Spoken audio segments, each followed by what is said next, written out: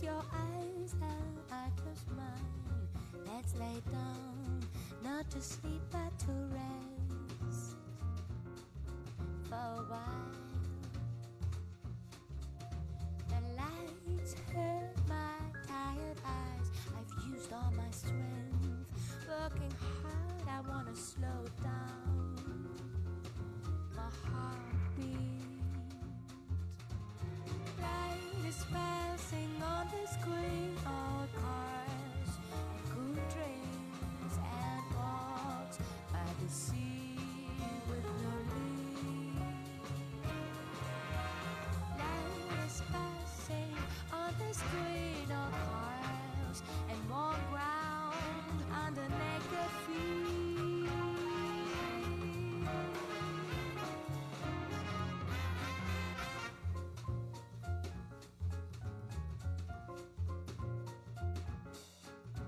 The sound of travel eyes in the air, not heavy more, like a light swinging tune.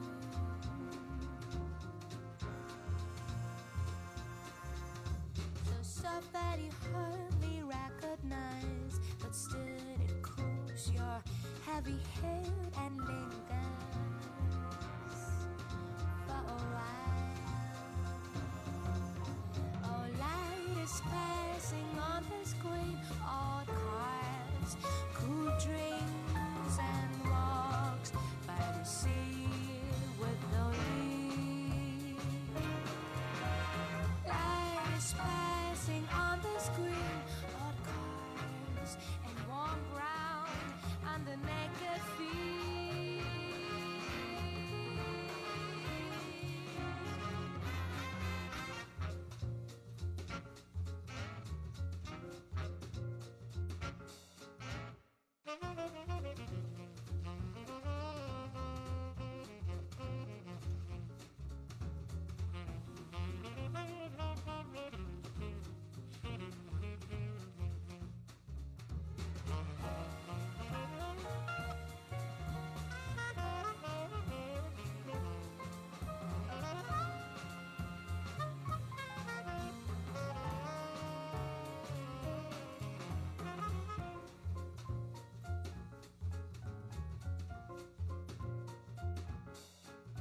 I'm longing for mild summer nights, for my nice sand and southern delight.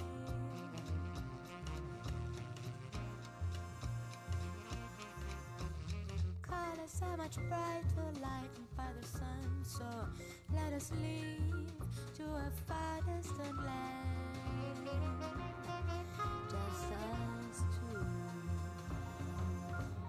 Light is passing on the screen. All cars and cool drinks and walks by the sea with no leave. Oh, light is passing on the screen. Old cars, warm ground under naked feet.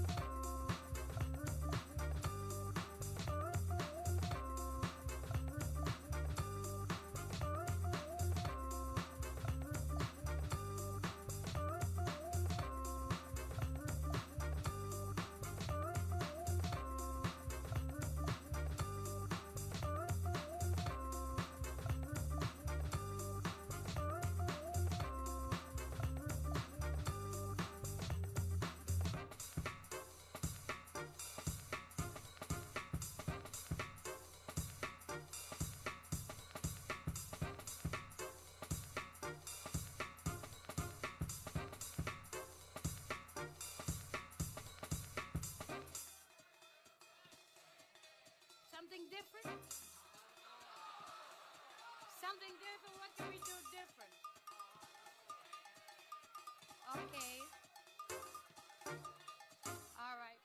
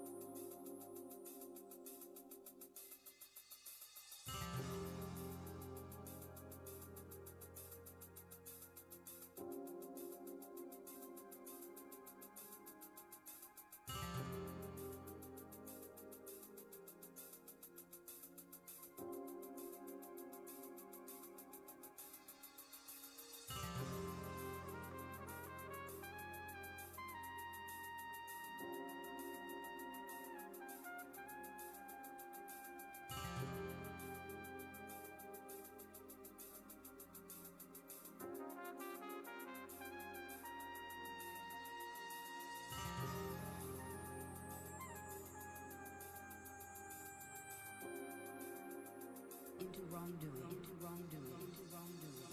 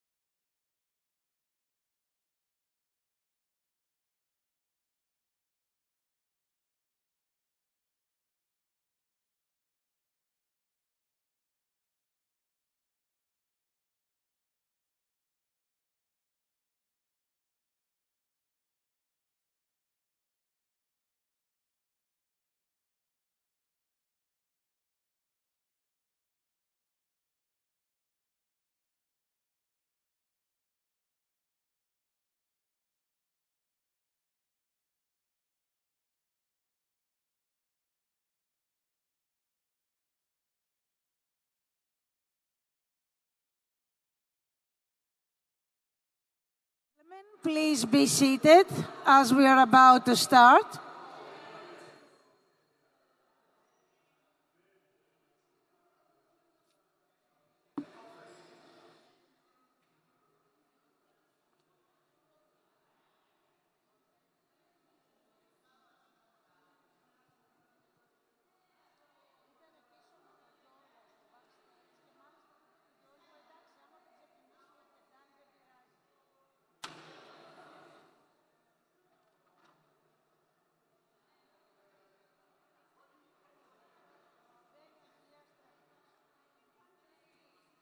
Ladies and gentlemen, please be seated.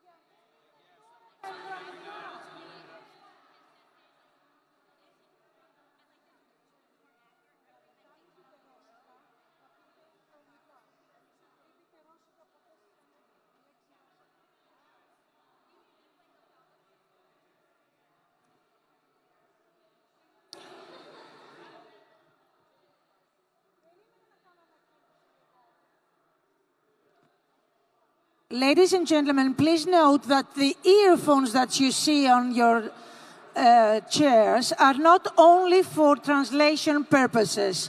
You may use them so you can hear better in the room. You can use the earphones that you find on your chair so you can listen better to the discussions. These are not only for translation purposes.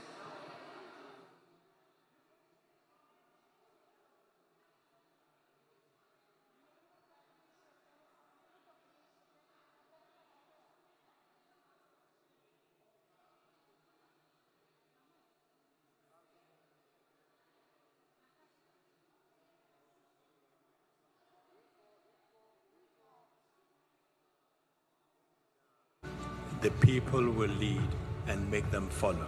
Perhaps George Orwell made only one mistake. He perhaps should have entitled his book 2024 instead of 1984. Democracy under challenge is our subject. Well, that is good. Democracies need to be challenged. Democracy is very, very fragile. It's like a delicate flower that needs unique conditions to survive. We have to constantly fight to defend those very essential rights. Without that kind of protection, human society can be really evil. The Athens Democracy Forum is very important because at a time when democracy is threatened in so many places around the world, going back to the birthplace is a way to concentrate the minds of people from many walks of life. 10 years ago, if I questioned what the president is doing, I would die in jail. The syndrome of big man is under siege. I think that globalism is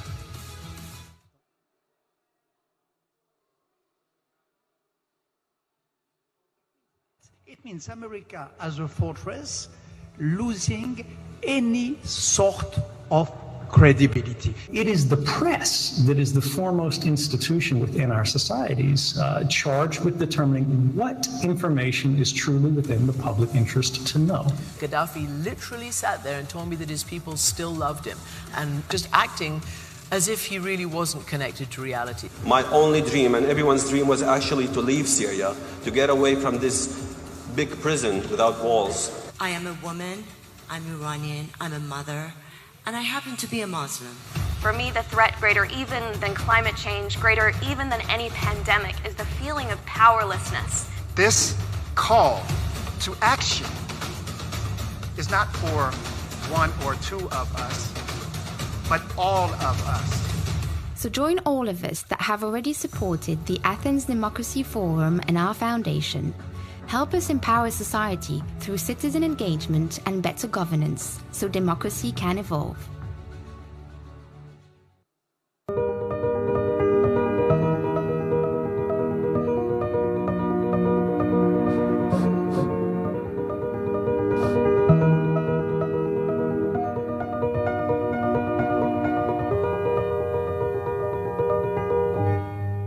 Ladies and gentlemen, please welcome Mr. Achilles Tsaltas, President of the Democracy and Culture Foundation.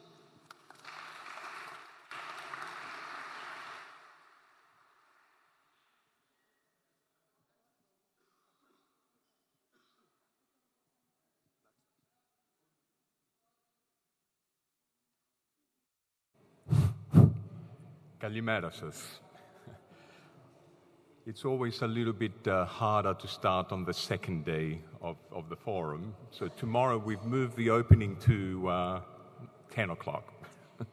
So good morning, ladies and gentlemen, and welcome to a decade of Athens Democracy Forum, which the Democracy and Culture Foundation convenes with the New York Times, in association with the New York Times. And we are certainly grateful for our main stakeholders, the United Nations Democracy Fund, Kofi Annan Foundation, and the City of Athens. So the Athens Democracy Forum is marking its 10th anniversary this year. And while the forum may be in a position to celebrate, democracy cannot. So let's go back 10 years for a very short while. So when the first ADF was convened, whatever problems democracy was encountering seemed to be offset by good news from many corners of the world. The United States was about to re-elect its first black president. The Arab Spring seemed to confirm that people's craving for freedom and democracy could drive out dictatorial strongmen. China's communists picked a new leader, Xi Jinping, who promised to wipe out corruption. Poland's capable Prime Minister, Donald Tusk, was about to become president of the European Union. So how much can really change in a decade? Mr. Obama was followed in the White House by Donald Trump. And American democracy remains massively polarized and battered. The Arab Spring descended into wars. Xi became an all-powerful dictator. Poland has slid backwards under a nationalist government. And now Russia has ignited this senseless war in Ukraine and a crisis of global proportions.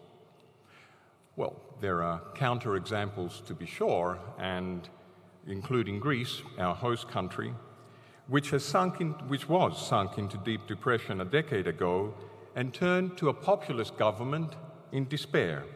Today, the worst seems to be over. The debt crisis is definitely over in Greece, and democracy seems to be back on track. Elsewhere, there are very clear examples of fundamental change. The city of Paris, for example, has a standing citizens' assembly, and Chile will be voting on the proposals of a citizen-led constitutional convention. Overall, there seems to be two trends emerging at the same time. The first one, democracies are in dire trouble. But secondly, an exciting renewal is also taking place.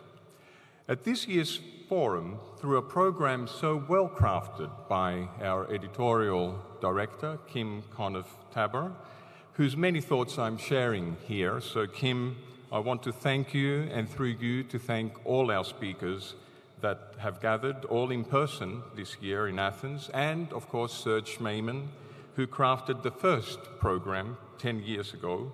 So, ladies and gentlemen, please, a round of applause for Kim, Serge, and our speakers.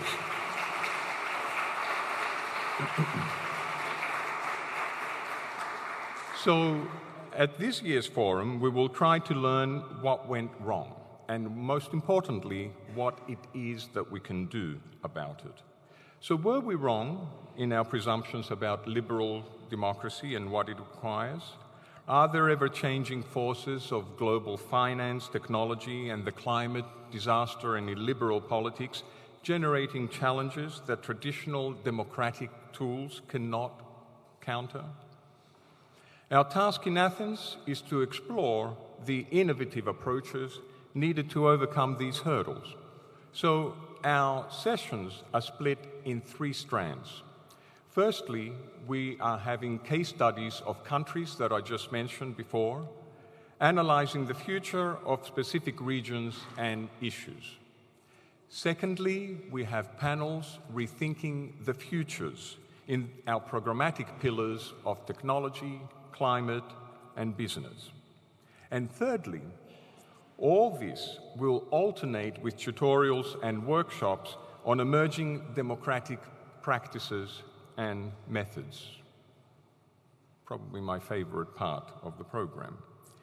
So we have a diverse group of the brightest and often the youngest, as you saw yesterday and you see today, the brightest minds in academia, politics, business, and civil society, our speakers, moderated by our talented journalists, led by our host, Roger Cohen, that will help us come up with a prescription for a new breed of democracy.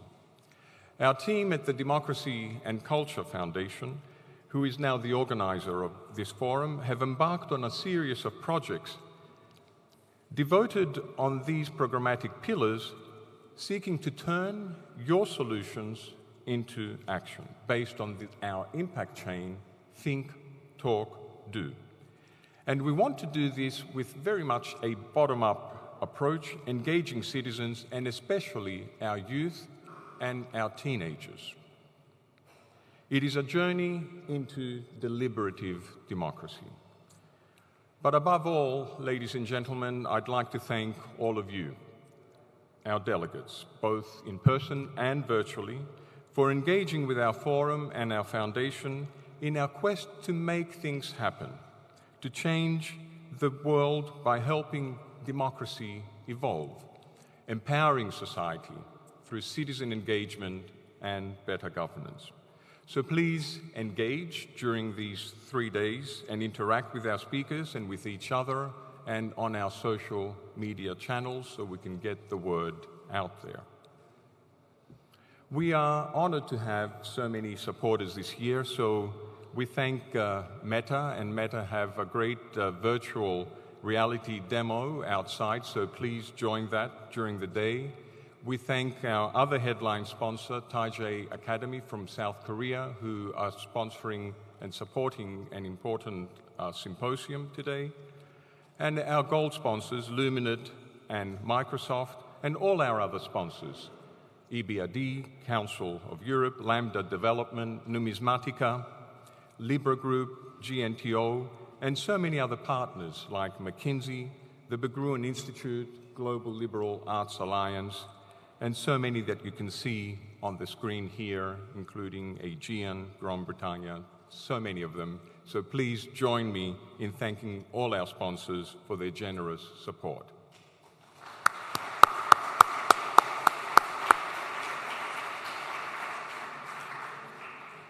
Because let's be clear about this, it is with sponsors that this forum extends far beyond this room.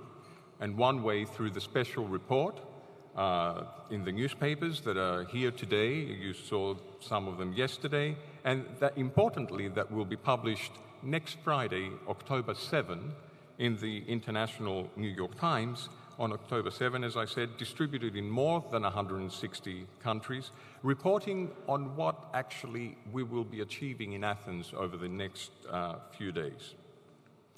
So as I leave you, I guess you all know that I've been reflecting on the 10 years. This is the 10th time that I'm welcoming. So I wanted to share with you 3 things that I've learned in these 10 years. I've learned much more than that. I still don't need glasses with this huge font, so that's a good sign. But here is what I've learned, that we cannot export democracy. As Kishore Mahbubani said, democracy needs to be imported. There is a certain arrogance in the West that we heard from Jeffrey Sachs last night, and it's time for us to listen to other points of view, to other civilizations. Hence, the Socrates-Confucius dialogue that we've started. The second thing I've learned is that better governance can only happen with citizen engagement. It cannot exist without the citizen. Hence, our Building Blocks project and deliberative democracy. And the third thing I've learned is that democracy, ladies and gentlemen, is culture. Hence, the establishment of the Democracy and Culture Foundation. Ladies and gentlemen, really thank you for being here. Thank you for being with us for the 10 years and for the next 10 years that come. I now invite Claudia Swalich, the founder of Democracy Next, to deliver this year's opening provocation. She will be followed by our Chief Diplomatic Correspondent, Steven Erlanger, who will get us started with the case studies. So, Claudia, over to you. And ladies and gentlemen, before I go, use your headphones. You're getting much better quality of sound through this because of the echoes. So, Claudia, without further ado, over to you.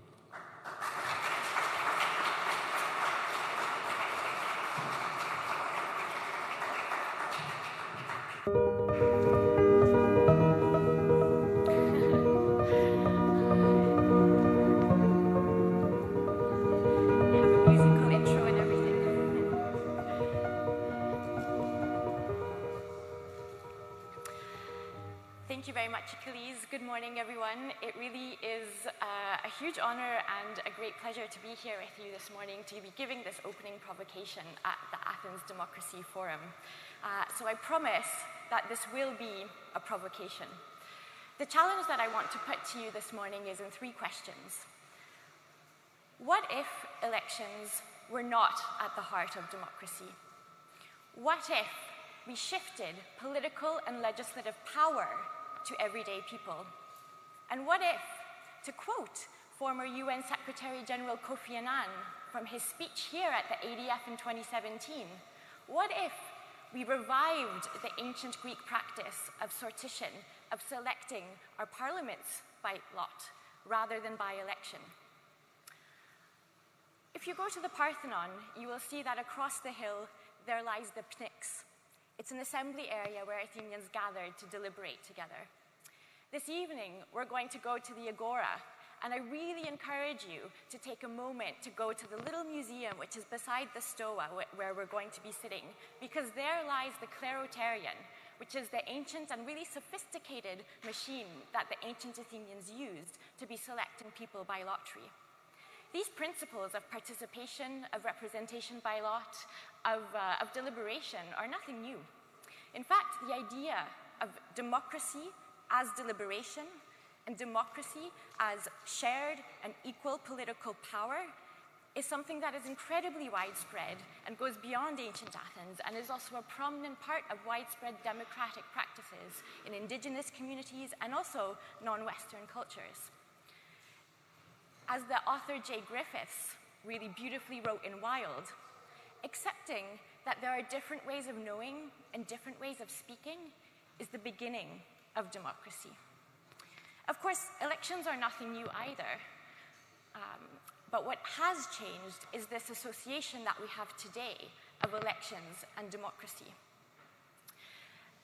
As the Greeks knew so well, elections lead to polarization. They lead to short-termism. They concentrate power in the hands of a very narrow few. As Aristotle outlined, elections are a form of constituting an oligarchy. If we hark back a little bit to the moment in time around the French and American revolutions, which is one of the more contemporary moments that is at the genesis of the institutions that we have today that we call democratic, the architects of those systems were intentionally designing them to be oligarchic. The word democracy was never used. It was representative government, which is something else. The term representative democracy came into usage much, much later on as suffrage started to expand, and today we use the word democracy tout court to describe the system that we're in. Now, let me be clear. Of course, the system of choosing representatives by elections is certainly an improvement to rule by one, to absolute monarchies, to tyrannical dictatorships. This is no doubt about that.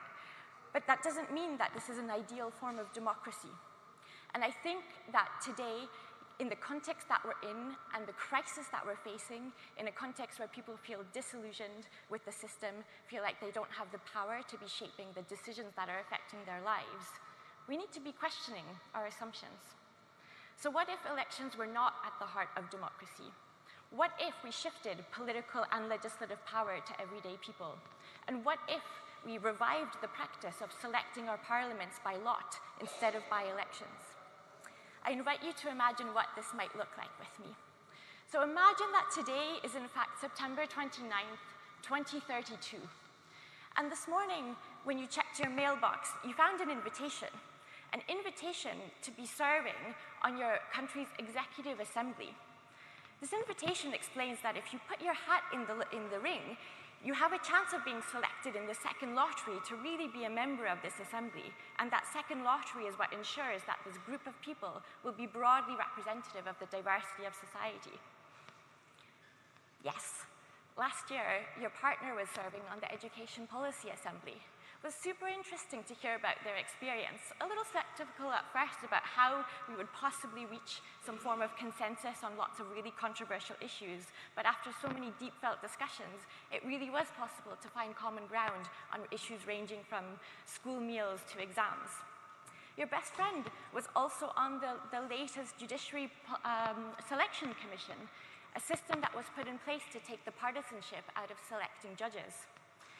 And a few years ago, your daughter, when she was 16, she served on the Legislative Assembly, and it was a transformative experience for her life. Members of all of these different assemblies are selected by sortition, meaning by lottery. This means that also people have access to just like jury duty, paid time off work, that childcare, transportation, other costs are covered. You're of course paid a salary for your time, the way that elected officials were paid. And this ritual of sortition has become something that is defining democracy today. Instead of parties and professional politicians, it's everyday people like me, like you, like your mum, your dad, your brothers, sisters, your friends, your colleagues. We are the ones who are in charge, taking turns representing others and being represented. And this whole system goes well beyond actually voting in politics now that you start to think about it. Actually, it's been kind of reverberating in other aspects and other spheres of your life as well. New legislation last year means that the company that you work at, your boss has instituted a new system of governance where part of the board is now selected by lot from employees. Your son's school board is now governed by rotating selected teachers. And actually, your son was also selected to be on his student council by lottery last year too. He was super nervous. He never would have run in what was the popularity contest of elections, but actually he was really glad that he did it. It completely changed his sense of confidence, leadership, but also a sense of really being able to listen to other people. And your social circle has really changed as well. Beyond the people that you've met through work and school and other things, through these assemblies, you've encountered people who are CEOs and bakers and cleaners and writers and philosophers, people from all walks of life. Two of the former assembly members are now some of your best friends. So as you think about all of this and you're looking at this really important letter inviting you to put your name up for being part of the executive assembly, you say, yes, I am going to put my name forward, and fingers crossed I might get selected this time. I really believe that such a vision of a future democratic future could really be possible. Perhaps achieving it within the next 10 years is a little ambitious. But at the same time, is it really that radical to imagine a future where everyone has equal political power? Is it that radical to suggest that we could have democratic institutions that recognize that every single one of us has agency and dignity, that we can channel our collective wisdom, and that we have institutions that actually create the conditions for us to enable finding common ground? I don't think I'm your classic radical revolutionary. Before founding Democracy Next, I established and led the OECD's work on the future of democracy and innovative citizen participation. with Yeva Chesnatite, who was my former colleague and has now left the OECD to found Democracy Next with me. When we were at the OECD, we developed an extensive database looking at around 600 examples of citizens' assemblies around the world at all levels of governance, dealing with all sorts of different political, tricky, hard political questions. Assemblies where people selected by lottery came together to work over many months and come up with policy propositions for their governments, showing us that everyday people are more than capable of grappling with complexity, of coming together across diversity, and of finding common ground with one another to decide together. These examples are part of what has given me hope that another democratic future really is possible. Examples like the French Citizens' Convention on Climate, where there were 150 people who were randomly selected to be broadly representative of French society. Over the course of 9 months, they deliberated and they developed a set of 149 recommendations for regulation, for legislation, of how France could reduce its greenhouse gas emissions by 40% by 2030 in the spirit of social justice. In Ireland at the national level, it's been 10 years now that it has become common practice that citizens' assemblies are part of the way that democracy works. They've dealt with, most recently, issues to do with gender equality, biodiversity loss, devolution, but perhaps some of the most well-known and compelling examples are around the controversial constitutional issues around same-sex marriage and abortion, where 100 people from Ireland, after deliberating together for many months, recommended to the government that there should be a referendum to change the constitution on both issues. And they also developed the proposals for, if people vote for change, these are the ways in which the legislation could and should change as well. People did vote for change in those referendums that the government did initiate. But there are also examples, as Achilles was saying in his opening, of permanent citizens' assemblies now as well. Back in 2018, I had the privilege of being convened as part of a group of experts, and there's a few other people here in this room as well, that were brought together by the G1000 and David van Reybrouck, who is a Belgian author and writer on democracy and other things. And he had been asked by the president of the parliament and the president of the government of Ostbelgien, which is the German-speaking community of Belgium, to develop a set of proposals for a permanent citizens' assembly for this region that could complement and work alongside the parliament. So we worked out a proposal that we put forward to the parliamentarians. There was a bit of back and forth. I won't go into the details of the process of it, but the proposal was to establish what is essentially a second chamber of people selected by lottery. And the parliamentarians in Ostbelgien voted unanimously and across party lines to set up the legal mechanism to make this possible, and it's been operating since 2019. Okay, fair enough, Ostbelgien is small, it's 80,000 people, the perfect laboratory perhaps for such an experiment. But it inspired the vice mayor of Paris for participation. Paris, the capital of one of the biggest economies of the world. And so I once again had the privilege of being convened with another group of experts, this time by the Federation for Innovation in Democracy Europe, which I'm also part of. And we worked together to come up with a proposal of how could we adapt some of the principles of an Ostbelgian model to Paris, to its institutional context. And we actually suggested giving it even further powers. The City Council has voted to implement this, and there is a legal basis for it as well, and it's been in place since the first assembly was convened in December 2021. So we have some of the foundations, actually, of another democratic future being possible that have already been laid. And it's these examples that really give me hope that in this context of disillusionment, of people feeling legitimately that they don't necessarily have a voice, nor really the power to be shaping decisions that affect them, that we could be doing things differently, that we could be establishing and shifting power to new institutions that are based on these democratic principles of citizen participation, representation by lot, and deliberation. Because I don't think we should be giving in to fatalism either. That's the danger zone. And we're not limited to two options. It's not that we either try to find the next saviors of broken electoral politics, or we're tempted by the siren calls of autocracy that tempt us with easy solutions to our complex problems. there is another way, and we see that there's already been a number of political leaders who have been the agents of this change. I really don't want what I'm saying to come across as some sort of bashing of politicians, because I genuinely think that people who go into politics and who run for office are amazing people, and they have good intentions, and they want to change the world and change the communities they're part of. And we see that we need their leadership to be really reinvigorating and reinventing our democratic institutions to be more democratic than what we have today.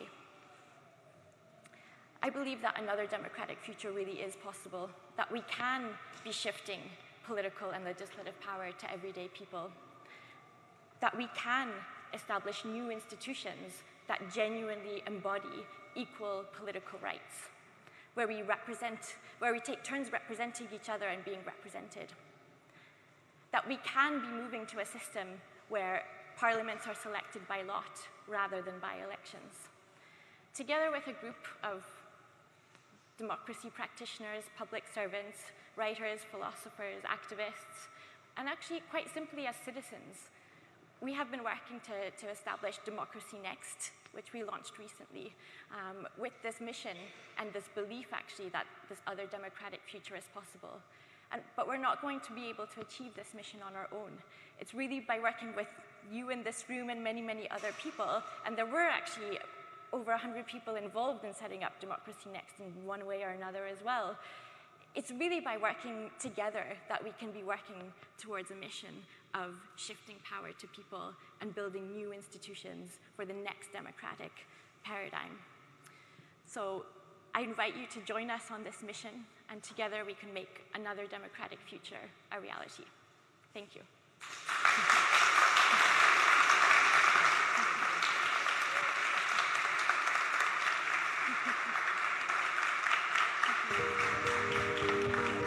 Hello, good morning.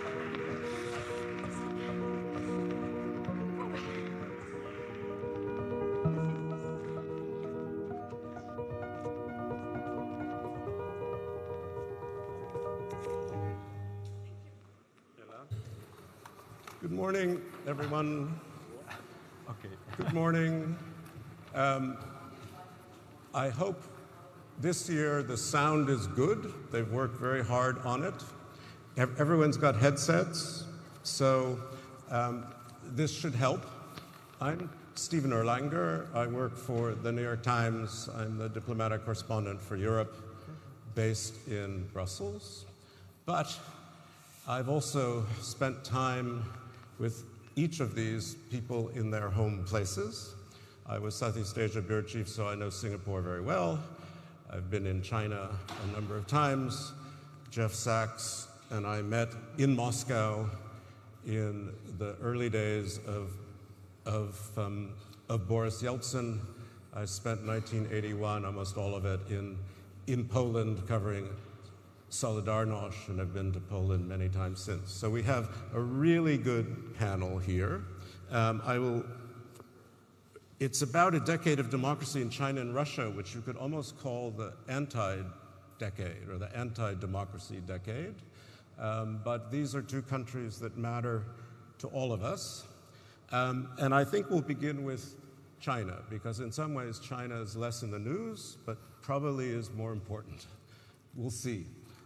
So I have, as we go down, Sun-Yon Wu. Sue is a researcher at the University of Zurich and specializes in China. Jeff Sachs, who a lot of you met last night, who is at Columbia as the Director of Sustainable Development, and everyone should know, is an economist. It's a very important part of who Jeff Sachs is.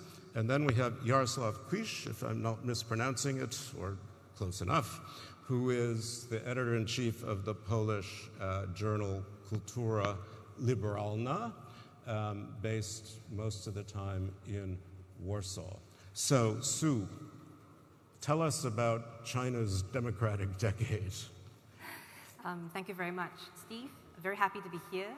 So I would like to start off by saying that the Chinese government published a white paper on democracy in December of last year with a very interesting and intentional title, China, a democracy that works, outlining a very comprehensive version and vision of Chinese democracy. Now I can imagine the reaction in this room is that there will be a lot of strong reactions about this, mostly negative from the West. And I can understand why many Western democratic countries will find it very difficult to accept the Chinese definition and model of democracy, because it looks really different from what they are used to. And also there is a very strange and somewhat disconcerting coexistence of supposedly democratic elements and a persistently authoritarian one-party rule. So as a researcher who has the opportunity to do fieldwork in China, to study political and democratic experiments, I've come to develop a much more nuanced perspective about democratic development in China. So although I do recognize that the broader Chinese political system is not considered democratic according to Western standards, there are nevertheless what I call pockets of democratic possibilities, albeit constrained at the local level and in very selected areas. For example, democratic experiments have been undertaken to allow greater citizen participation, to enhance governance by enabling local officials to be more responsive and accountable to the people. Also, a fairly recent survey conducted by Harvard Ash Center has found that a lot of Chinese people are very satisfied with their government and the political system, although with the current strict COVID-0 policy, this might change. So I guess the big question that is also somewhat provocative is, how do we make sense of China's claim that it has a democracy that works? And what are the broader implications? I'm very excited and I look forward to discussing this with my fellow panelists as well as with the members of the audience. Great. Thank you. Let me just follow up and ask you, I mean, we're coming up to a big party congress. You know, everyone's focused on this. Absolutely. Xi Jinping wants to be emperor for life. So how democratic is all that? Well, I think as a researcher who does qualitative work, there is the high-level systemic political assessment of China, which we can all acknowledge that does not quite fulfill the democratic standards of the West. But I think if you really disaggregate the meaning of democracy, and I think this is something that scholars in academia try to do, you can see some vibrancy of citizen participation and democratic innovations happening at a very, very local level. I mean, do you think this comes from the party's desire to make sure it's in touch with people who are upset or angry, people who, in other words, is this form of democracy another form of party exercise and control, or is it something more vibrant than that? Absolutely. I think we have to be realistic about the presence of these democratic innovations and practices. I think the party is very concerned about keeping control. I think that's something that we will not be able to deny. But at the same time, they're very concerned about good governance and even democratic governance, because it is also to their benefit to ensure that the people's grievances are preempted, which is why participatory institutions and participatory practices are allowed. But they are managed definitely by the party. So you get a bit of that push and pull dynamic going on. At some points of time, in certain areas of China, you can have very vibrant developments, but at any point of time, the party can always sort of pull this back. It's fascinating. Thank you, Sue. Yaroslav, talk about Russia's decade of, let's call it, democracy. Well, first of all, thank you for having me here. Well, I think there are some links between our subjects, and I would like to start with reminding you about a performance, a very moving one, that happened in Taiwan. There was an artist that asked a group of people to lay on the pavement and to remind people of the victims in Ukraine. It happened in Taipei. There was a kind of visual effect of showing people lying in the streets and pretending to be, well, dead bodies, in fact. But this was, first of all, at first glance, we would say that it was about solidarity. But in our discussion, we could also say that it was about something more. And it tells us a lot about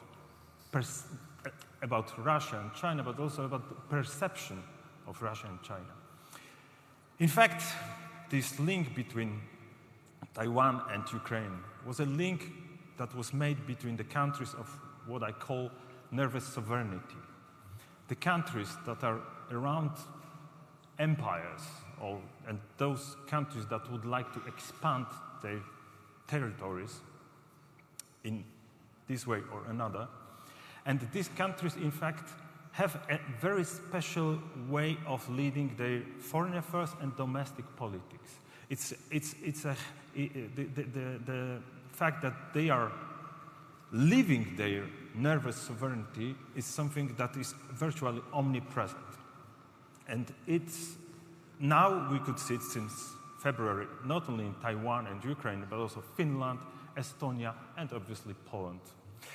So what it means for us, first of all, to have this framing of nervous sovereignty means that we see different things than other Western countries. Then we take different political actions than the Western countries. And what is of perhaps utmost importance for the future, we expect a different outcome. Expected outcome is different. So to tell it, to go through these 3 points briefly. What is the framing? What do we see? We see not an event, the war, but a process. What is happening now is not an event, it's not a war, it's a chain in a link of events. And here we could discuss how far we go back in time, but it could be 3 years, or 2014, or 1989, or further on. Number two? So, number two, the actions that are taken. If you see it not as an event, but as a process, you think that you should, you are a part of the story that is experienced in Ukraine. So actions are taken. There was 1 week that is perhaps the most telling in March, when leaders of Poland and other countries went to Kiev in person, because that they believed that this is when it was a risky moment. So they thought that it would be how you display your solidarity. And that was the very same moment when Olaf Scholz and Emmanuel Macron, they were calling Vladimir Putin. That's the very same week. So you could see, like in a shortcut, that different actions are taken. The outcome, the third point. If you see it as a process, not as an event, here is a huge elephant in the room as to the expected outcome. In fact, those countries of nervous sovereignty do not expect any kind of temporary truce. They expect to win the war because it's a part of the process. They would like to see empires, in this respect Russia, perhaps in 1991, to go back to the moment when the state was in such a state that their sovereignty. If you see it from the Russian viewpoint, it would be collapse. If you see it from the Estonian viewpoint, that would be a moment of getting out of the trap of history, to get back to the self-determination of people. Sure. And in the end, or maybe in the beginning, to the agenda of human rights. It's about your decision how to pursue the happiness, and getting out of the logic of spheres of influence. So this is a different framing when you see it not as an event, but as a process, and I believe it's a very big elephant in our room. That's good. Thank you. I mean, we will come to that, but first I just want to ask you more directly about opinion in Russia itself, because the Russians spend a lot of time, as in China, trying to figure out what annoys people, what's going on. I mean, it's not quite like in China where you have someone in every apartment building, but the Russians are paying quite a lot of attention. They do sophisticated polling, you know. just to see where things are vulnerable. Do you see this accelerating? Do you feel it changing? Do you feel like somehow there is in Russia, it's very hard for us to tell. As journalists, we have to be these days under the new rules extremely careful. But do you see any real sign of, let's call it a democratic, popular uprising that will have any effect? Well, we should perhaps be very cautious about our wishful thinking. Yes, exactly. We would really That's like the problem to, of people in the neighborhood. There's a lot of wishful thinking. We would like to see another protest in Tiananmen. We would like to see another wave of democratization in Russia. But what we see now is perhaps that we moved. Yesterday we talked a lot about disinformation, fake news, and disinformation age. Rightly so. But at the very same time, in many ways, we moved from 24 hours channel, mass media, to history manuals. And we have different ones, so different that in fact we are reading the same events in so different ways. Yes. So when you see Vladimir Putin's justification of his assault on Ukraine, it's very deeply rooted in history, in his reading of history. Sure. When you are seeing the counter-reaction of Ukrainians and in fact all those nations of nervous sovereignty from Finland to Taiwan, their reading is right. Okay, very good. different. Thank you. Jeff, it's very hard. You've got to be somehow the synthesis. But you've worked in both places. You have an understanding, I think, of how the systems work. What is your sense of, I mean, let's try to stick to the topic a bit, at least at the beginning, of democratic signs, movements in both countries. What's your take? Yeah, my experience is that different societies have very deep-rooted political cultures and traditions that extend far back in history, and for good and for bad, and that these cultures are real, they are persistent, they are different, they don't rank on an easy scale that this is the best and this is the worst like we want to do. And we need an approach. I very much like what you said and agree with it. There are different narratives that are held, and these different narratives have merit.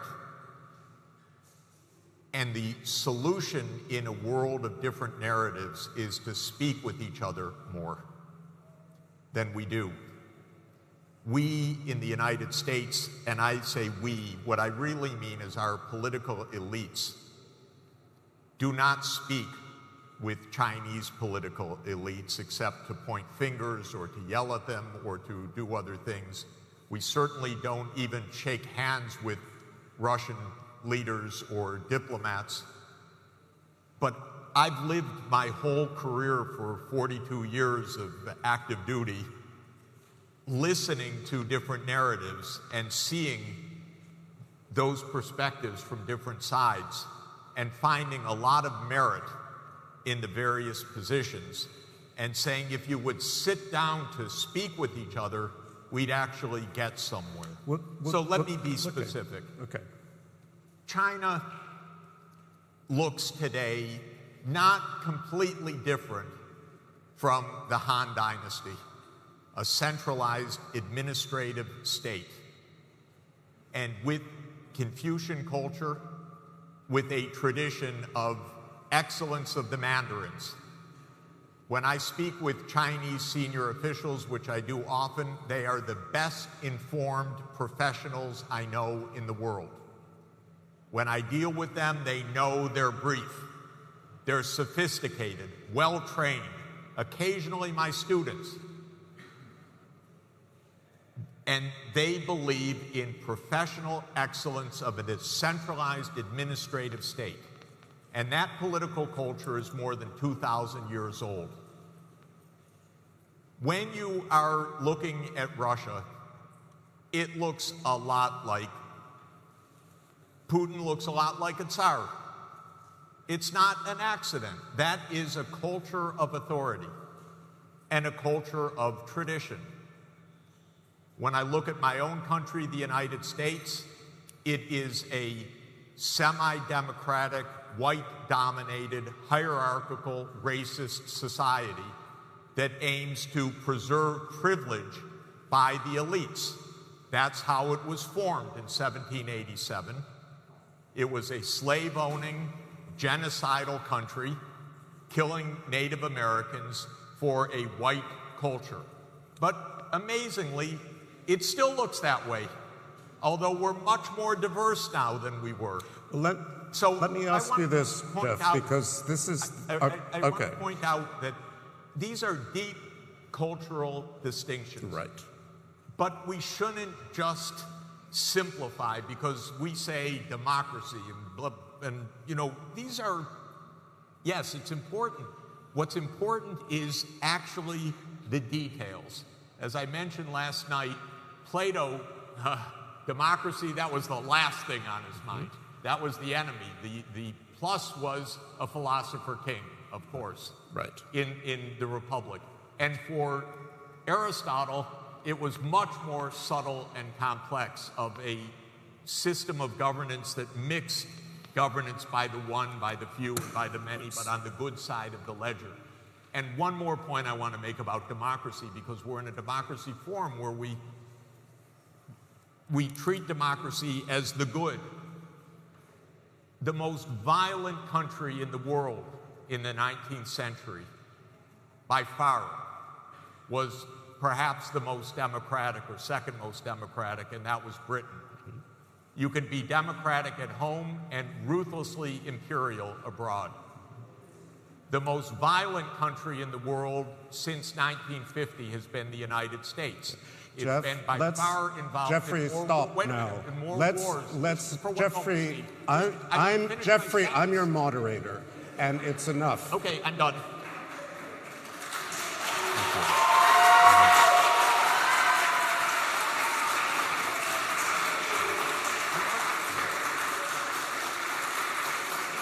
I'm not here to defend one system or another, nor am I here in any way except to facilitate a conversation and to stop speeches.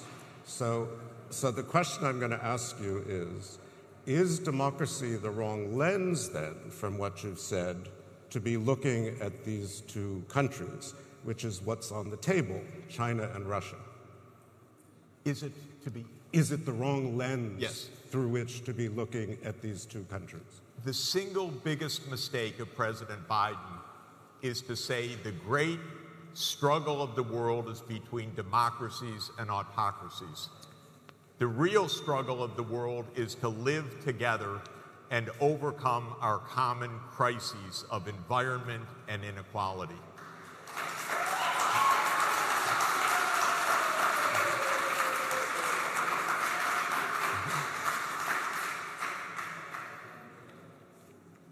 Good, thank you. Thanks. So, actually, the idea of this panel is probably wrong-headed, I think. Let me come back to the Russia-China relationship, because we've heard a lot about friendship without limits. A friendship without limits isn't necessarily an alliance. So has the movement of the war, has it altered to, do you think, the Chinese notion of Russia and what the future could bring to both countries? Or do you think it's underlined, which it may have done, the sense that they are trying to break a world order that they didn't build and which they don't like and that doesn't serve them? So I don't think that I think we have to clarify this. A lot of the mainstream media, I find, has conflated sort of China's lack of condemnation of Russia to be equivalent to the support of the war, which I think it's not a very constructive way to look at how China looks at the whole Ukrainian-Russian crisis. I think China has interest to sort of sit on the fence and to play a very, very delicate balancing act between sort of living up to the sort of this close relationship and also to prevent itself from being too isolated from the West if it's seen as supporting Russia unequivocally. So I think as the war has become so protracted, even Chinese public opinion has started to turn away from Russia, and I think this is a very interesting development recently. Yeah.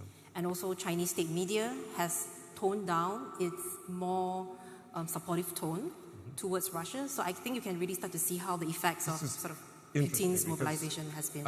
I was talking to a scholar from Shanghai who was saying, as we all know, that Chinese leadership does see the United States in pretty terminal decline, but not yet, please. But not yet. But not yet, because we actually need the United States, we need trade, we don't want to have a war now, we're not ready, blah, blah, blah, blah. And I thought that was, again, much as Jeff said, a fairly sophisticated view of real national interest, which is, you know, they don't want to be left alone and they don't want a conflict that they really don't need to have right now.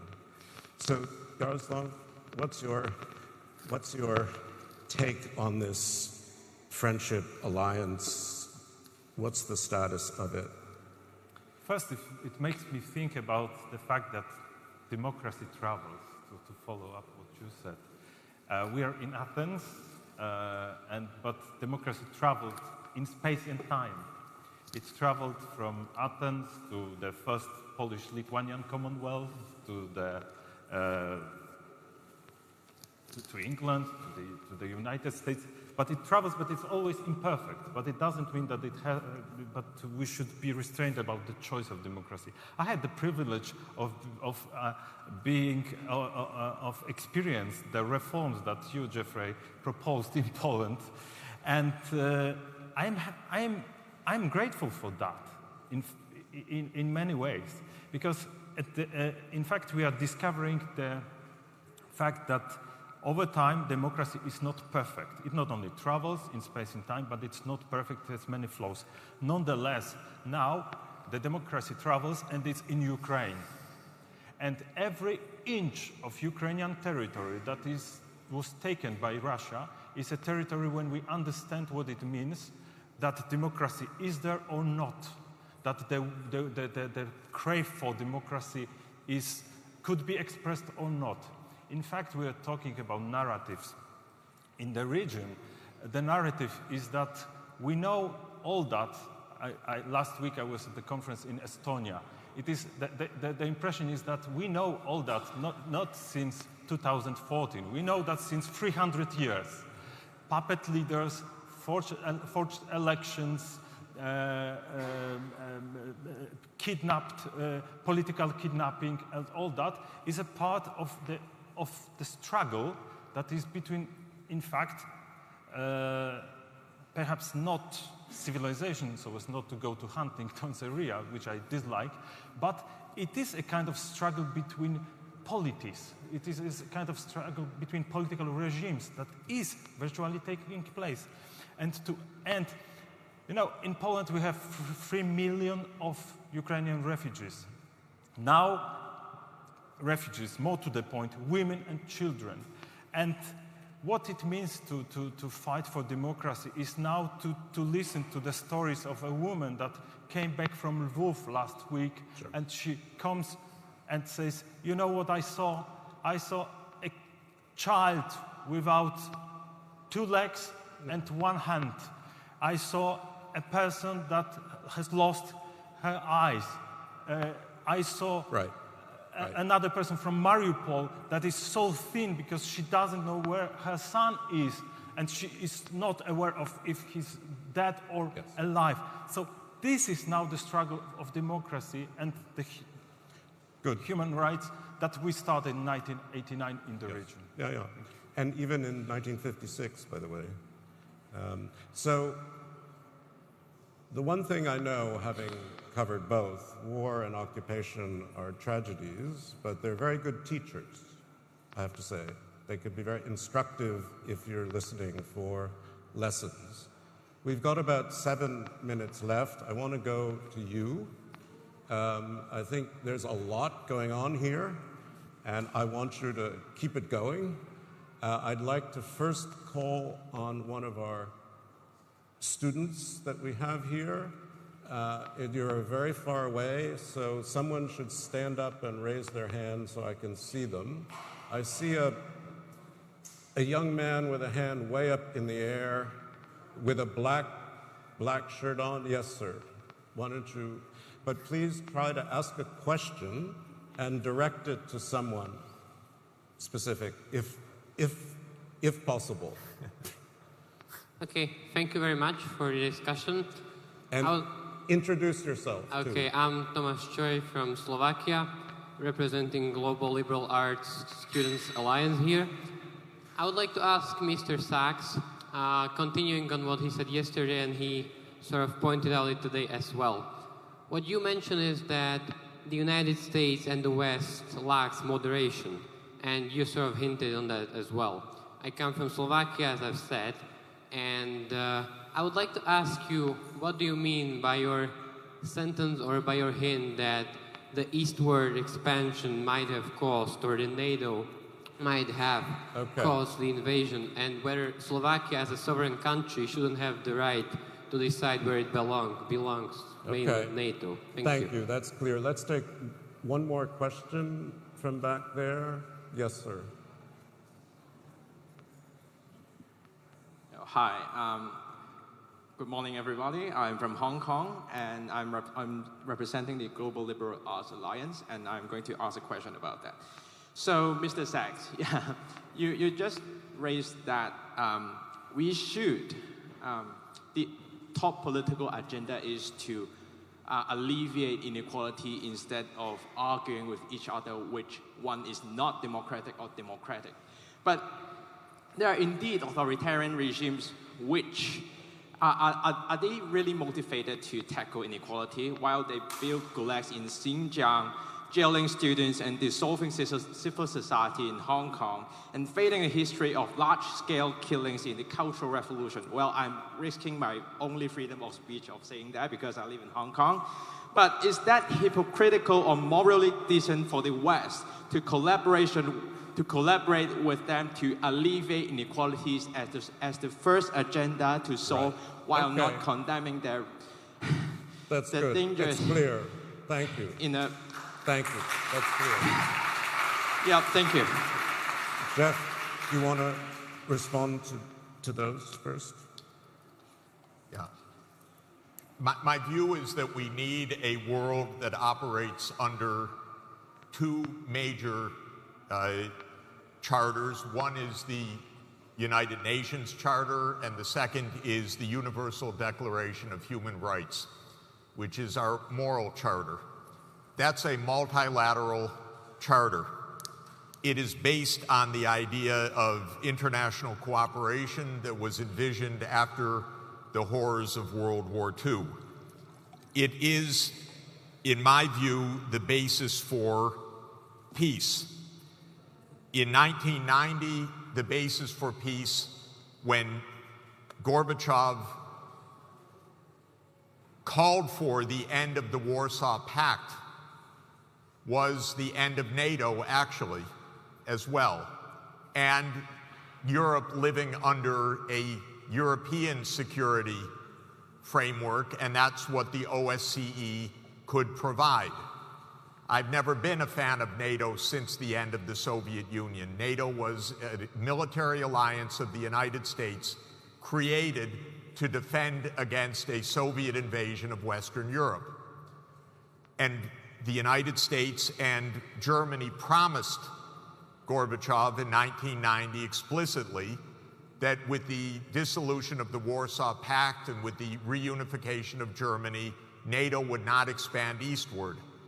That promise was immediately reneged by Clinton and then by Bush, and then it has continued under Obama and under Trump, up to and including NATO in the Black Sea, which, if anyone knows the history of the Black Sea, is absolutely viewed by Russia as the core of Russian security. And so it is a pure provocation, in my view. And it is a predictable outcome that we have this kind of explosion. So to my mind, prudence, that was the idea that I was emphasizing yesterday. Prudence, which is one of the four virtues, practical wisdom, it's often translated, or phronesis in Greek, means situational awareness, that you act in a way which is wise. And that's what we are lacking right now. And I know exactly why we're lacking it, because in 1992, the leaders in my country, many of my colleagues at Harvard and elsewhere, said, we are now the unchallenged colossus of the world. We can do what we want. Jeffrey, and just to say, wait, just let me, because he asked, I'm going to finish the answer, and then I will give the floor to you. Sorry. So, okay, just to say, if you say who made most of the wars of recent years, first, NATO bombed Serbia in 1999. UN, no way. The invasion of Iraq under complete lies, not misunderstanding, but lies. The CIA operation to overthrow Assad in 2009. I think you've answered the NATO mission to overthrow Gaddafi. And then we say, how can anyone launch a war? Well, 4 of the last 5 came from the United States side. And NATO enlargement did as well. We need some balance and prudence. That's my point. You've answered the question last night at great length, and you've answered it again at great length. So, Yaroslav, respond, and then we're out of time. Sure. I am a bit surprised because, as I have already said, in 1989 and afterwards, you, Jeffrey, promoted the liberty and democracy and values, not. And what it means, it means that today, if we try to blame the West for the war, it is to take away responsibility, a whole or a part, whatever, from Vladimir Putin. It was he who took the decision of leading a war in February. And it's very ambiguous to take this responsibility out of him. That was his personal decision that he justified in many ways. And the second point, it is fascinating to me to see that your person, in particular, you were a promise for me, for the liberty, that eventually we could get out of these horrible spheres of influence and stand for the human rights and self-determination of nations, and in fact to get out of the trap of history. What it means not only for Poland, but for Estonia and Lithuania and Latvia, to get out of the history trap and I understand. Yaroslav, get out of 300 years of... Listen. Wait. For the God's sake, where are the human rights? I've completely failed you as your moderator, for which I apologize. We have a really good conversation going. We will continue it later because the whole... We're on the same side. Okay. So 30 seconds, and then we have to keep going. And I do apologize. I love this conversation, but it's the wrong place to have it all day long. I love your country, and I worked as hard as I possibly could for it. And I want you to know that when the Solidarity government took power with... You were with us. Not only I was helping to devise that with Prime Minister Mazowiecki, who made it possible? Mikhail Gorbachev. Actually, with the call with Adam Michnik, a very fascinating moment in history. So it's more complicated than this. We need both sides working together, and it's possible. Great. I think we've explained a bit of what our complications are, we will keep talking because democracy is about debate. He says in a great cliche, but it's true.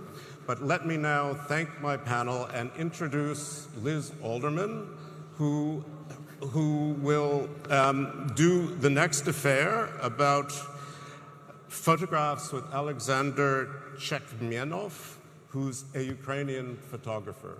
So thank the panel and thank you all. Sorry. Okay.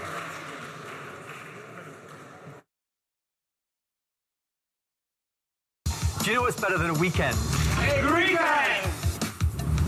A typical Greekend starts with coffees. And then, of course, sun, sea, shopping, hi, food, art, spas, music, drinks. In just a few hours from home, why not make your next weekend a Greekend? Greekend. Well, I just had a massive one.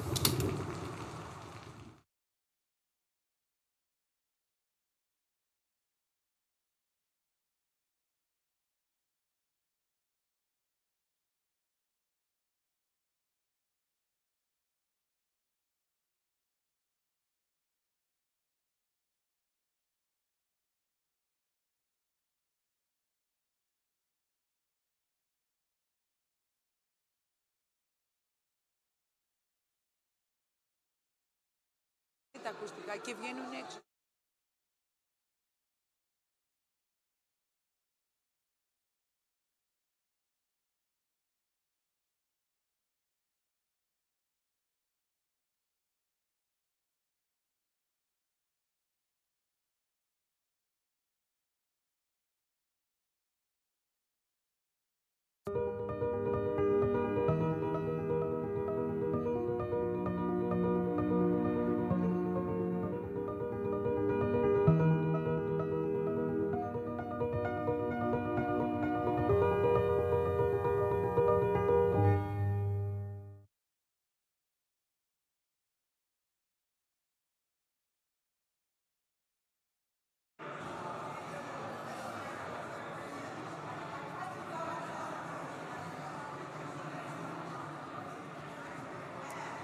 Can't hear anything yet. Now don't hear.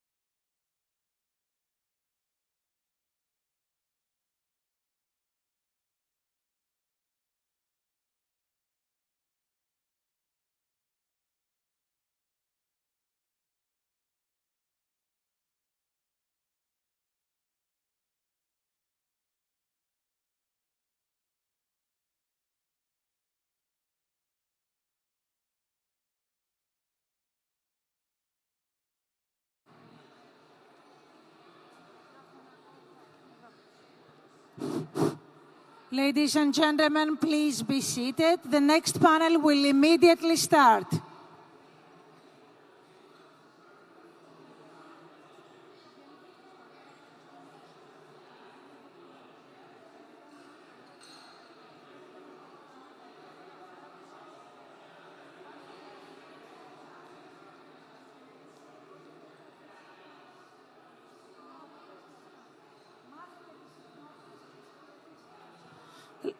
Ladies and gentlemen, please be seated. There is no break. The next session will immediately start. Are you serious? Good morning, everybody. Can you hear me? Good morning. Great. Thank you. Morning. Thank you so much for staying on after that last panel.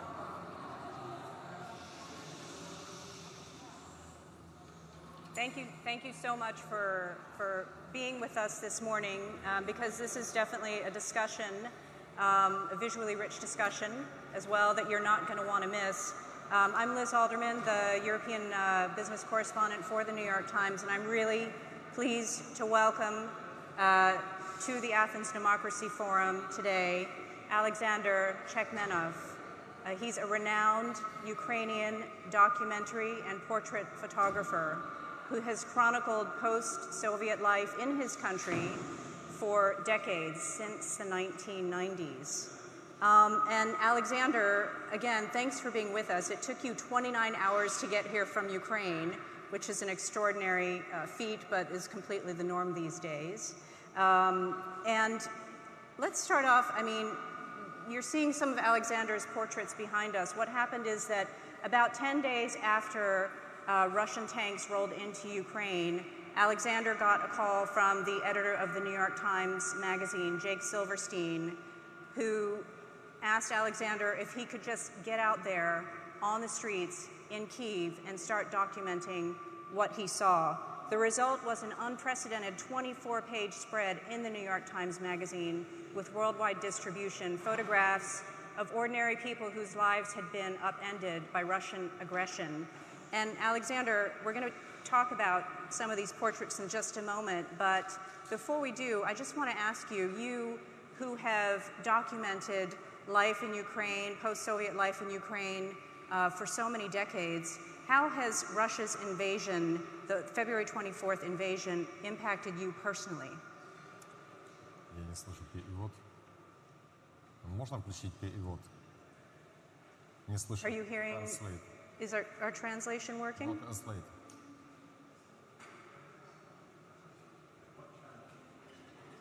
You should have, it's channel 1 for English normally, channel 2 for Russian, and channel 3 for Greek.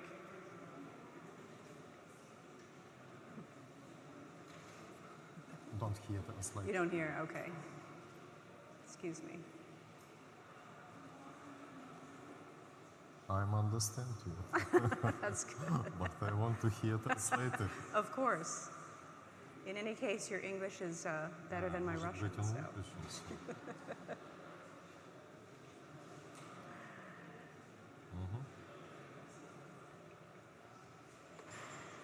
Great.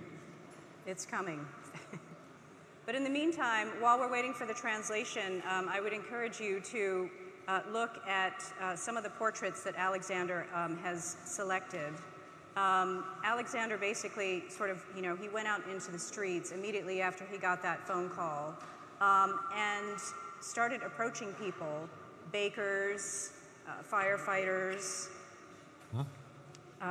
just ordinary people who basically, you know, had to change what they were doing and effectively take up arms in a variety of ways to defend their country, and particularly to defend, to keep the freedoms that they so dearly want.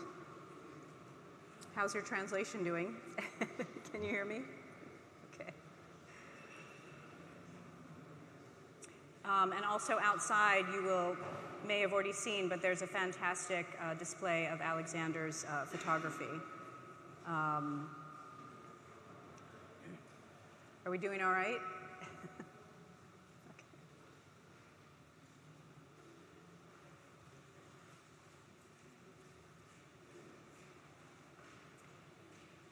Let me also just say, while we're waiting for the technical hitch to be fixed, that since Alexander took these portraits, he's been awarded a number of prizes in Europe for his photography. And as I said, he's documented the sort of long and very hard evolution that Ukraine has had in its post-Soviet era.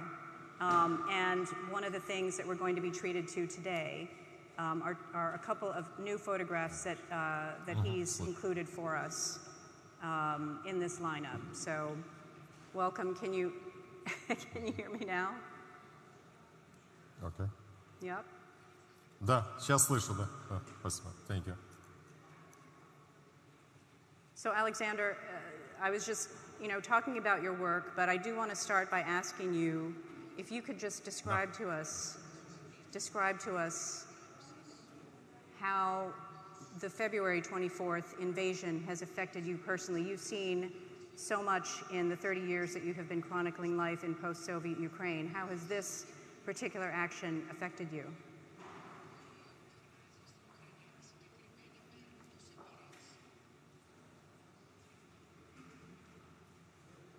Могу отвечать? Ольга, могу отвечать?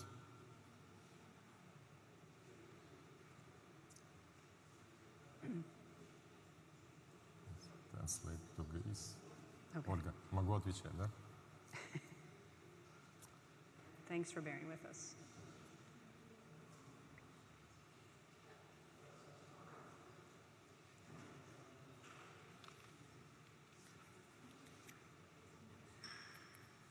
Ольга, могу отвечать, да? Ольга.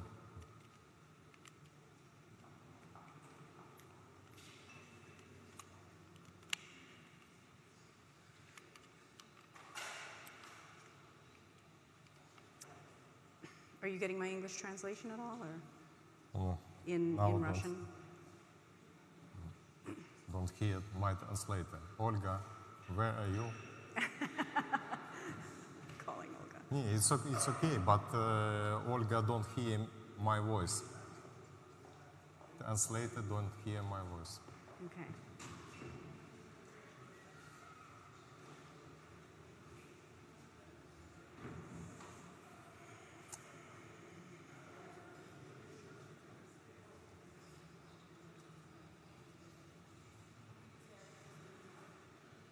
You can hear now? Okay. Good. Channel 1, right. Okay. I'm not hearing anything on mine, but you are? Okay. I can't hear anything on my translator, so. Alexander, are you? Ольга, вы слышите меня? Ольга. Maybe Olga could come up here and help us out. Can you hear me?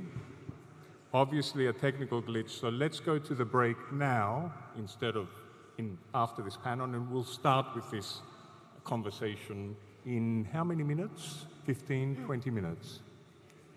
Right. Okay, 20 minutes. Yeah. So let's I go can't to a hear. break now. I cannot hear.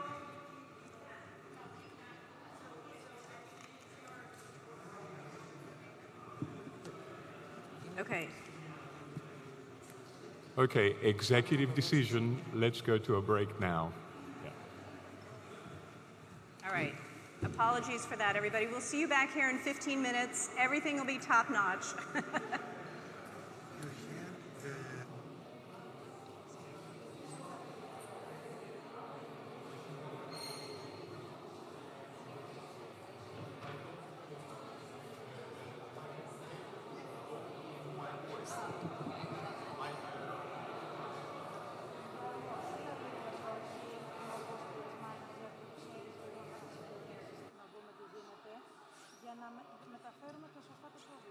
Το πρόβλημα είναι ότι δεν ακούει η μεταφράστρια τον Ρώσο. Του μεταφράζει κάτι, αλλά αυτός έχει μια πορεία. Δηλαδή, τι εννοείς? Και δεν τα ακούει η μεταφράστρια. Δεν συνηθίζεται αυτό. Η μεταφράστρια δεν ακούει τον Ρώσο. Όσοι είναι εδώ για τα τεχνικά θέματα να έρθουν τώρα στο stage. Όσοι είναι εδώ με υπεύθυνη καμπίνα.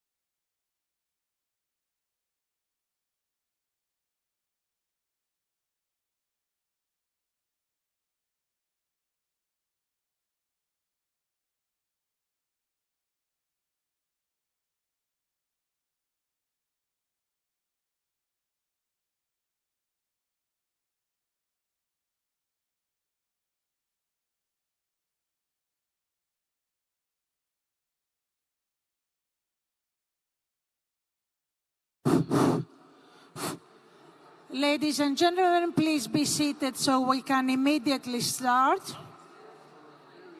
Please note that you can use at the earphones channel 1 for English translation and channel 2 for Russian. Of events. Okay.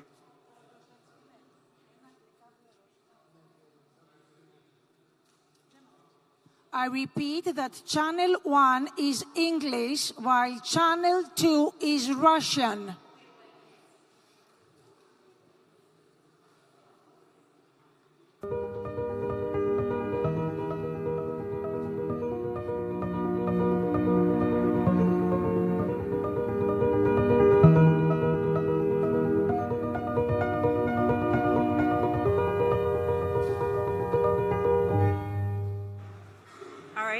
Welcome back.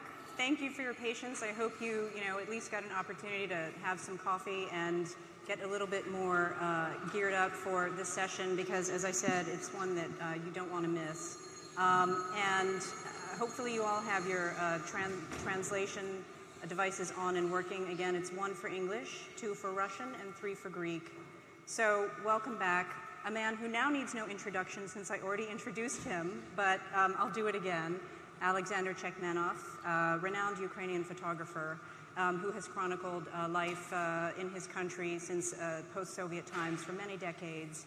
And it's really important, Alexander, that you're here with us today, that you made the long journey to be with us because we've been talking extensively about Russia and Ukraine already at this conference.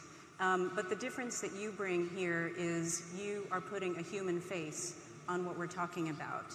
And so we're really pleased to have a selection of your portraits, 24 of which appeared in an extraordinary spread in the New York Times Magazine just days after Russian tanks rolled into Ukraine. And I do want to talk about some of the portraits that you're going to be showing us. But before I do that, let me pick up where I left off before the break. And I want to ask you, as somebody who has documented the many changes in Ukraine, and particularly post-Soviet life in Ukraine, for around 30 years. What is it about this invasion by Russia that to you feels different? How has it affected you personally?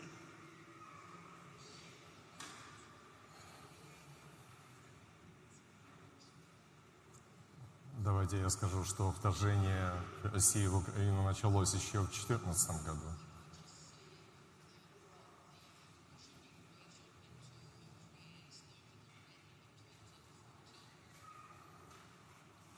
Тогда она сплотила украинцев, но после вторжения 24 февраля я вам могу сказать точно, что это сплотило нас всех вместе навсегда. Я думаю, что не только сплотила нас всех между собой, то есть она сплотила нас с европейским цивилизованным обществом.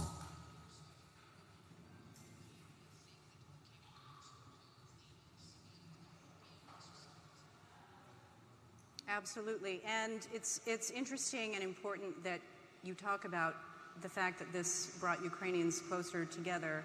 When I was in Ukraine just last month reporting, I think the thing that struck me the most was the incredible resilience of the Ukrainian people that I met out in the West in particular, where you had thousands and thousands of internally displaced people whose lives had been upended, who were trying to remake their lives, but first and foremost were incredibly full of solidarity and determination. And that makes me think of the photos that you took. Alexander, can you describe just a little bit, basically, once you got that call from the New York Times Magazine, you went out into the street with your camera, you started shooting. Why did you choose ordinary people? And what is it about these portraits of ordinary people? What kind of story does that tell about Ukrainian resilience?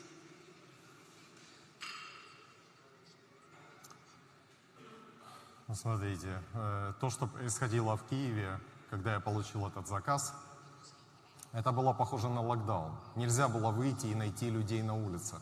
Киев был пустой. Потоки машин уходили из Киева. Точно так же стала беженцем моя дочь, мои друзья близкие. И была большая проблема найти людей для съемки, для общения.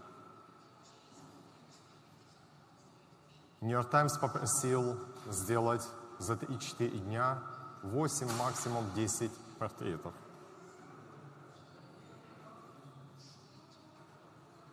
Я сказал, что это сделать невозможно. Можно найти в день 1, 2, ну максимум 3 человек.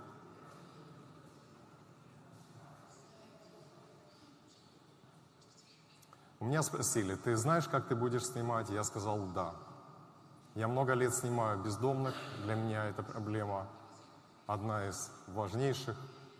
И вот то, что случилось сейчас, большая часть нашей страны, наших людей также стала бездомными. Я решил использовать точно такой же свет. И снимал их в таком же стиле. Когда в Нью-Йорк Таймс увидели первые портреты, они сказали, снимай столько, сколько нужно. И в конечном итоге было сделано 24 портрета. Написано 24 истории. Понимаете, для меня каждый из этих людей — это герой. Каждый был готов защищать Киев, несмотря на вторжение русских войск. Я сейчас говорю, у меня мороз по коже. Я переживаю это и сейчас. Моя 16-летняя дочь не хотела уезжать из Киева. Она сказала, папа, почему я должна покидать свою землю, свой дом, своих друзей? Я буду оставаться здесь.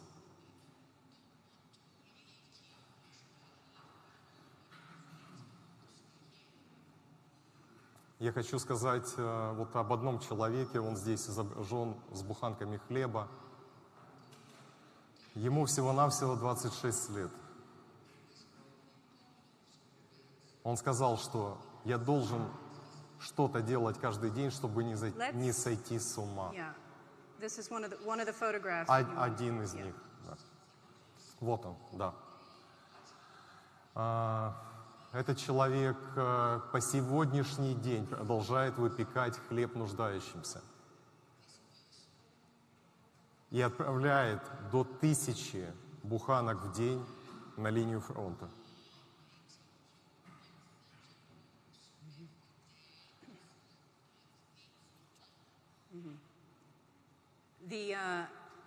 What you just said about how people like this baker is just one of so many examples of people who have faced down extraordinary circumstances. And actually, the mayor of Athens here last night, when he was giving the Athens Democracy Award to President Zelensky of Ukraine, said that heroes are ordinary people who choose to do extraordinary things.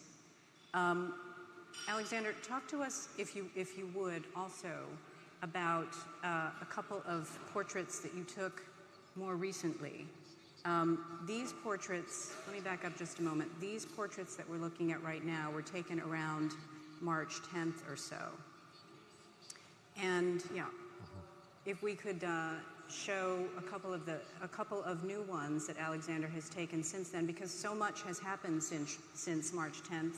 As we know, obviously Russia has been holding referendums in the occupied territories. There's a big, so far, solidarity in the West toward Ukraine, but there are also a lot of voices that are questioning, why there should be solidarity.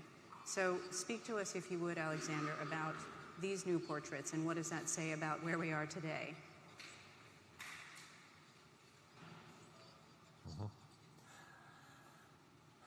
Я могу сказать точно, что если первые истории людей, защитников Киева, это были истории людей, которые пережили оккупацию,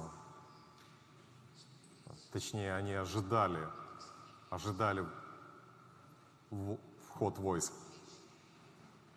то в данном случае конкретно истории, которые я делаю сейчас, портреты и истории, говорят нам о том, что были совершены военные преступления. На сегодняшний день их уже 98 портретов.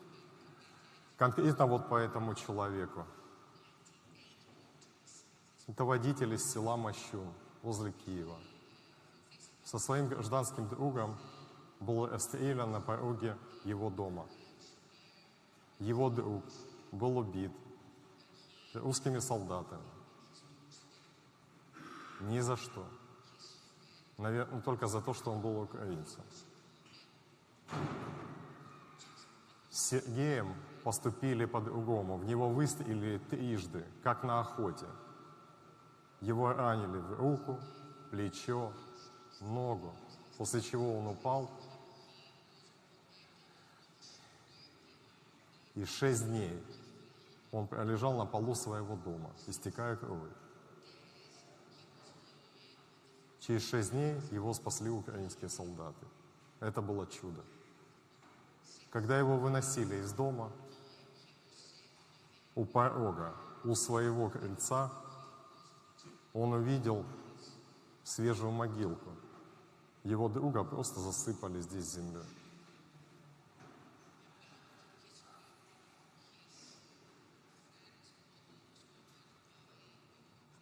Он был водителем, это был гражданский человек. Он не представлял никакой опасности. Он был у себя, в своем дворе.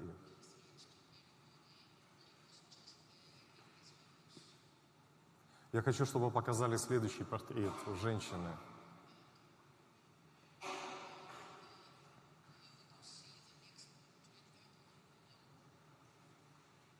If we could show the next slide here. Да, вот эта женщина. Это удивительная история.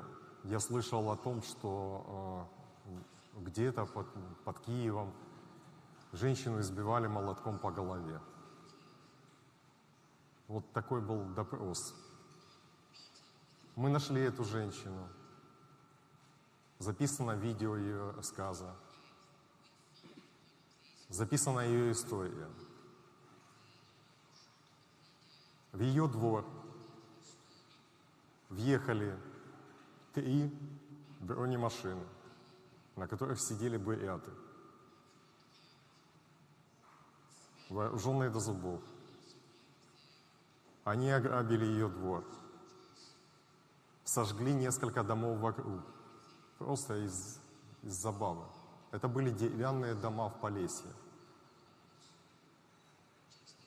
Она молилась только об одном, чтобы не сожгли ее дом. Так вот, чтобы забрать технику, которая находилась в ее доме, это был квадроцикл, им нужны были ключи. Но ключей не было. Вот они пытали ее до последнего. И когда она молилась Богу, чтобы остаться в живых, сзади она получила удар штык-ножом в руку, насквозь. Она показывала нам это. Но на этом пытки не закончились. То есть вот ее начали избивать молотком по голове, методично, спрашивая, где ключи и где находится ее сын. Вот. Ее спасли потом соседи. Она потеряла сознание, упала на пол. Вот. И вы понимаете, это только 2 истории, которые я вам рассказал. Только 2. Их уже 98. Thank you. And it's so important that, you have also been, documenting these atrocities. And as we know, also the international community has come into Ukraine and is doing extensive work on that front. There's a lot of talk about the possibility of war crimes trials. And yet, as I mentioned earlier, again, in the West, in the United States, there is a huge amount of solidarity for Ukraine, for the most part. But it is true that it's not necessarily universally shared around the world. And what you yourself have documented in terms of what you have seen, what is it that you would try to say, or would want to say to people who are questioning, why should we be involved?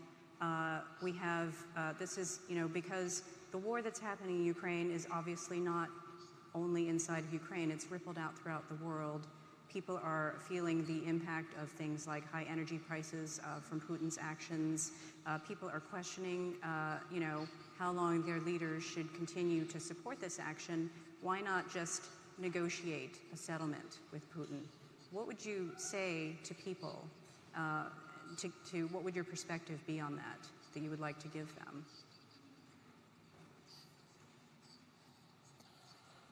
Вы знаете, когда я ехал сюда, мне сказали, что попроси у них оружие.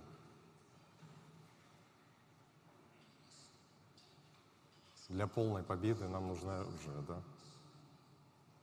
В данном случае наше оружие журналистов — это твоя ручка, это твой фотоаппарат и твоя правда.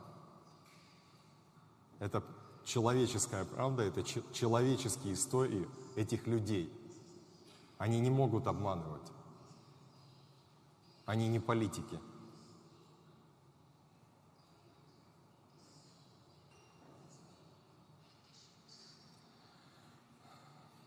Мы имеем очень сильное оружие.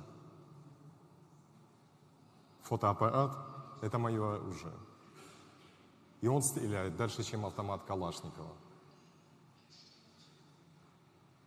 Вы видите выстрелы здесь. Они были также далеко, на другом континенте, в Америке, в Нью-Йорк Таймс. Вот куда стреляет наше оружие. И вот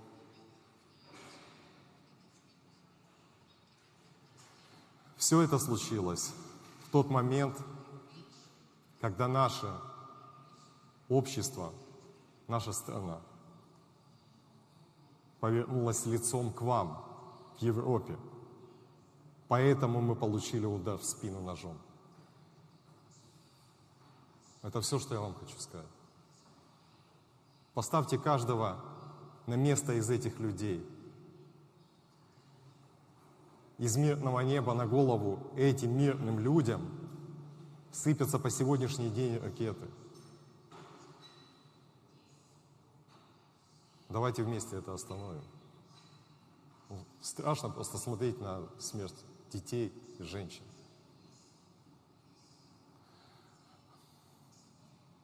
Как при отступлении из Бучи было сожжено 5 женских тел и сложено. Это обнаженные женские тела. Это то, что они не успели спрятать.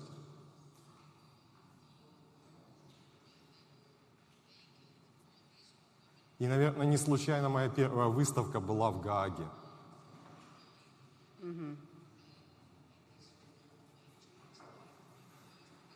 So in that sense, Putin has long said that there was really no Ukrainian nation before, that it all belonged to Russia. But in some ways, would you say that his action, which you say is a continuation from 2014, has in fact kind of created a very solidified Ukrainian nation that indeed wasn't there before?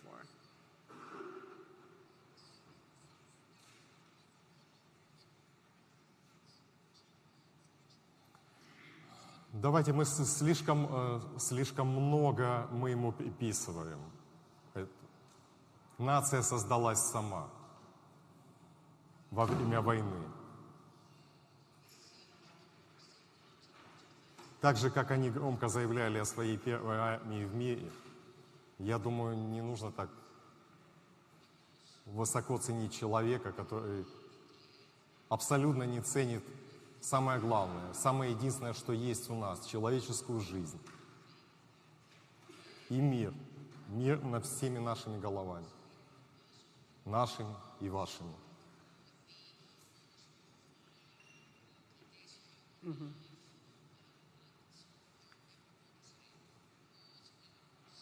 Let me ask you, because we just have a couple of minutes before we wrap up. Of the people that you took photographs of just in the days after Russia invaded, you've been in touch with a couple of them. I mean, how confident are they that Ukraine is going to win this war? Не услышал последнего. Has anything been done to shake their faith?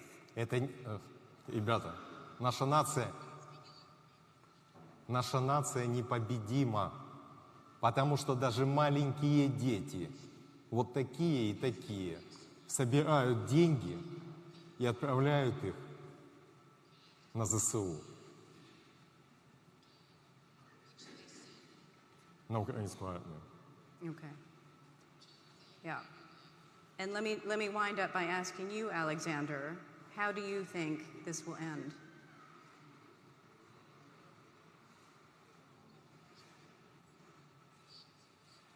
Наша победа, однозначно наша победа, но это будет победа всего цивилизованного мира. Это победа света над тьмой, над злом. И соединяйтесь, господа.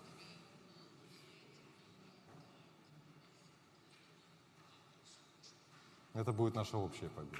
It's incredibly inspiring.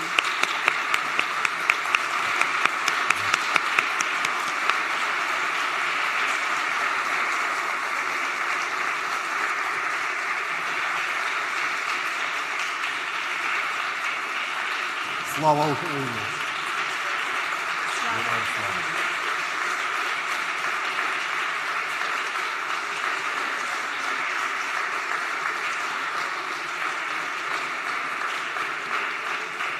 Вот именно так мы их и победим все вместе.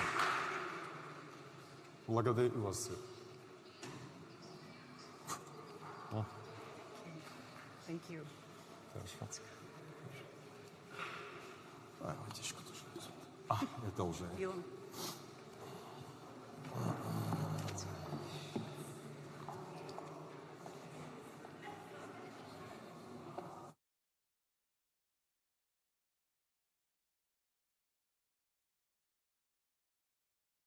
Do you know what's better than a weekend? A Greekend! A typical Greekend starts with coffees. And then, of course, fun. Stay. Shopping. Hi. Food. Art, spas, music, drinks. In just a few hours from home, why not make your next weekend a Greekend? Greekend. I just had a massive one.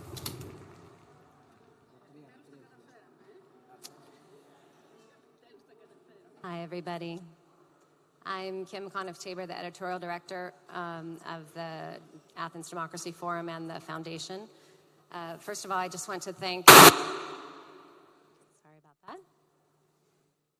Can you hear me still? Yeah. Alexander and Liz for such powerful images and testimony. I think we were all shivering during his testimony, so very thankful to him for that. Now we're going to shift gears slightly to the first of our tutorials, Tools of Democracy tutorials, where we will talk about the practices, advice, recommendations for the different ways we can renew democracy. And for this, I'm pleased to welcome Karsten Berg. He's a political scientist and a fellow at the Berggruen Institute. He'll give the first of these sessions. Thank you, Karsten.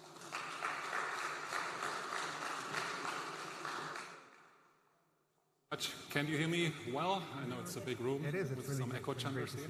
You hear me well? Over the last several years. Yeah. Thank you so much for the invitation. We've seen our democracies are under stress. They are under attack by autocracies, by brutal dictators. I'm still very touched, I must say, from the previous presentation from Alexander. And at the same time, our democracies are also under stress internally. We have seen this from the reports yesterday. There's an increased distrust in the institutions due to, or revealed by, the increased abstention in elections, for example, the decrease in party membership, the increase in voter volatility. Citizens change their preferences and they don't see it, they don't see themselves represented anymore sufficiently, at least, with political parties. And we're also very worried, I think, all how much contempt we often see towards politicians, even so when they fully commit and try to give their best. On the other hand, and that's a paradox, citizens want to participate, and perhaps this is also a big opportunity I would like to go into a little bit, how we could maybe make this possible jointly together. And this distrust between citizens and institutions is not only vertical, but also from citizens to citizens horizontally, which I think is equally worrying, that so many people don't trust their fellow citizens anymore, or don't even meet anymore, because we are so divided due to social media echo chambers. And I think even in this room we are a little bit of a bubble, filter bubble, which is legitimate, of course, but for a society as a whole, when they don't meet anymore together, this endangers cohesion and the fundamental base for collective democratic decisions. And here, I think we also all agree on, we have heard this yesterday and today from Claudia brilliantly, the new democratic innovation that comes into the game are deliberative democratic instruments, such as randomly stratified, randomly selected citizens' assemblies, which has been endorsed already at this place. Some of you might remember when Kofi Annan was still with us and David van Raybroek was here, as one of the most important democratic innovations, because they are, in my view, the most inclusive democratic innovation. They include all citizens from all different strata, rich and poor, well-educated and less educated, people from all walks of life, as we always used to say in the European Union, which is my background, where we now experiment also with these kind of randomly selected citizens' assemblies. Another important principle is, of course, the principle of impartiality. This gives us trust in the process, because we know there's no manipulation, whatever kind of. And it is representative, as I just said already, in the term of not electoral representative, but descriptively. So our society is being really included in the best form. I just had the opportunity to moderate one of these sessions. This was Germany's first randomly selected citizen assembly organized by the German Parliament on Germany's role in the world, a very broad topic. But I could really experience by moderating this so-called transformative deliberative act, as we call it in academia sometimes. That means citizens came into the room like here, they didn't have any clue on the topic, and they were actually given so much responsibility to provide a recommendation to solve a big problem. And in the end, due to the facilitation and the perfect circumstances with sufficient time for learning, exchanging perspectives, listening to each other, they actually could produce recommendations that were really taken seriously by politicians and possibly have an impact. This is really something enlightening. I can only recommend any one of you to perhaps also go through. Of course, we cannot choose ourselves to be randomly selected. This is part of the legitimacy enhancing mechanism, right? But there are a number of ways how we can contribute to make this culture change in terms of deliberative democracy, as Claudia has been envisaging this morning. We can all contribute to make this possible. Of course, where's light, there's also some shadow always. That's part of the game in any theory and practice of democracy.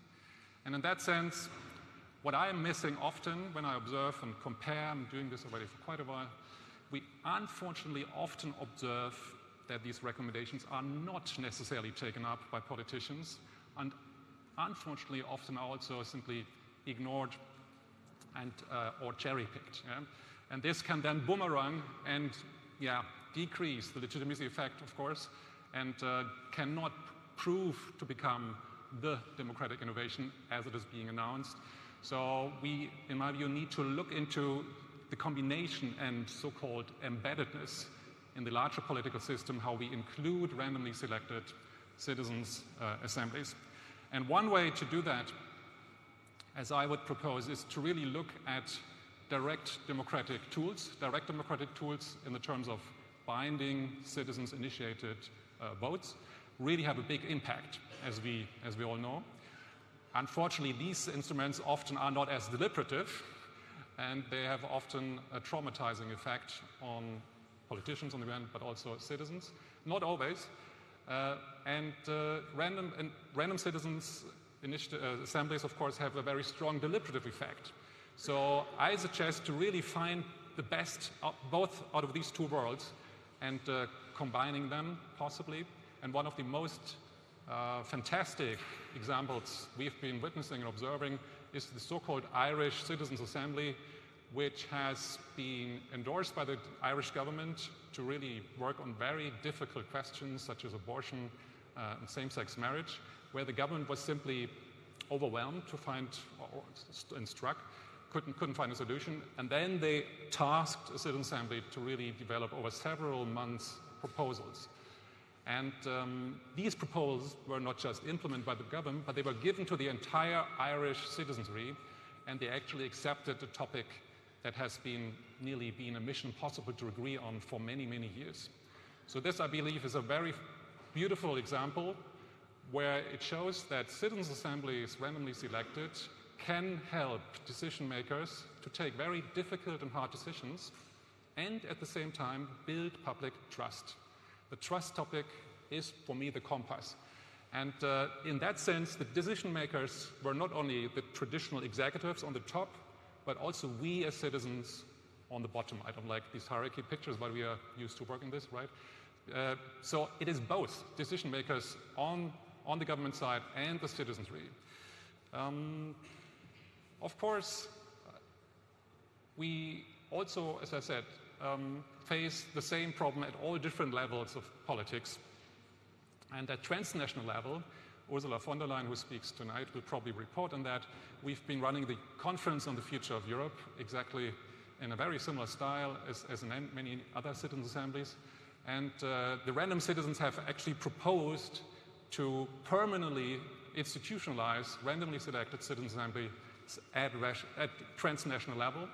We at the UI in Florence were lucky enough to host these citizen assemblies when it was about these topics this year and last year.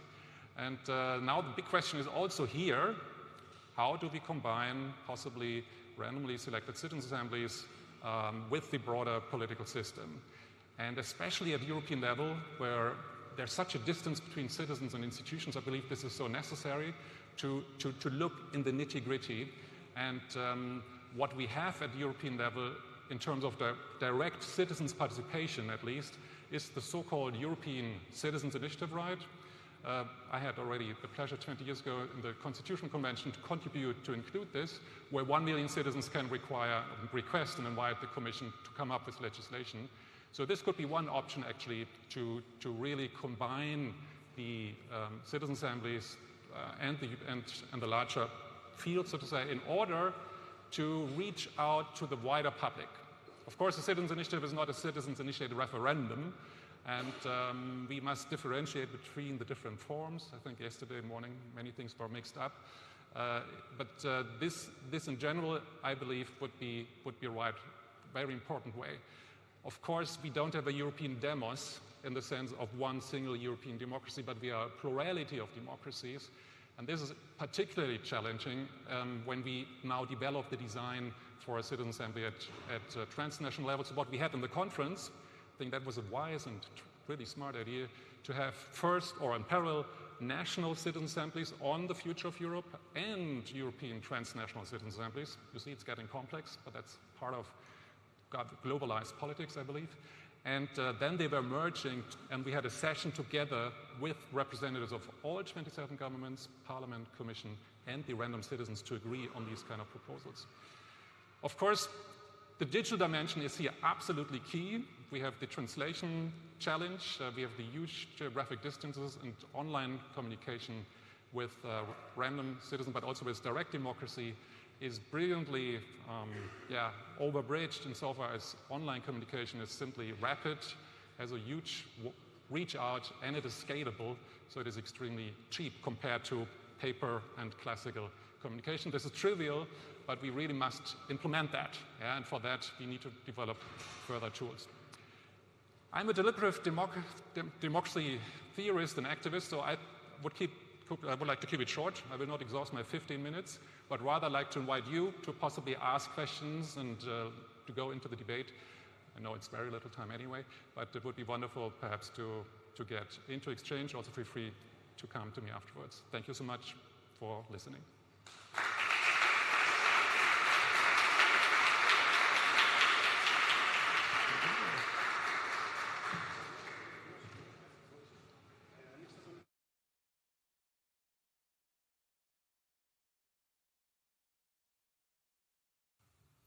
The digital revolution has deepened its reach into the daily life of citizens.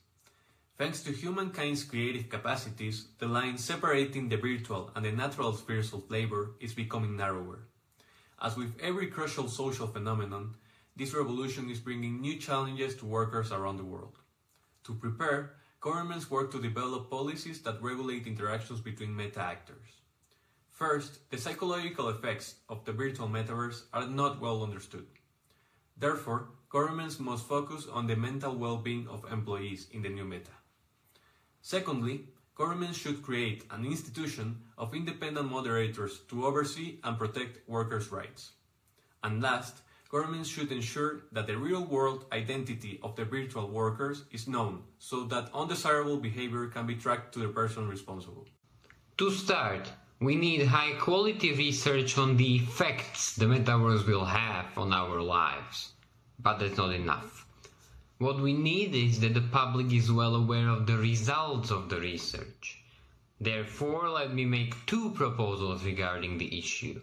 First, experts from a range of fields such as IT and social science should provide broad media coverage. Their main goal would be to inform the public. Second, we should hold citizen panels to get input. These panels would be practical and address the real-world problems. Yes, it might be naive to expect the tech companies to craft responsible regulation, but if the public is more informed, we stand a better chance of having more sensible policies.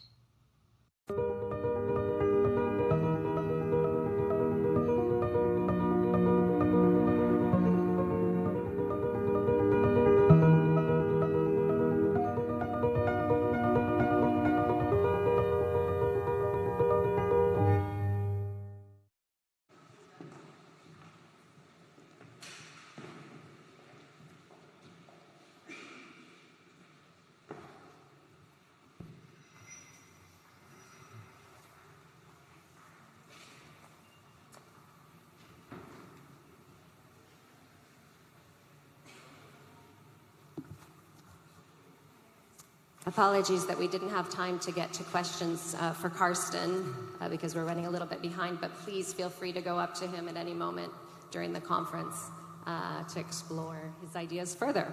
And now we have Patty Cohen, who will introduce her panel on the metaverse. Hello, very happy to be here.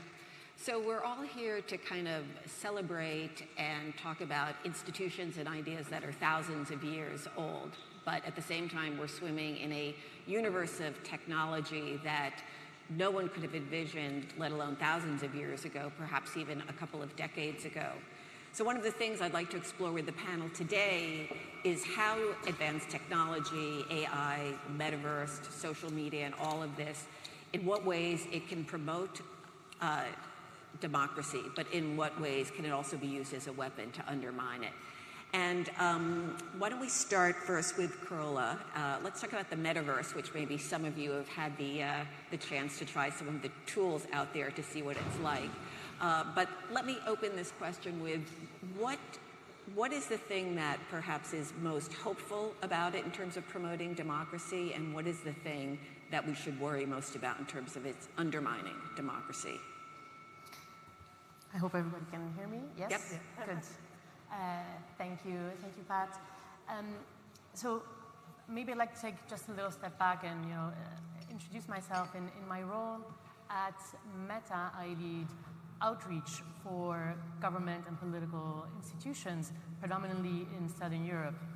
And what we do is we have conversations with policymakers around our products, how they use them for their work, whether, if it works, if it's not working, and how they're generally thinking about the space. So when it comes to the metaverse, what we're seeing is that there is obviously a big excitement with the technology, with the concept, but also, and understandably so, obviously a lack of understanding yet of what it is and what it's going to be in the future.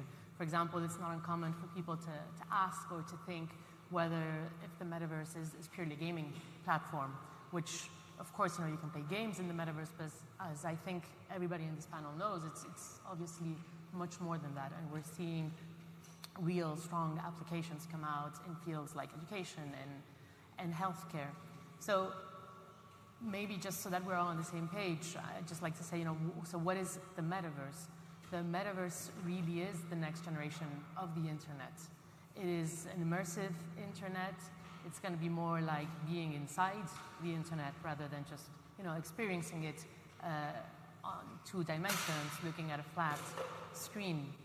And this may sound a bit, like science fiction, at this stage, but it actually is a fairly logical progression of how communication technologies have evolved or are continuing to evolve over the years. If we think about it in just a couple of decades, actually, I think everybody in this room has undergone profound transformation and innovation in the way they communicate with others and with the world around them.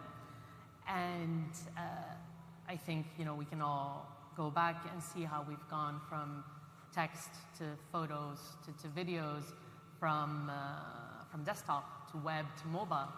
And the innovation that has driven all of this has partly been the search to make this communication as lifelike as possible in each step of the way, in each of the step of the chain. So what sets the metaverse apart is really this presence, this feeling of presence, of embodied presence, like you are right there next to somebody else, as if you were physically with that person, as if even if you are in different buildings in different countries.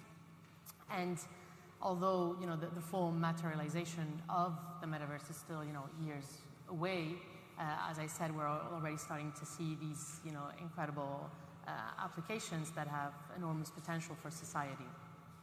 So to your question.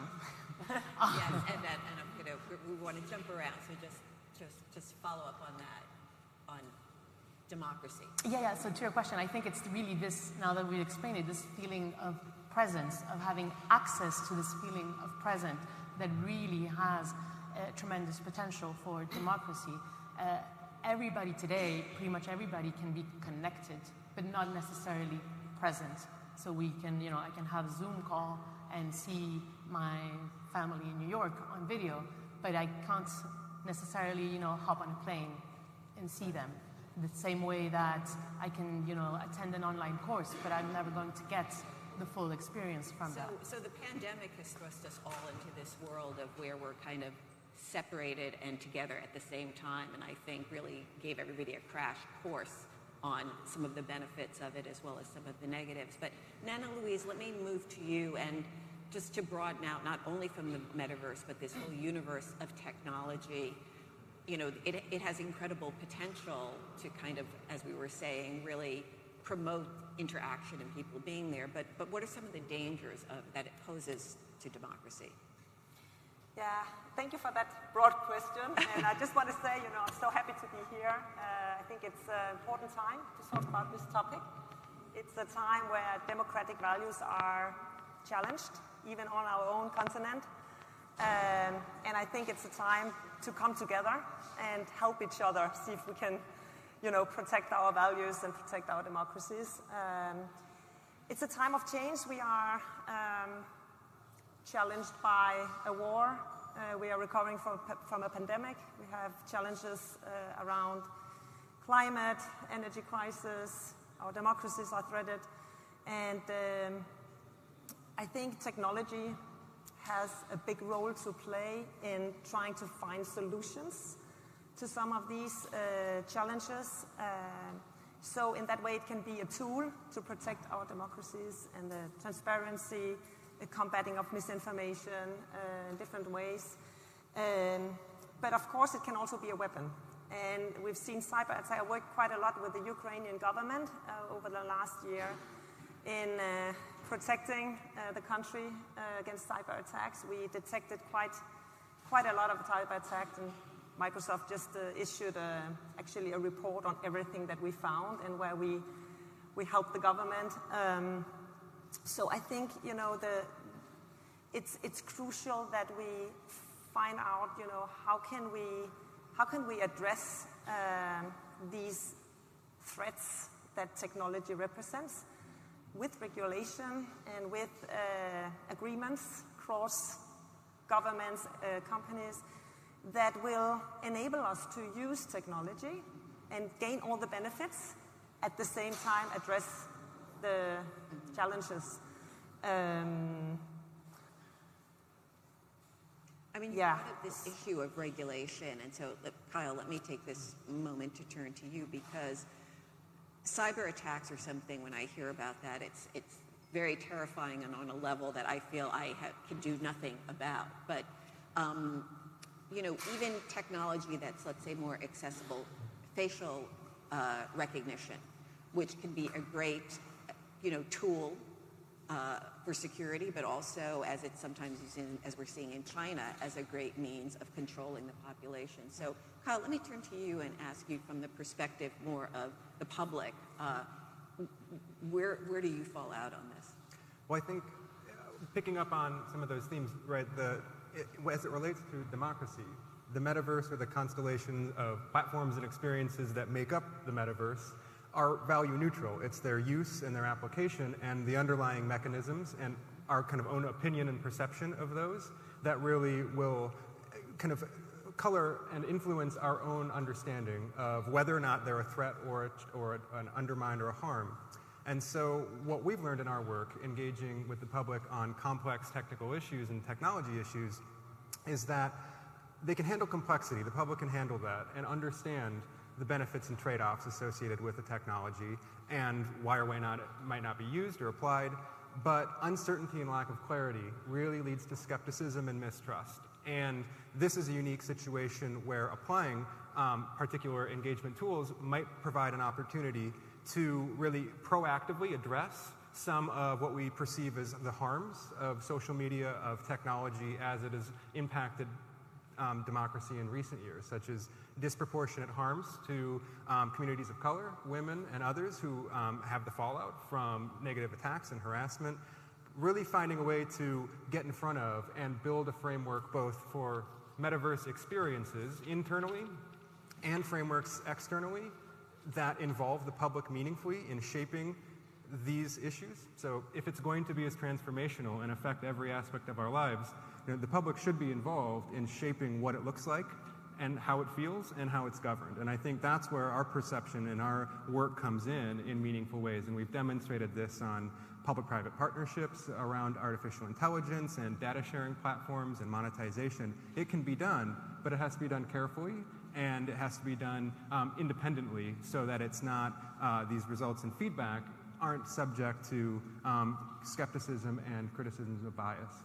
Let me just follow up on that, though, particularly in a atmosphere now where there's a lot of distrust of government. How do we walk that line between turning to government as a very much needed regulatory force, as Anna Louise talked about, but at the same time, the fear of giving the government so much power in terms of control and use of these tools that citizens themselves feel threatened by it?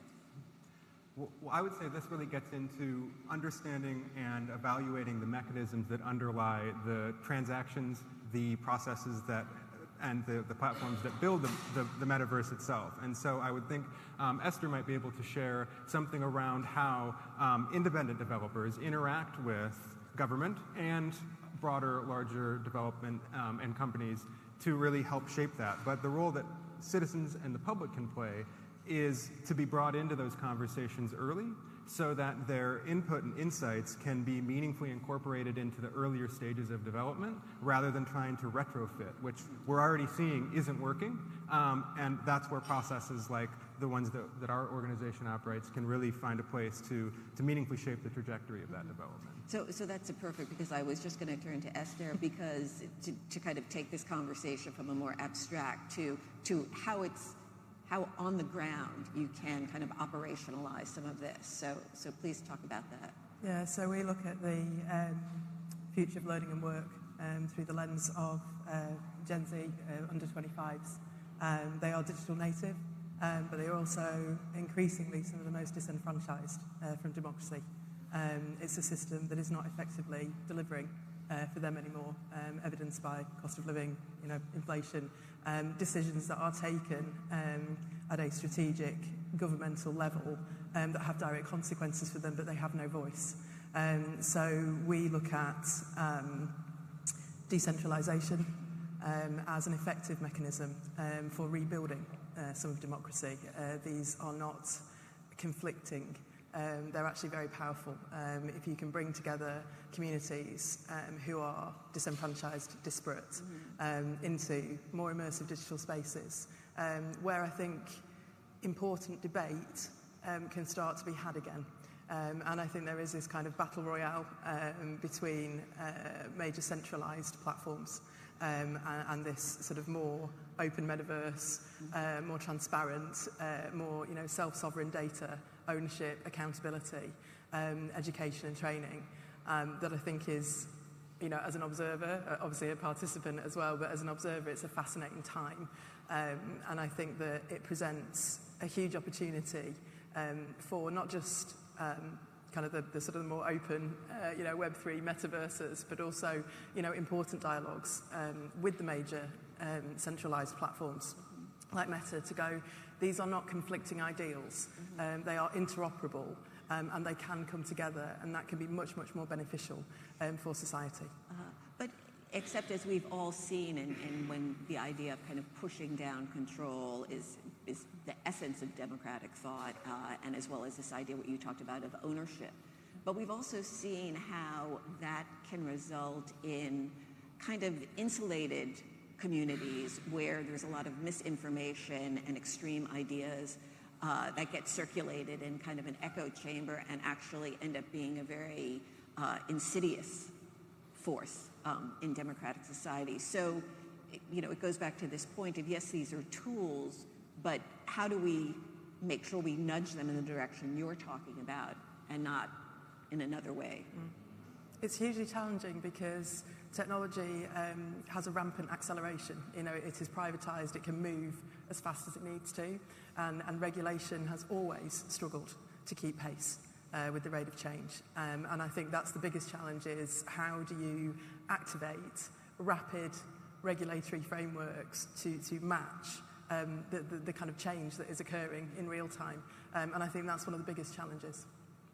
Carola, you were going to say I just wanted to add on both what Kyle and Esther were saying. I think we really are at a unique time right now. This opportunity maybe didn't present itself, in the past, where we have both, the technology being developed at a very rapid pace, but we're also starting to have, these conversations from the outset. So this is really a moment in time where both things can go in tandem and feed into each other. So really, there isn't going to be, for instance, a metaverse the same way there isn't a Google internet. It really has to be, if this is to work, interoperable and seamless for everybody, and for this to be, based on rules, norms, and standards where everybody has had the opportunity to contribute. So I think that's, why we're also talking about this at this early stage. We are really in the early days. I mean, this is the dial-up internet stage. So, really early days. And I think it's incredibly positive that we're already, getting together across the industry, but not only the industry, also extensive research is being conducted, academia is looking at it from the user's perspective as well. So I think this is truly a unique opportunity that we have right now, and time is really on our side, because the full materialization of this is still years ahead. It's nice to hear somebody so optimistic in a time when it feels very pessimistic. Nana, please. And maybe that's then the little negative comment here, not negative, but I think I completely share your view about the openness. But I think we should make sure that we clean up our problems in the old internet before we transfer them also to the metaverse. Privacy, disinformation, I think that's really crucial. I loved your comment about inclusiveness. I think that's going to be key, that we make sure that the technology we build and the rules that we put in place, that they're inclusive, that they make sure that, we embrace every person on the planet, and even disabled people, that they are able to also use technology and benefit from it. Mm-hmm. I also want to just pick up on your comment on distrust of governments. I think that's why, and I hear a common theme here, that that's why we need to come together. Not only technology that should define the regulation, it's not only governments. Yeah, they should be the one regulate in the end, but we need to come together and discuss these really difficult and complex issues, because only together we can find the right balance where we enable all the things that we want to leverage, and at the same time address the threats that we all want to address. So, Kyle. Yeah, and I think that's one of the unique opportunities that we have around different types of engagement with the public and with users, consumers, constituents, or citizens, is that by bringing people together to really learn in depth about these before simply asking for their thoughts and reflections or their opinion, right? What we can avoid, or at least have an opportunity to avoid, is the same challenges that have bogged down the privacy debate in the US, for instance. 10 years of survey information has said people care about privacy, but beyond that, it's really useless information. And you think about the learning curve of what it took for our government in the US to begin even putting forward substantial bills on data privacy. It took the kind of public shaming of the 2019 Senate testimony for people to say, oh, senators really need to get up to speed on this and really understand. And now apply the new level of complexity to metaverse technologies and think about that in the context of our parents or grandparents trying to make sense of this and say, what do we want to think about when it's balancing our own personal experience and enjoyment for leisure, work, and potential benefits and commercial gain, and all of the underlying kind of interrelated dynamics. It really takes careful thought and consideration about how we structure those conversations and which ones are really opportune for engaging with the public to really help shape, and what are the conditions to make that happen in a really meaningful and positive way. And that's the way that we think about applying these processes towards really complex and sticky issues. Anna-Louise. No, maybe just really short. There are also other initiatives going on at the moment. The last week at the UNGA, Microsoft launched together with the Copenhagen government, the Danish government, and many of our competitors also and other organizations, Copenhagen Pledge for Democracy, where we have agreed on some areas where we want to work together. We are committed to work on combating disinformation and also making sure to protect our elections. So these are also these initiatives that are a little bit adding on to the traditional government regulation. How do we balance this idea of having, of course, what we were talking about, representation, cooperation, transparency, in terms of all people working together to come up with a set of rules, but that the process doesn't end up getting so bogged down? I mean, we're seeing now in terms of climate change that, clearly it was a war that prompted a lot of governments to take actions that they've been talking about for 30 years, that the devastation of the planet didn't push them on. And one of the things that has prevented, for instance, some renewable energy sources has been exactly this process of public representation, public, people who don't want, whether it's wind terminals or whatever, in their backyard. So how do we balance these two things?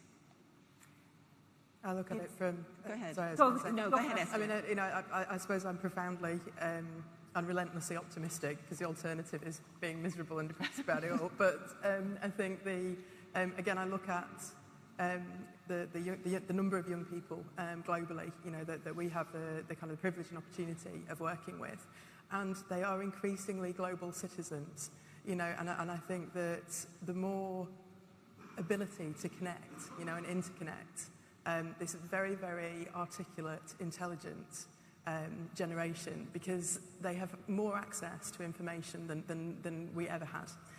So this idea that older people know better, and I am an older person, I just don't believe it's true anymore. We're stuck in these old ways of thinking, these old systems, and actually you've got this generation going, can you just get out of the way?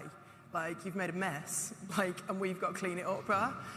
So I think, that idea that digital platforms, metaverse, space immersive experiences can create this much more global connectivity of people who actually understand that they live on this one planet and they get this one chance. And in many ways, that's why I'm hopeful, because it's almost going like, if we just pave the way and then get out of the way, instead of it all being doom and gloom, maybe there is a more positive future. And maybe that's why, actually that is why I'm in this space. Because I do think, if you have 1 billion young people interconnected, about to see the greatest wealth transference, in a generation, that's kind of exciting. Nana Louise, were you going to jump in? No, I would just say, the regulators are calling upon us to help with this challenge. I was in a climate meeting at New York last week, and the climate commissioner Timmermans was having this roundtable and said, I need you to help, because we can make the regulation, but we can not make it happen without your help. So I think increasingly big companies like Microsoft and also other have self-regulated and put some ambitious target, like, for example, our data centers, we will be only with renewable energy by 2025. It's actually pretty soon. Carbon negative by 2030. And so these self-regulation mechanisms, I think, again, it's a topic we need to help each other. And there's, of course, also the hope that technology can help with some of these challenges, that we can build some technological solutions that can help us with the climate challenge as well. But it's not an easy topic. Carola, do you have a thought on the regulated? Yeah, no, I just wanted to, go back to Esther's point a little bit on, the future generation and, and the optimism behind that.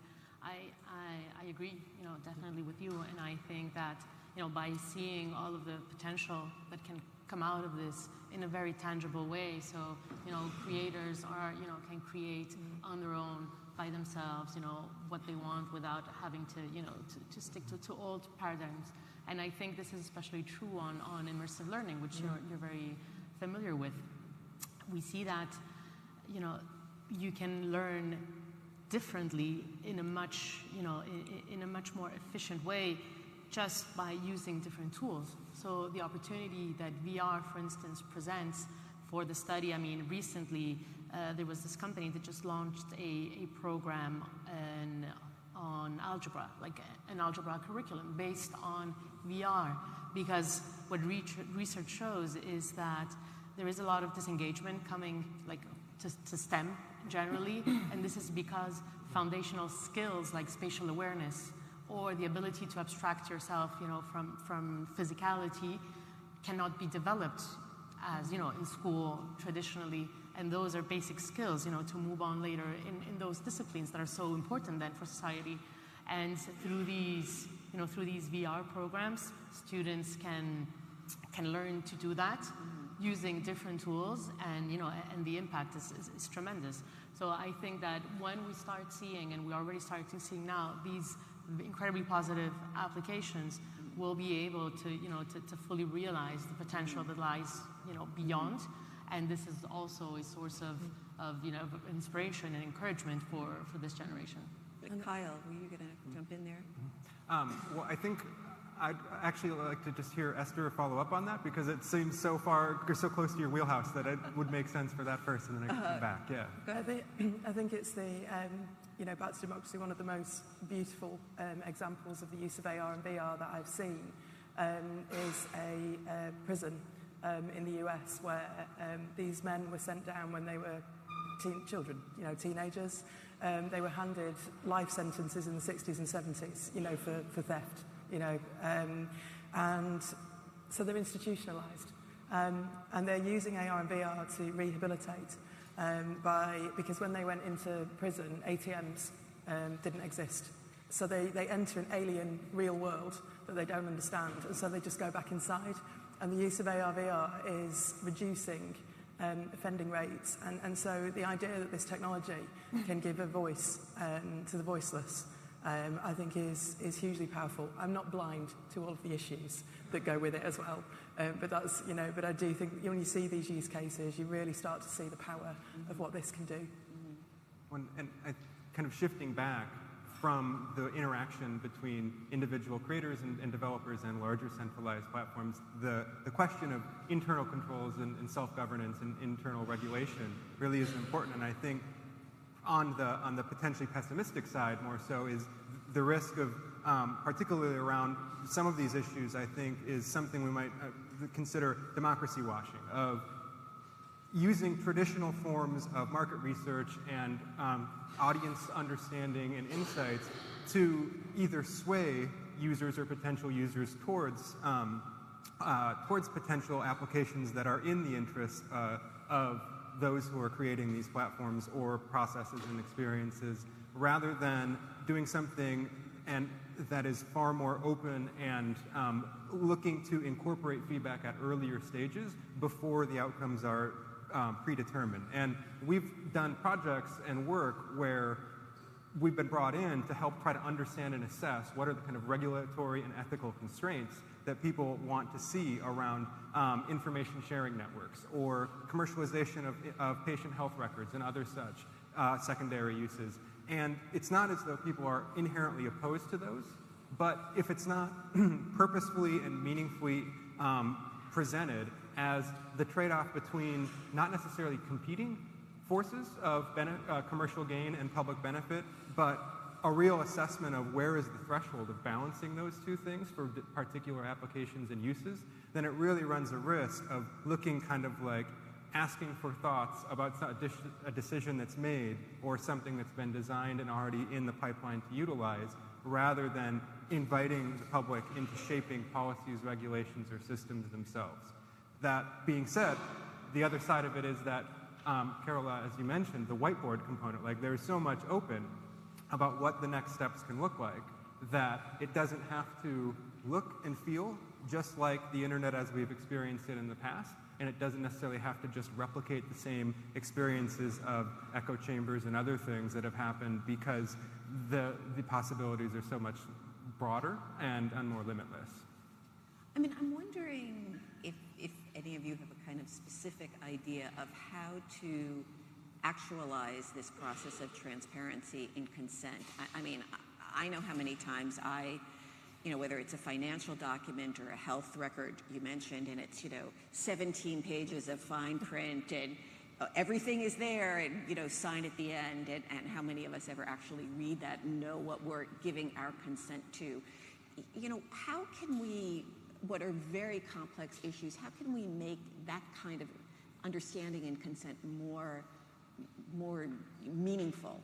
Esther, I don't know if you've had a thought about this. So I think, from our side, we dislike the pointless bits of paper, mostly in the form of qualifications and other things. So obviously for us, Hundo is built on chain.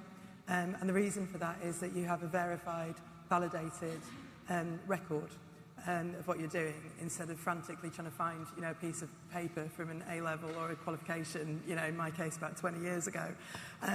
So I think there is powerful use cases for the simplification of complex things, because actually, in many ways, you could argue those 17 pieces of paper don't protect anybody, because we never read them, we just click consent because we're really busy and we just need to get on.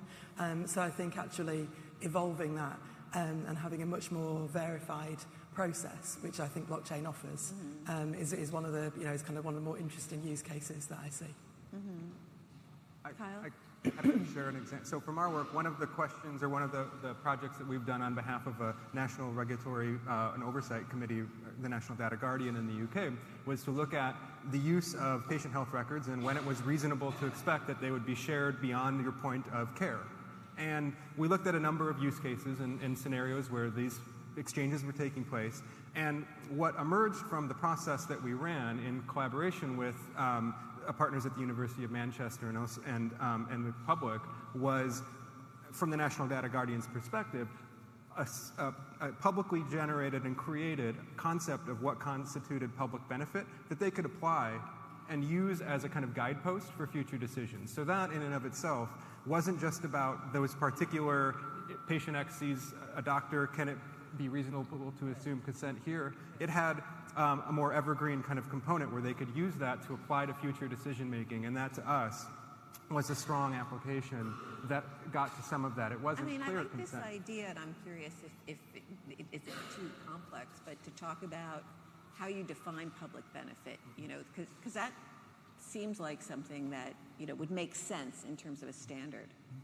Well, I think what we found in that was particular application for health records and what, when, and where. But I think what would actually be interesting would be to hear from the Meta and Microsoft perspective what kind of constitutes the public benefit that you see around the technologies that you're creating.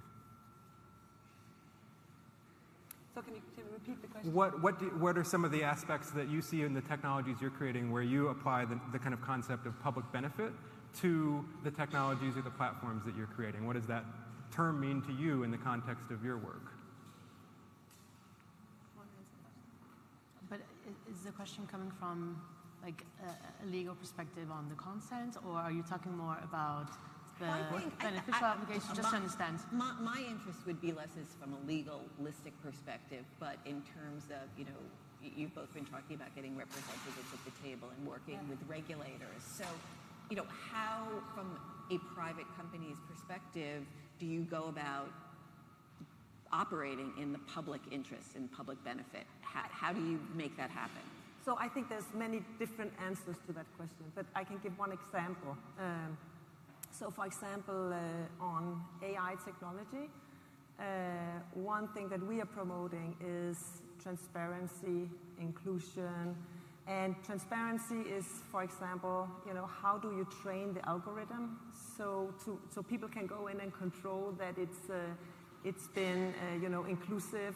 So you've trained it with different kind of nationalities and black and white and yellow and so that at least you can go in and check what kind of training you gave the algorithm to make sure that it lives up to democratic values and inclusiveness, and it's fair and transparent. So this is just one example. Mm-hmm. No, when I can't speak to that level of detail, but what I can say is that through the XR program and research fund that we put in place, which is a 2-year, $50 million investment program, is solely dedicated on external research on how to build these new technologies responsibly. So all of these considerations are obviously being taken into account, like from the design by default from the early stages. But again, we are really at the very, very early days of this, and this is why again we're soliciting feedback and we're being part of all of these conversations. So we only have about a minute left, but very quickly, if I could ask you, how protective should we each be about our own data, whether it's putting your DNA out there for 23andMe to find out your ancestry, whether it's letting corporations get your information in terms of what you're clicking on to give you personalized ads. To what degree, given where we are right now, should we be as protective as we can or not?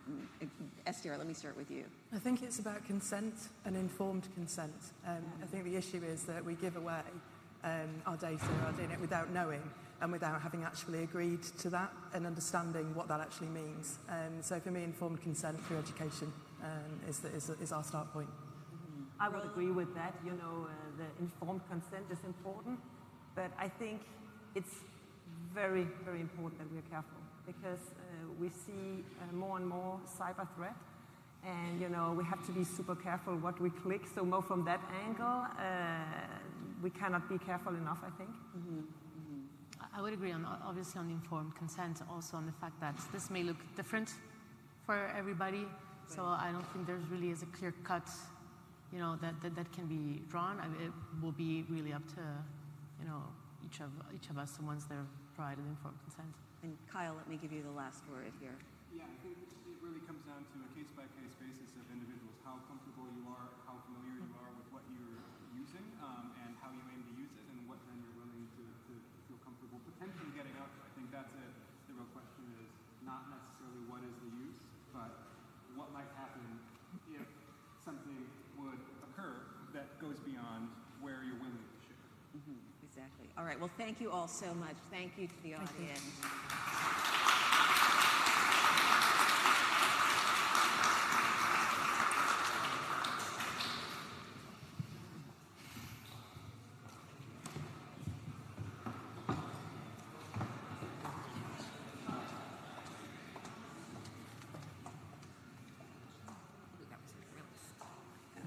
Yeah, it was a little bit. We're going to move straight on into the next session, a very short one. This is the first of our Bright Ideas sessions. But I think and these are meant to be short talks by young leaders who are already doing amazing things for their communities to make democracy stronger, or for their communities and beyond. And I'd like to thank the Kofi Annan Foundation, who hooked me up with Laurence Ballet-Bat, who is the CEO of Beyond 3 Billion. So please welcome Laurence.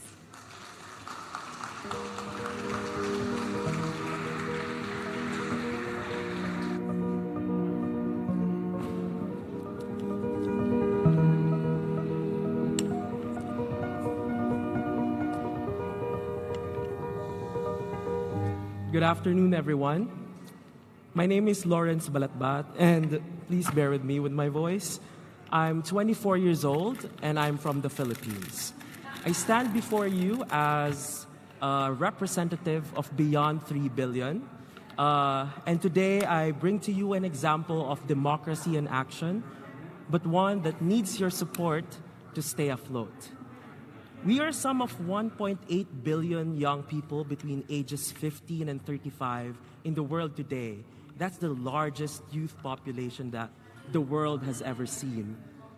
This demographic is projected to grow to about 3 billion by 2030.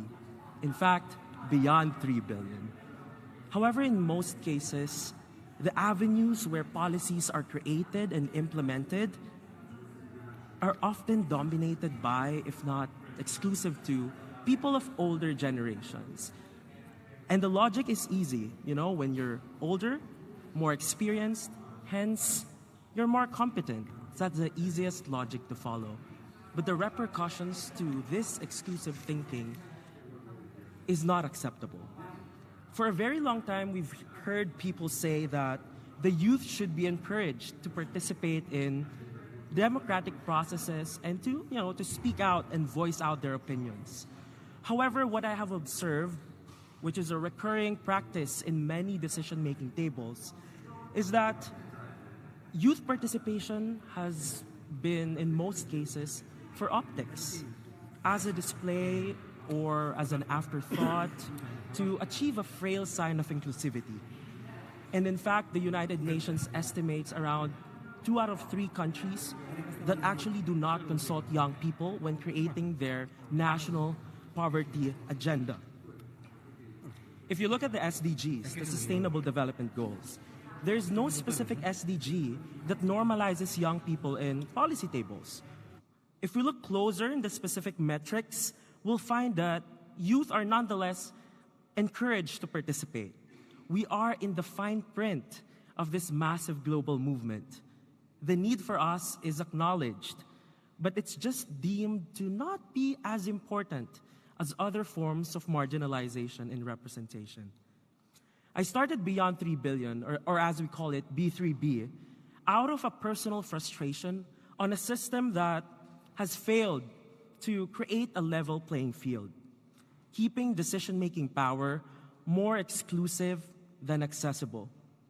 More than 4 years ago, I ran for public office. I was 19, I think.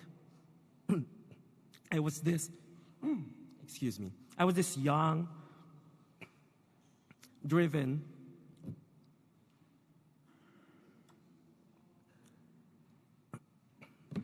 aspiring public servant with one overarching objective in mind, just to change the way young people participated in my community. And that was it. I poured all my energy, my meager resources into this campaign, and I faced all imaginable risks young people go through when they try to get that seat at the table. And I lost. It was a very challenging experience, but it opened my eyes to the reality that young people, when they attempt to enter that room, will always have to prove themselves beyond motivations, agenda, or qualifications. There's always that one hidden criteria that we know of, but we do not acknowledge. And young people, as I have experienced, will always face the question, but aren't you too young to lead? It sounds so cliche, but people actually ask it, whether deliberately or not. And that is almost always the end of the road for many young people who try to break the glass ceiling. And this is why I started B3B, to work with communities and advance adequate youth participation, representation, and decision-making power.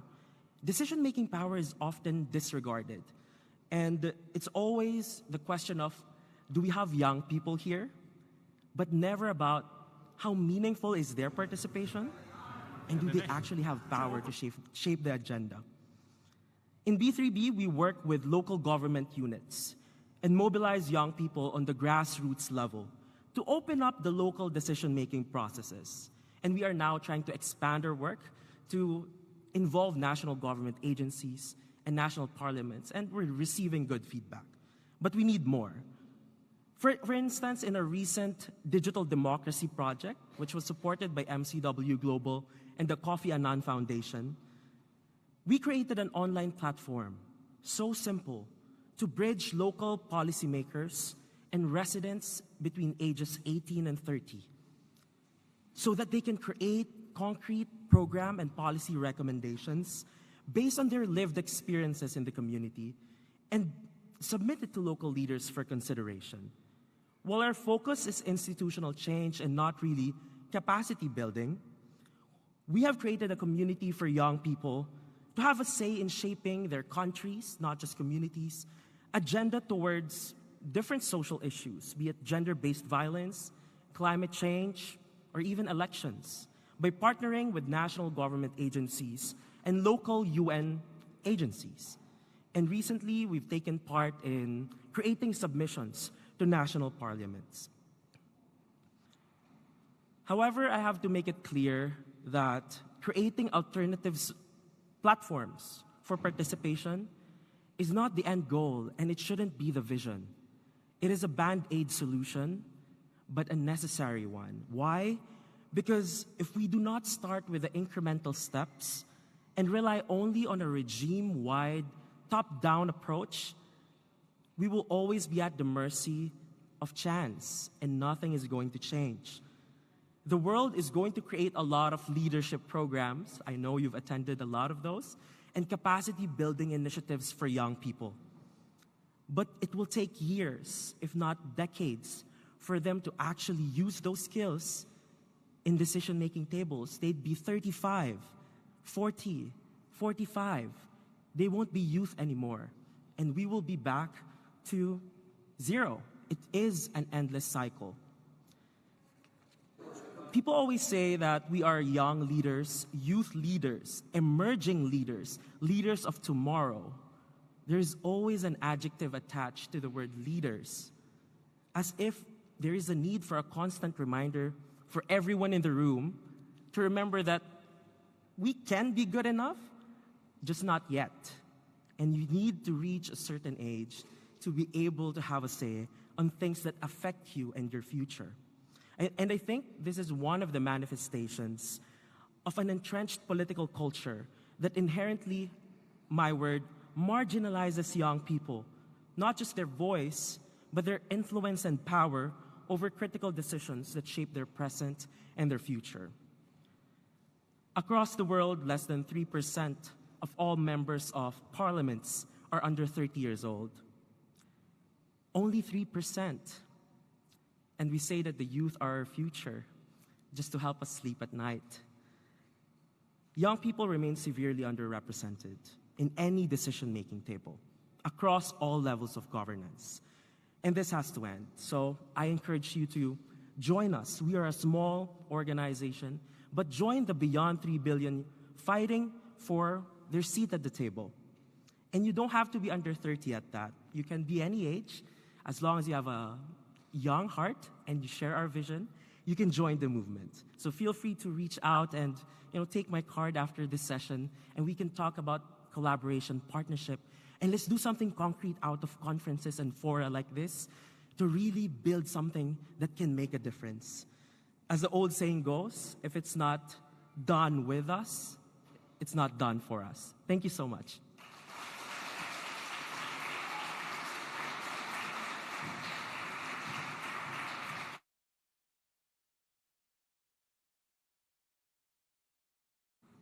Well, thank you very much, Laurence, and thank you also, Kofi Annan Foundation. What Laurence is saying here, it's very true. We don't need the adjective of young before leader.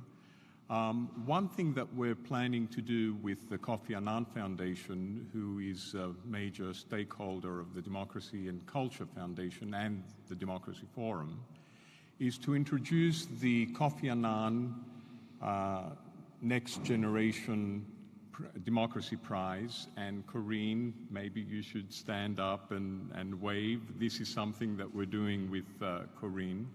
So this is something that we will also get people like Laurence to help us.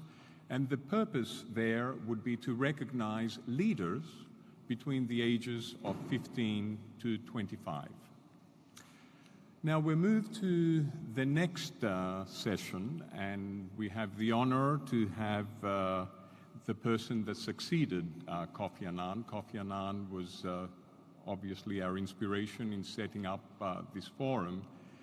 Secretary General Ban Ki-moon is the first Secretary General that blessed this forum and was in Athens by video a few years ago, but he's here today physically. This is the symposium part, which is supported by the Taipei Academy. Last night I mentioned the need to bridge the civilizational gap by creating conversation and understanding between civilizations. So I'm absolutely delighted that an institution from South Korea has joined our forum this year in this strong way.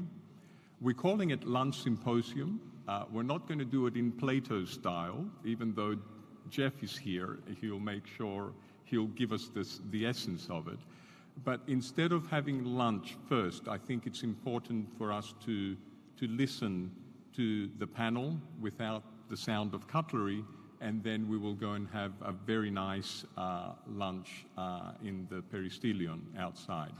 So to introduce this session and for some welcome remarks, I want to call up Ambassador Kim Won-soo, who is a board member of the Ban Ki-moon Global Center for Citizens. But also he was the UN High Representative for the Disarmament Affairs, and he's becoming a very dear partner of Athens Democracy Forum and Democracy Culture Foundation. So Ambassador Kim, over to you.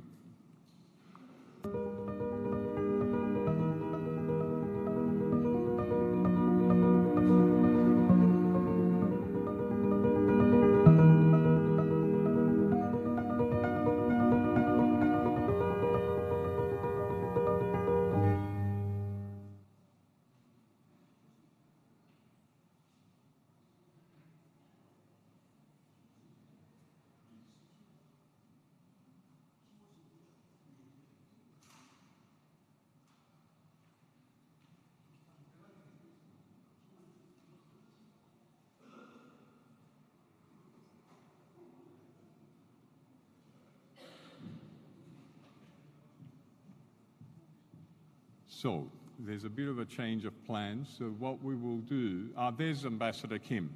And we also have Minister Kim, who is in charge of Taipei Academy, who will give us some closing remarks, but he will do that at the lunch.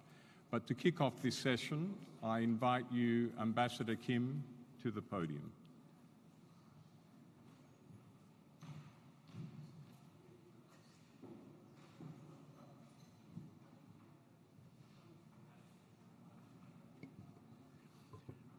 Good afternoon, and thank you so much for joining us today. First of all, I'd like to extend our gratitude and greetings from the Taipei Academy, which is a recent think tank established in Seoul, Korea, but focused on global agenda. We are deeply pleased and honored to participate in this year's Athens Democracy Forum in its 10th year, celebrating the decade of democracy in the birthplace of democracy, Athens. We are also very grateful, and this is our first time appearance in the ADF, but we are already immensely impressed by the vitality and intensity of the intellectual discourse we are having yesterday and today, and truly overwhelmed by the rich cultural and historical ambience surrounding us. Today, we are discussing a topic which is critical to the common future of all humanity. And we have to thank Democracy and Culture Foundation, led by Achilles Jaltas and his able team, and supported by the New York Times. The topic in front of us today is critical to the very survival and continued prosperity of all mankind. And humanity is standing at a crossroads, going for worse or going for better. And humanity also stands in a watershed moment, at an inflection point, either continuing to fall down the slippery slope toward a doomsday scenario, or taking off another height with a new civilizational paradigm we can find. Of course, the choice in front of us is very clear. We have to make best effort to make it better. But the choices our political leaders will or will not make is much less clear. Uncertainty is ripe in front of us. Therefore, we cannot sit idle, but to continue our efforts to find a better solution for our future. And for that, we are very fortunate today to have a distinguished panel of distinguished leaders.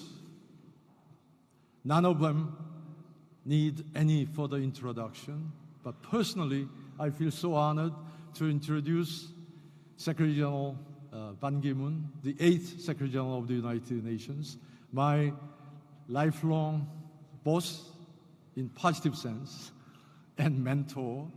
He has led the world, both in and out of the office, to make the future we all want.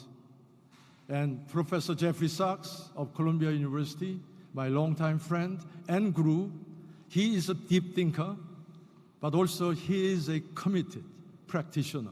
He's trying so hard to translate his ideas and beliefs into a reality.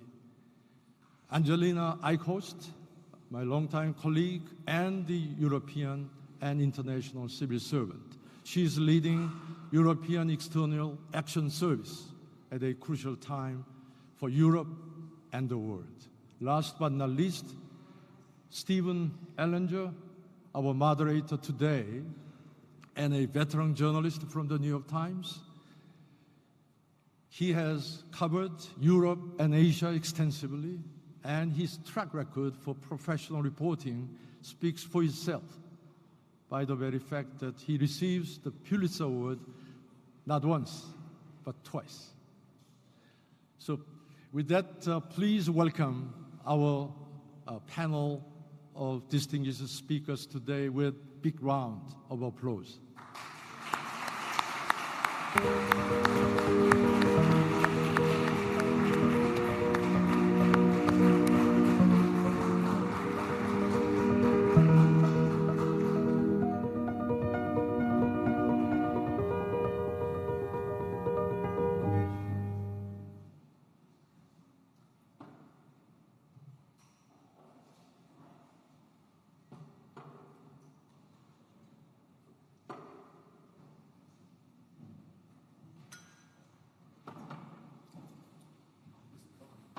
Hello, how are you? Stay longer. Good to see you. You're here? Jeff, you're there. Okay, great. Thank you.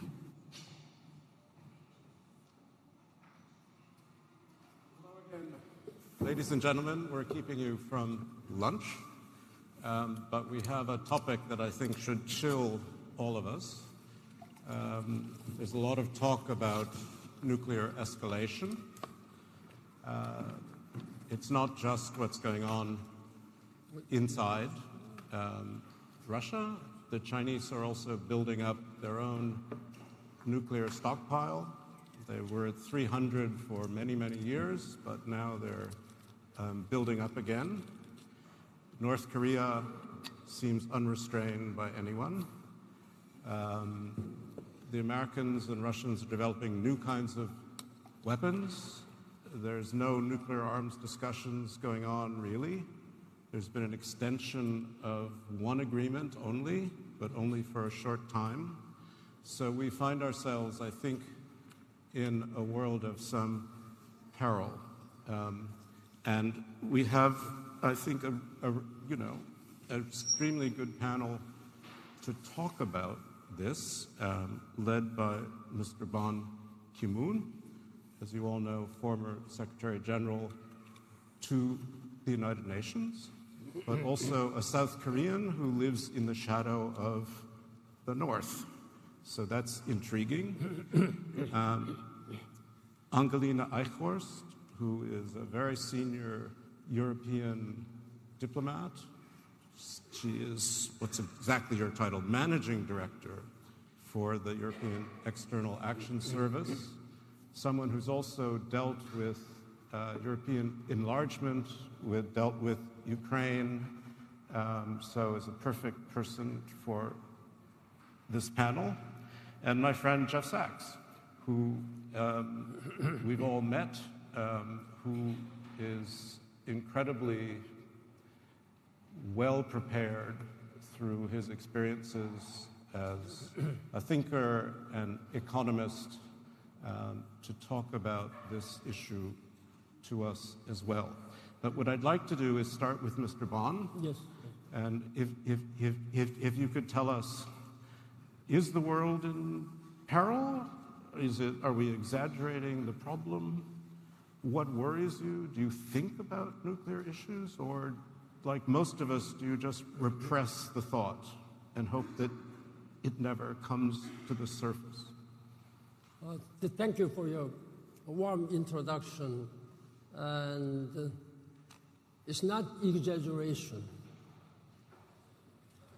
I think what we have been thinking, that we may be living in a rather fragile society, but it is much, much more than fragile. Now, it's a nightmarish scenario. The Russian government, one of the P5, one of the largest nuclear power state, President Putin has announced that after he had said that the nuclear weapon will be on a special alert, now he said that he's not bluffing. He's not bluffing. That he may use nuclear weapons for all those neighboring European countries if they intervene in the Ukrainian situation, I think this has become much more a serious issue. On top of that, North Korean leader Kim Jong-un on September 8th, just 3 weeks ago, has publicly announced that North Korea will launch nuclear weapons for preemptive strike if and when they feel, this is quite arbitrary, if they feel that there's an imminent signs of attack against himself and any command and control systems. This is again much serious, much worrisome statement, even than what the President Putin said. They are irresponsible person. They do not abide by any international norms and rules. They do not accept this NPT. On top of these very serious issues, now international community is not fully in control of all these regimes, institutions. Like, for example, United States government has recently withdrew from this intermediate range nuclear forces treaty 3 years ago in 2019. This treaty is very important, but they have withdrawn. This is again irresponsible. Then on top of this, beside this, there are issues of like Russians having attacking Zaporizhzhia nuclear power stations. This is again very irresponsible. This must be condemned. To deal with all these nuclear power stations with weapons. Now, there are again another issues like chemical weapons. Ambassador Kim has been in charge of all these disarmament issues when he was working at the United Nations. Then OPCW, Organization for Prohibition of these chemical weapons, is not fully functioning. When the Syrian government used chemical weapons in 2012 against the civilian population, I, as a Secretary General, initiated a special investigative mission. But it was just limited. Because of the lack of support from the Security Council, we were able to only find out whether chemical weapons was used or not. We are not authorized, we were not mandated to find out who used this one. Right. That was, again, I had some serious quarrel at that time with the President Obama at the last minute when he was asking us to withdraw chemical weapons investigation team, even before the investigation was, because he seemed to have been considering to bomb Syria at that time. Somehow, his effort was blocked by the Parliament, Congress. Well, it was blocked by himself and Dennis McDonough when they walked in the Rose Garden after David Cameron failed to get his own parliament to support it. In fact, let me ask you a question, if you don't mind, Mr. Bond. You live in South Korea. You have a North Korean regime which President Trump tried to have a conversation with about nuclear disarmament, clearly failed. Do you feel you don't have nuclear guarantees from the United States? It's not like NATO. Do you feel safe enough? Would you want more from your allies, more guarantees, more? I mean, the question we always used to ask in the old days is, would we trade New York for Paris?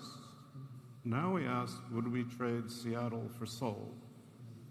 And I think the question is much less clear. So I'm curious what you think.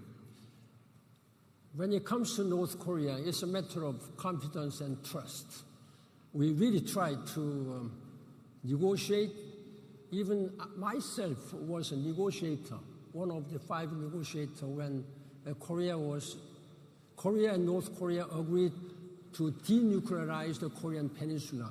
There was an agreement, declaration was adopted in December 1991.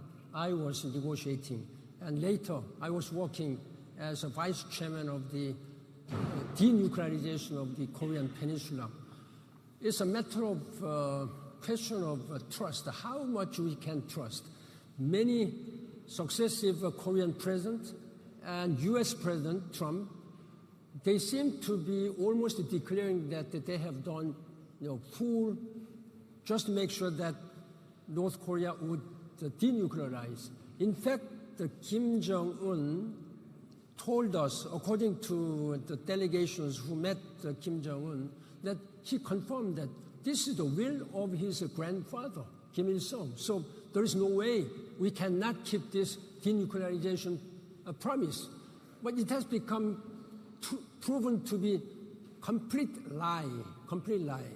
The former president, he went to North Korea and got all this promise. He said that he got promise and signed, but now Kim Jong-un on September 8th announced in his own mouth that whether and even though they may be under sanction of international community for 100 years, they will never give up nuclear weapons.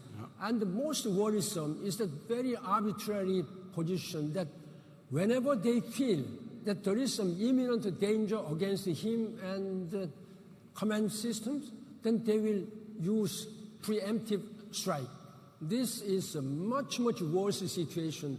No country in the world has ever said so. So no one's very happy, that's for sure, and no one feels very safe. I have Japanese friends who are very anxious too. But let's turn to Europe, Ambassador Eichmann. The JCPOA, which your organization has been trying to revive, seems basically dead in the water. I try to cover these talks. They're not going anywhere. They don't seem to be going anywhere. There's a war, whatever its roots, in Europe, not inside the EU, but in Europe. There's rumors, worries, promises of threats, not a bluff, whatever that means, nobody's sure. How is Europe responding? Do people actually take this seriously? I mean, is there something you can actually, that Europe qua Europe can actually do about it? Or is it, once again, huddling under the American arm and saying, oh, well, there's that umbrella, it's okay? What do you think?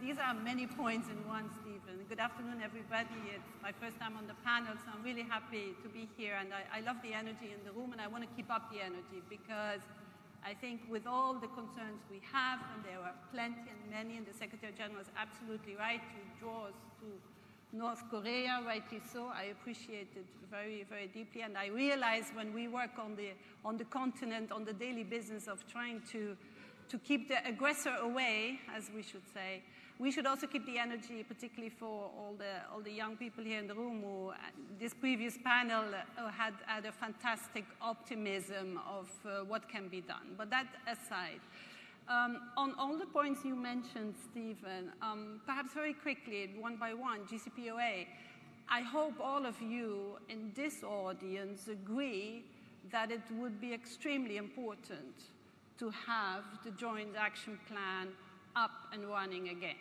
I hope you all agree. I mean, I'm sitting very often in audiences where even on this one there's no agreement. But it is hugely important, and the European Union will continue to facilitate the talks. Josep Borrell, the High Representative, as you know, is the main facilitator. His team with Enrique Mora, it's a fantastic team, trying to continue to inject not just the energy, but actual proposals. It's not yet dead.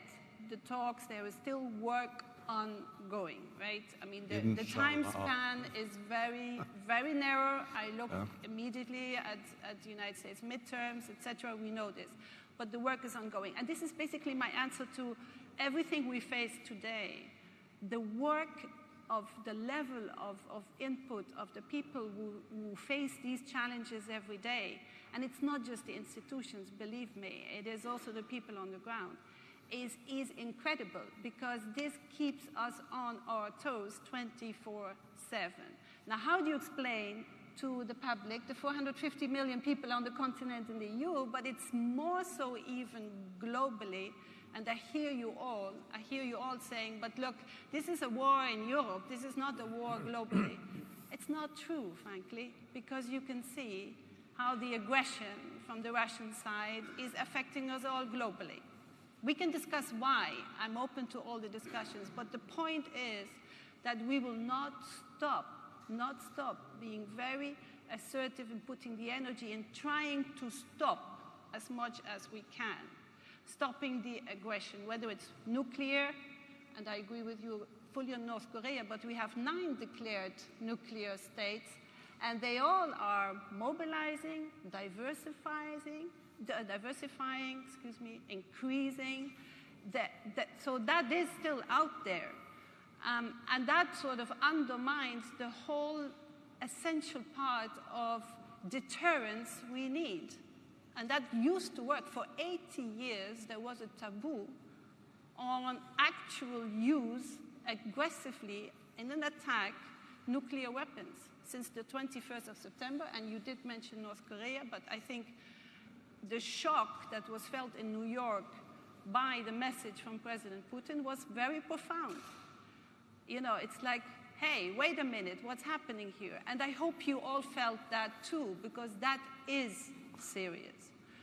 That doesn't mean we do not have ways to go about it, and I'm happy to come back to it, Stephen, but I just want to say that the only way of facing these issues is by working through dialogue, fully agree, hand in hand on using all the tools we have. We may need more sophisticated tools because we are dealing with more sophisticated aggressors, for sure, but we will not stop.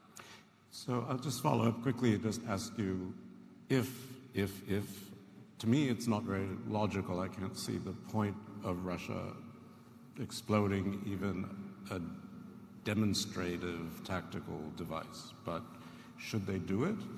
How would the European Union respond? Well, to be frank, it's enough that President Putin says, you know, I'm not bluffing here. This is in itself, it is very serious, whether it's going to happen or not. But you have to continue to deter, for sure. And what is important, and I think what it did, it has isolated President Putin further. Because here we have seen, in New York, elsewhere globally, China and India and others, they already spoke up more clearly. They also see, you know, if this is not being contained, we are all in deep, deep trouble. So what I do see is actually there was much more work and conversations going on than at the beginning of the war with China and India and others who are equally concerned about a possible use of nuclear weapons. Okay, thank you. Jeff, are we sleepwalking into nuclear conflict, or are we exaggerating the threat? What do you think? There is no doubt we are at the brink of a nuclear war again, and not for the first time. 60 years ago, this month, or in October, we were at the hair's breadth of nuclear conflict. And the United States was ready for a nuclear war. And in fact, had Kennedy's advisors prevailed on Kennedy to launch an attack against Cuba in the Cuban Missile Crisis. As all of his advisors said, we would have had a full nuclear war. And we're playing with this fire right now. Putin is not bluffing. And Zelensky is completely wrong to say we're going to militarily defeat Russia and push them out of Crimea. Because if that happens, there will be a nuclear war before that ends. And we should tell him that. But we don't speak the truth either in the international scene. The Ukrainians are reckless in their rhetoric. Okay, they're fighting an aggressor, but we cannot have a nuclear war over this issue. And we have no plans to avoid one right now. From Russia's point of view, this is a core security challenge. And Crimea means a lot to Russia, more than we perhaps understand. And so this loose talk is absolutely reckless and provocative. And Ukrainian leadership says, well, there may be a nuclear war. That's reckless talk too. It's all over the place right now. Even Israel, which, by the way, is the 10th nuclear power. Just they don't say it, but come on. We have 10 nuclear powers. The Prime Minister of Israel stood in the podium and threatened Iran with war last week. I was sitting right in front of him in the General Assembly. That's also reckless. So we have a lot of reckless talk all over the place. Nothing's under control right now, nothing. And since everything is lies and messaging and sound bites, it's even worse than usual because everybody's pandering for a news cycle. No one is being sensible and reasonable behind the scenes even. There is no behind the scenes. There's only the pandering of the news cycle. But this is what, sorry.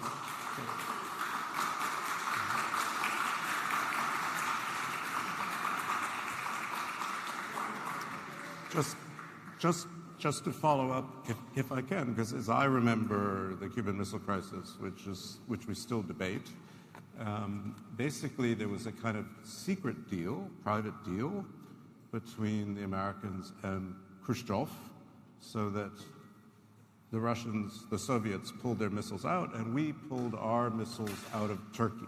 Yes. And we pretended that had nothing to do with anything. Right. Do you see that, is there a potential for this kind of conversation in the current conflict? Or, as you say, do you think people are just talking past one another? I mean, is there serious diplomacy? I don't know. Yes. I mean, going on. Yeah. The best book written on this topic was written a couple of years ago called Gambling with Armageddon by the historian Martin Sherwin. I recommend everybody read it. It's brilliant. He passed away the following year. He had spent his whole life on nuclear diplomacy. And this is absolutely the most remarkable hour-by-hour account of what happened in the Cuban Missile Crisis. The Cuban Missile Crisis was ended by compromise. Unfortunately, and I love President Kennedy and wrote a book about him about the year following the Cuban Missile Crisis in his pursuit of the Partial Nuclear Test Ban Treaty.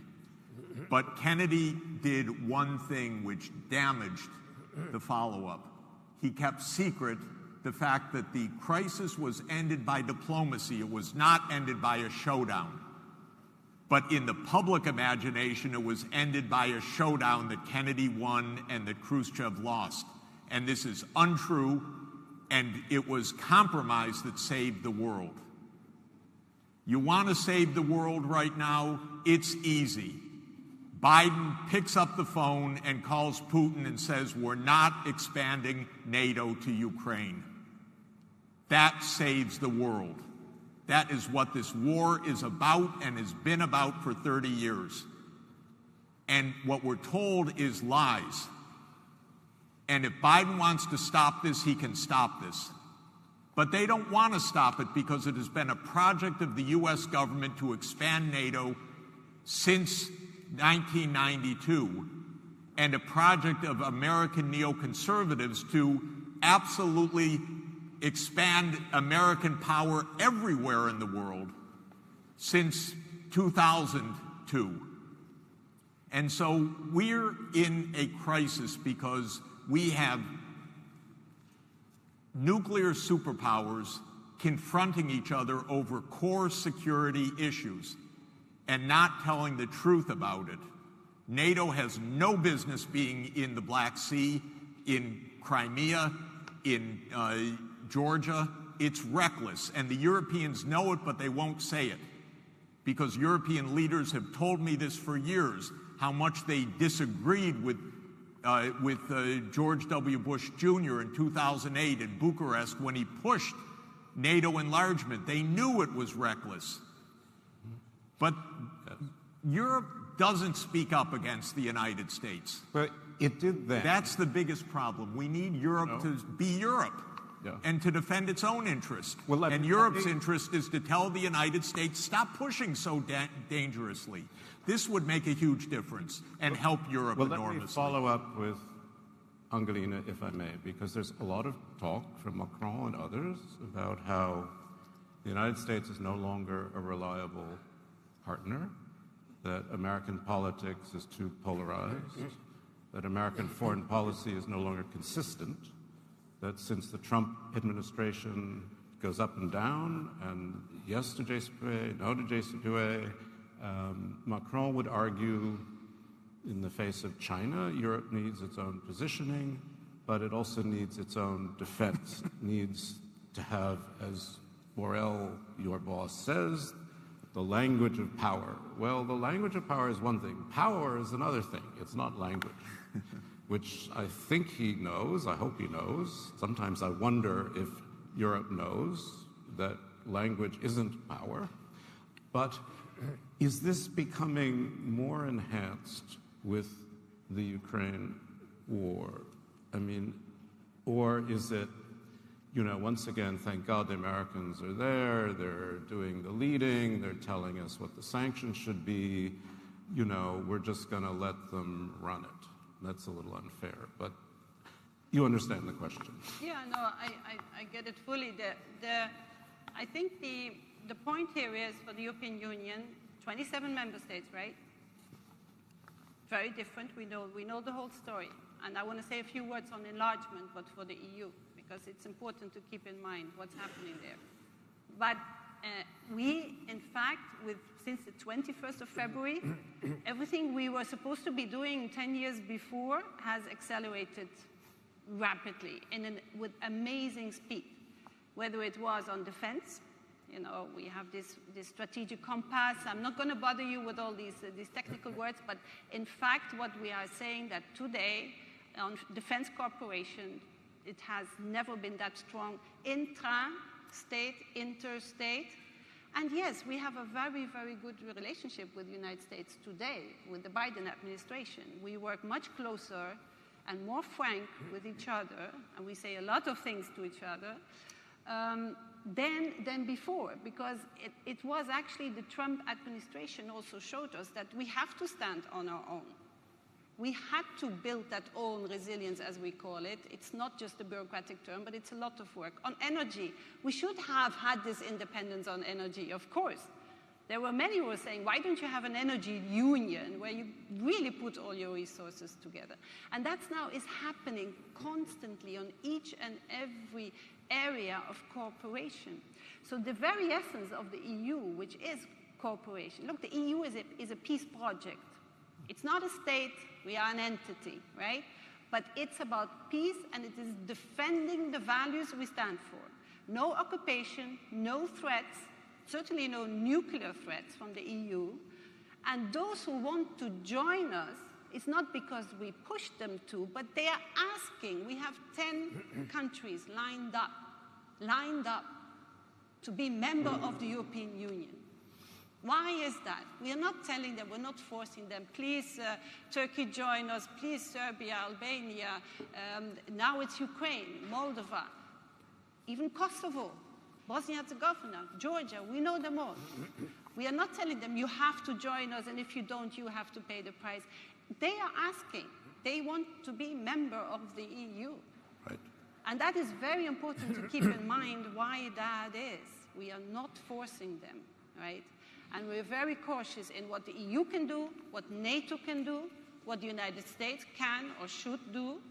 We know this division of roles very, very well. So Great. I just want to keep it there. Thank you. Mr. Bond, you wanted to come in. Well, for the sake of debate, I think Please. anybody can say anything. But for the purpose of unity, and in principle, while I have deep respect for Professor Jeffrey Sachs, there are some points which I cannot agree with you.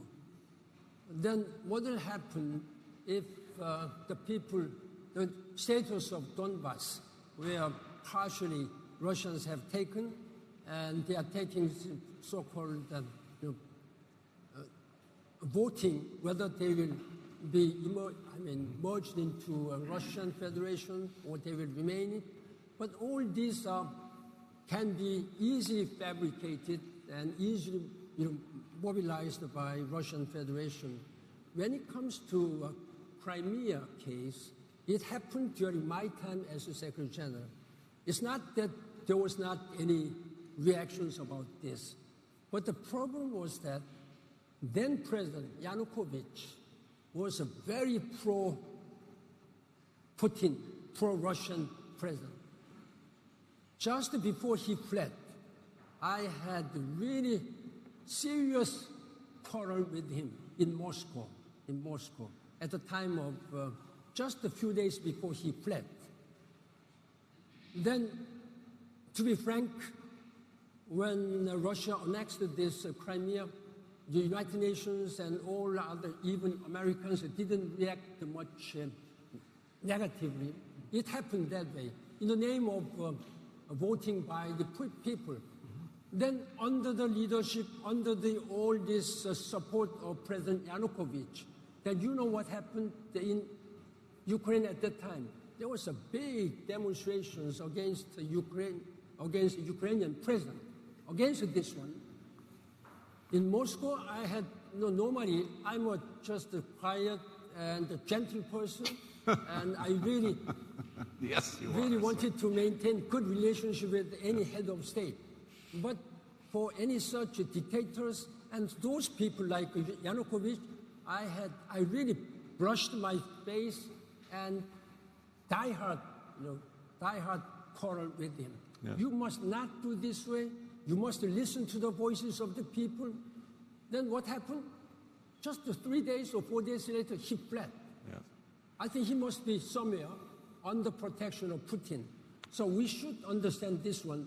Then if we apply the logic of Professor Sachs, then what will happen to Donbass and other southern places where they are now taking a vote? Then will they be just automatically transferred to, incorporated into Russian Federation? Right. That's something which we have to do. About the relationship between European Union and the America, I know that during the time of President Trump, he was really forcing the European Union. It was almost divisive. So I was really very worried, concerned about the way President Trump was forcing European Union. They are partners, they are allies. That was not the proper policy vis-a-vis very important allies. Now, then, I'll just stop there. Then, what would be done at this time? Still, if I may say so, I may be sometimes known as pro-American. No, it's not. I am just talking about the principles. Still, we need U.S. leadership. Whether the Cuban Missile Crisis was done with the negotiation or negotiated settlement. It saved billions of people's lives. In that regard, we have to highly applaud Kennedy's leadership. That's why Kennedy is still respected and admired for his leadership. At this time, the unity between solidarity and unity between European Union and United States should be further strengthened without any signs of division. Good. Otherwise, you will be used by Russia or any other. Well, I mean, these are interesting histories. I was in the Maidan. I was there when Yanukovych fled. I sometimes think had he stayed at home, none of this would have been necessary. But that's an interesting conversation. Oh, I'm sorry, sir. We're coming to a close. Since we are lack of time now, I want to give Jeff a chance. My suggestion at this time, let us revive the Nuclear Security Summit meeting, which was initiated by President Obama in 2010. Unfortunately, this Nuclear Security Summit ended in 2016 when President Obama was also leaving. Just a couple of months later. It happened first in 2010 in Washington, second in Seoul, Korea, third in Netherlands. That was the last, but President Obama really wanted to do one more summit meeting. 58 states, whether they are nuclear power state or not, some possible and very strong and reasonably strong and responsible member state of the United Nations. 58 member states participated in 4 times.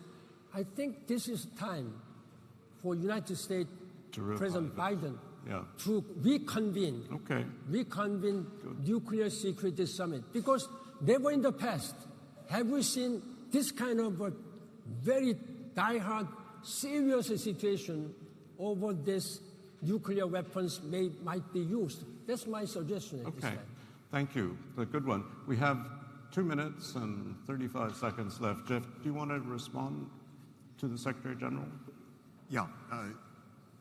Of course, we've not discussed these issues in detail, but I was also in the Maidan, and my very strong impression was that the United States contributed to the overthrow of Yanukovych.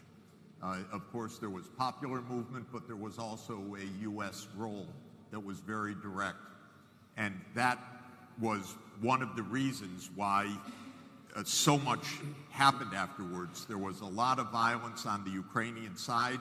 There was a lot of U.S. role. Some of it was captured online and released by Russian security. Victoria Nuland speaking so pleasantly about Europe, by the way, but also Victoria Nuland, who is one of our neoconservatives and married to one of our leading neoconservatives in the United States, is the Undersecretary of State of the United States today under the Biden administration, the one that contributed to the overthrow of Yanukovych in 2014.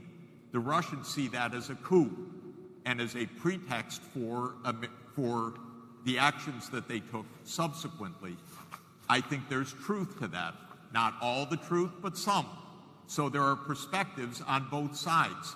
But this has never been explained because nothing of U.S. foreign policy is ever publicly explained. That's the first rule. Everything needs to be deciphered. You have to be on the inside to see with your own eyes, as I happen to be in the Maidan by weird quirk of fate. Otherwise, you don't see it. We depend on the New York Times to tell us these things. And sometimes it does and sometimes it doesn't. But the story is much more complicated from my point of view. Similarly, I would say that the JCPOA was killed by the United States. Let's be clear. Trump walked out of it, and the Iranians are right. What is this? We negotiate, then you continue the sanctions, then you make more demands, and then all the complaints are about Iran.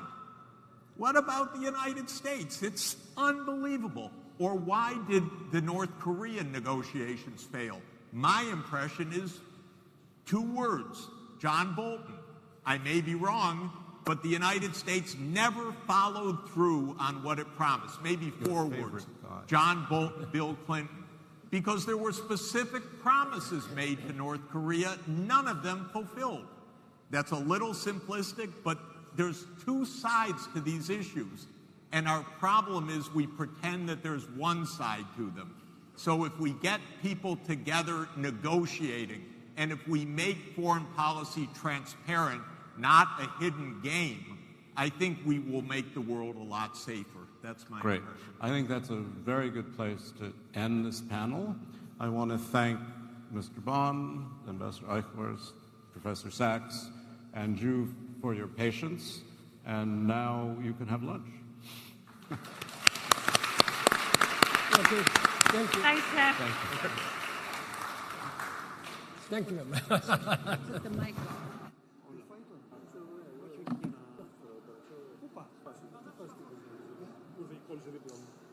Άναψα αυτό. Να του μιλήσω λίγο. Του λέω σε μελέτη του λέγεις. Όχι ρε μιλήσω. Σε κόνφερενς μάλλον. Όχι.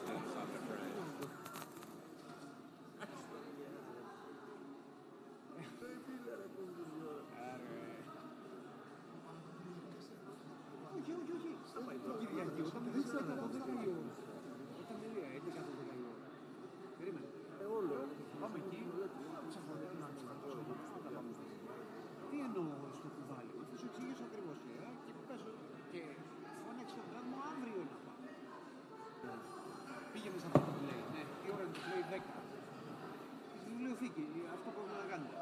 Δεν θα στη σου λύνεται ή όχι, να αφήνετε το σημείο. Τον οίκο, που παίρνεις εσύ, πάντα ανοιχτός. Ένα μάτριξ του left right. Τώρα, ναι, τώρα μικρόφωνο ανοιχτό, έχεις λίγο από τα σύρματα μικρόφωνα, πας και κάνουν κάποια ανακοίνωση. Γι' αυτό έχεις ήχο.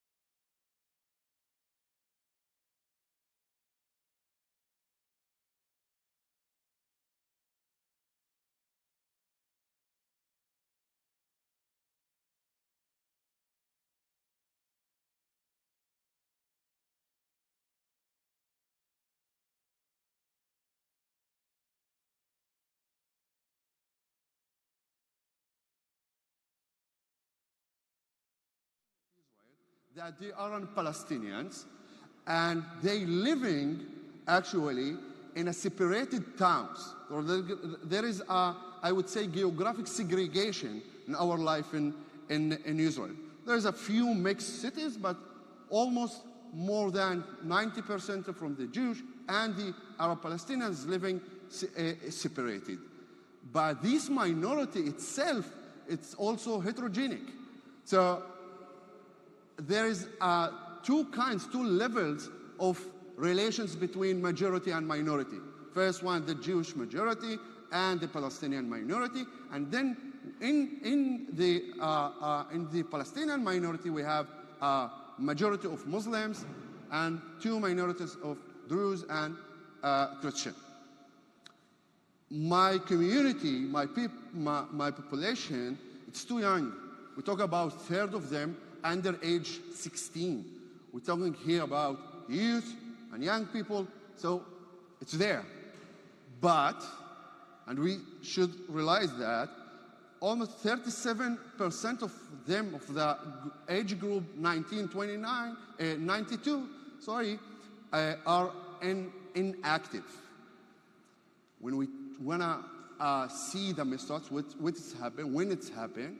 So in the last election in Israel, just only 44% from the eligible voters had been participated.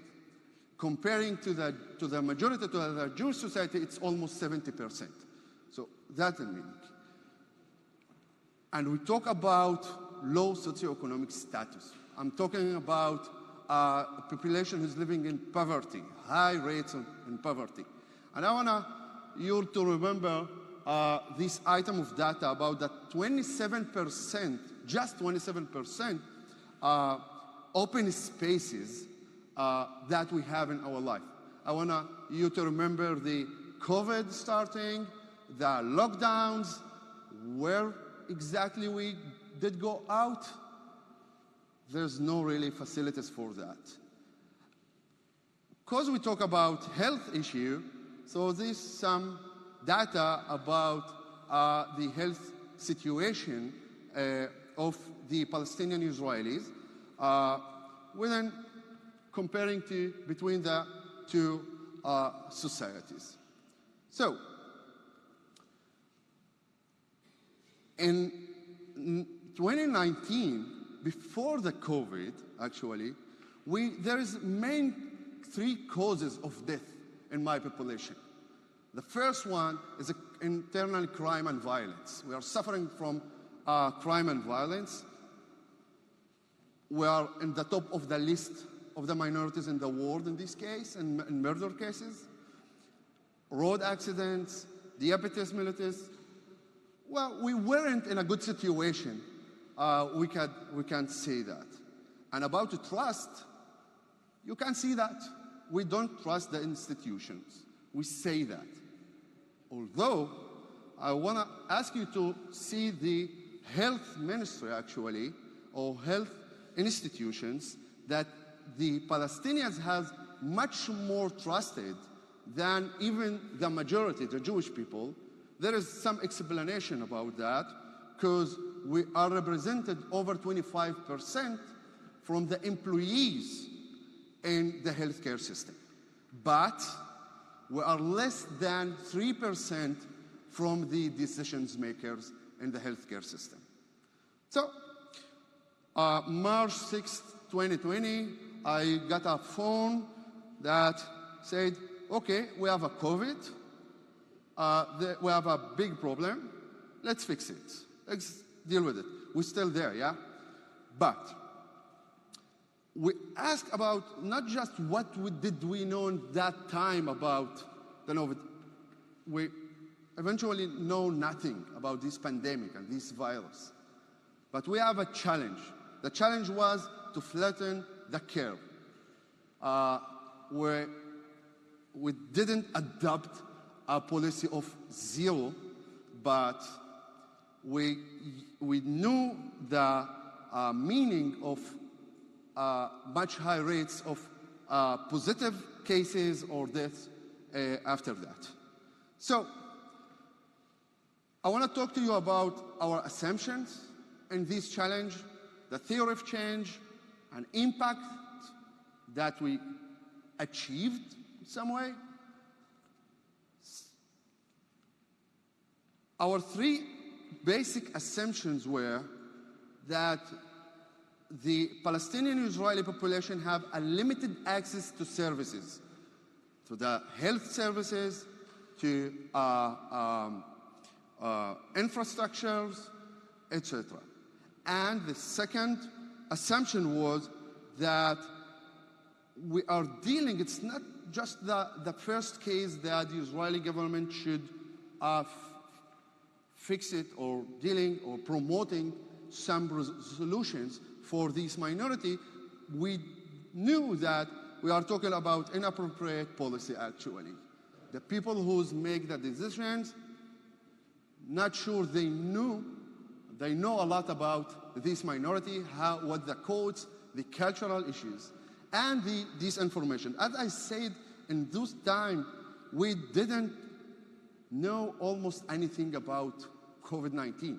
We're waiting to hear what happens in China, after that in Europe, in US, and each country choose her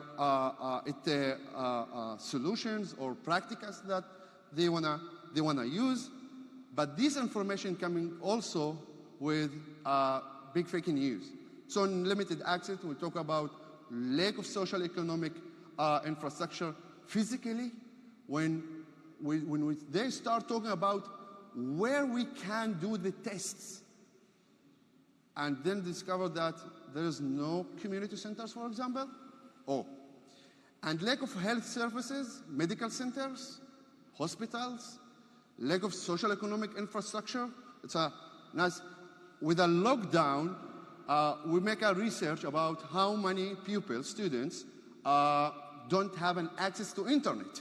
We start collecting computers, asking funders to bring us like electronic devices and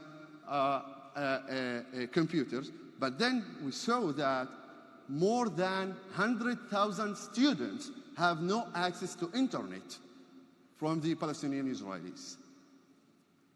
And when we talk about the policy, actually, we weren't part of the decision makers. We weren't there. And in this period of time, the Israeli government talking to the majority. It's not just talking a Hebrew, even it's talking to the Jewish people as a mindset.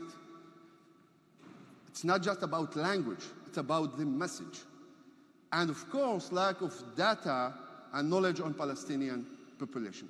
There was no index actually. And in a disinformation defining, we face the fake news. Our people, because we are spoken Arabic, we listen to Jordan, Egypt, Arabia Saudi. We get our information from there. There was a deep doubt about the effectiveness of the health services facing COVID-19 in this time. And of course, in a political mistrust or deep political mistrust and a long time of discrimination. In this time, Prime Minister of Israel, Netanyahu, was the hated, I would say, person for this Palestinian minority. Okay, so what we did, we're going with a model, it's like a holistic, systematic, multi-sectorial model that we bring in 4 components our interventions. Start with representation and real data, building a database. It was to build the Palestinian-Israeli desk in the CNSCC. It's like the COVID-19 national control system. It's like the governmental one that we have represented there, and 3 situation rooms in 3 different regions. The daily work of this situation room was collecting data from the local authorities, from local activists, experts, about what happens in a daily life on the ground, and bring that to the PI desk. And after that, we can promote the accessibility through the local authorities and the civil society. Why that? We define who's the people that's trusted in this crisis. If we want to work with them, who's they are trust. And when we talk about leading in change, actually a lot of times we thought that people should change to be more close to our programs. But the reality is you should find the people where they are, in their platforms, in their places. So we use the platforms, the media, Palestinian media platforms and advertising agencies that they also trusted by the community. And finally, when we're asking about who speaks to who, the agency's question actually, we choose the honor and trusted leadership like local government leaders, civil activists, and Palestinian political leaders for sure. So that's how did we work. This is the PI getting the all information. The local authorities like the main bringing us the community. The civil society were there, all of them actually. The higher community that represent the minority was. It was, I would say, a shared responsibility progress that the Israeli government and the Palestinian Israeli community worked together along a month to flatten the curve. That was the main goal. There is a shared goal, specific shared goal, and there is actually a shared responsibility. And at a time, we're talking about shared story, and it's too important. So what happens that, I'm talking about the first wave, that's the time that I worked there. We finished the first wave, and so about July, with only 1,044 positive tests and just 8 deaths. It was amazing, guys. You can see the blue line is the Palestinian community. The black one is the ultra-Orthodox in Israel, and the purple one is like the general community. So we saw that. After the first wave, I think all of us like sharing this experience, we thought that it's finished, we can't pass. And it happens also to the systems.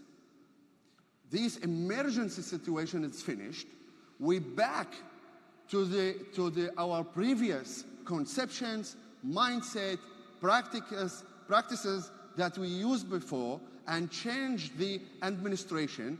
And what happens after that tell us the continued story. So what did we learn from this, I would say, experience? There's 4 principles for facing a challenge or dealing with a challenge in a diverse society, I would say, with minority groups. First one, adaptive systematic change. The system should be changed. The state, the institution, the government, democracy. It's not about the people. And we can't repeat it all the time until we change our mindsets. Let's see what George Bernard Shaw says. Actually, progress is impossible without change, and those who cannot change their minds cannot change anything. Second, trust is a key. It's a key for start the conversation. The first step on trust is to know the story of the other. Even you will not accept that, even you don't agree with, but how much you know what's your aim, what's your audience target, thought, believe, and work in. And third, diversity is diversity. One of our big problems that we thought that there is one solution or one condition that is suitable for the whole people. No, it's not. Diversity in population needs a diverse solution for a complex problems. That's our life now. And finally, nothing without us and nothing about us without us. If we are not represented there, the decisions will not be perfect or appropriated. So what I want you to do now, let's check our model, actually. I want to ask you to think about your organization, your issues that it's interested to you, in a national or regional challenge. Who are the different groups that they involved in it? And let's try it. I will give you a few minutes to try to do that, to think about this challenge. After that, we're gonna share with each other. You can see it again.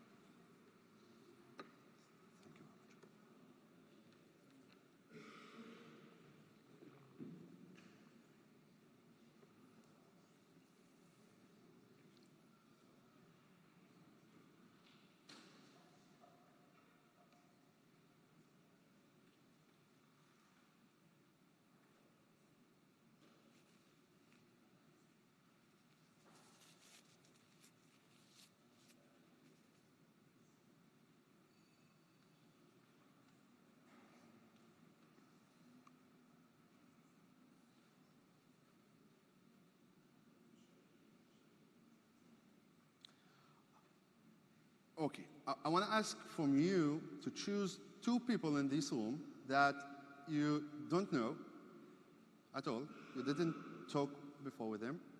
And try to share what did you do with this model. And after that, we'll open it to open discussion. So please.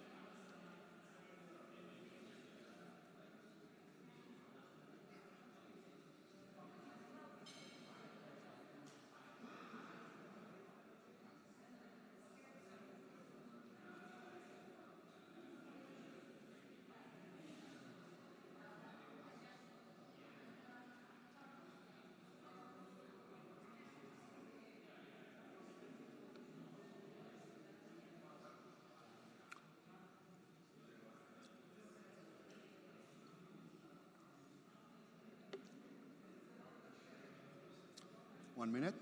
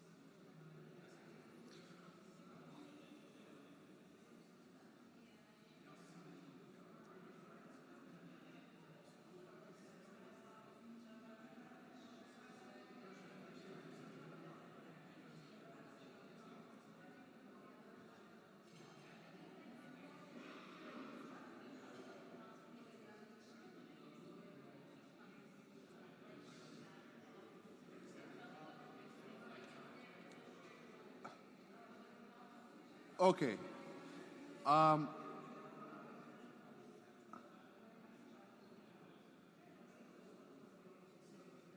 Let's open to question or comments.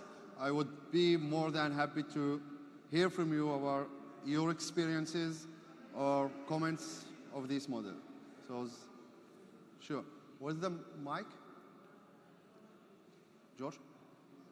George?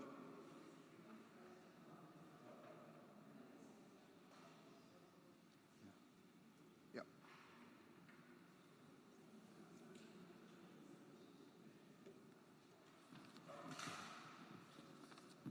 Hi, I'm Anika. I was wondering about the model because when you talked about the Israeli government and Palestinian Israeli citizens, they had a shared goal. And maybe in that context, that model could work.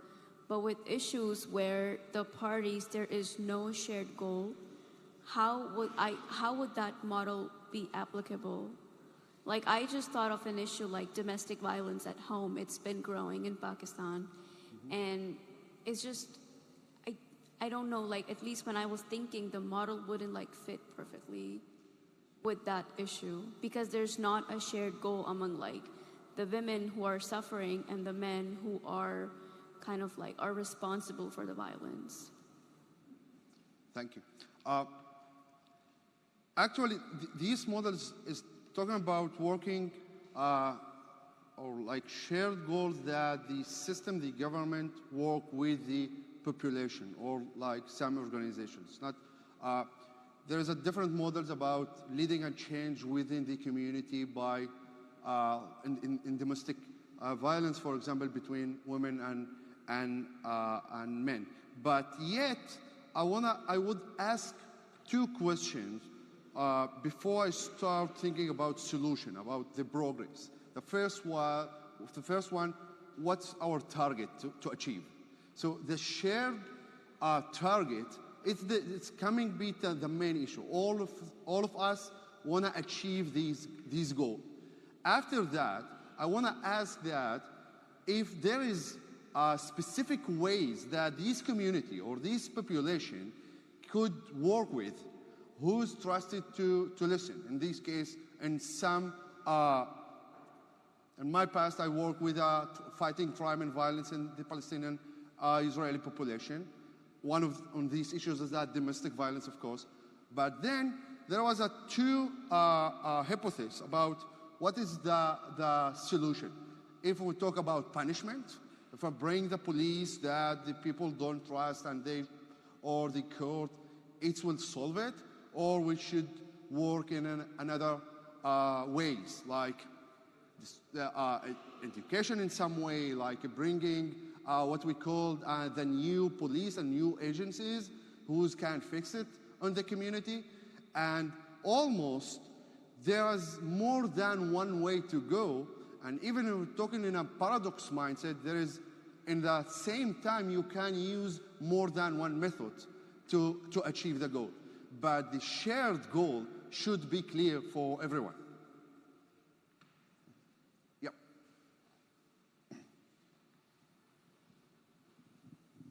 Hello.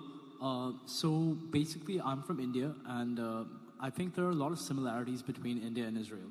We're both heterogeneous communities. There's a fair amount of diversity within both our states, and there's a varying amount of confidence within certain institutions. So basically, when there are varying amounts of confidence, how can any inequality in services be addressed? Because over here, different communities will be working towards different solutions. Through my research on the Palestinian population in Israel, it is, I think, correct me if I'm wrong, it's the Palestinian people prefer Palestinian services provided by Palestinians, not the Israeli part. So over here, how do you bridge that? How do you pool resources and ensure that there's a certain amount of unity? Because I believe that over here, that's the main thing that's missing. Dialogue does not take place, and situations in both our countries since COVID has been fairly volatile. So in your opinion, sir, how do you exactly achieve civic participation cross-culturally? Because I believe only, and I think that's what the entire forum is about, civic participation can help alleviate these problems. But how exactly do we achieve that? Thank you for the question. Actually, one of the things that we thought a lot about it's after this experience, how did the trust rates changed? But why the COVID-19 is like a special case? Because in those times, it was the only mission that we all have. So when we back to the reality, I would say, we knew that there is a lot of deep mistrust reasons that happens. We talk about now we have, in the next month, the 5th elections in Israel. It's like, oh, great, in 3 years. And in a political field, we don't see this trust building. It's going worse, yeah? But in a social economic fields, in my daily work, I start facing ministries or institutes that asking themselves suddenly what we should do differently. Because when we do the same issues all the time, it's coming with us with no results actually.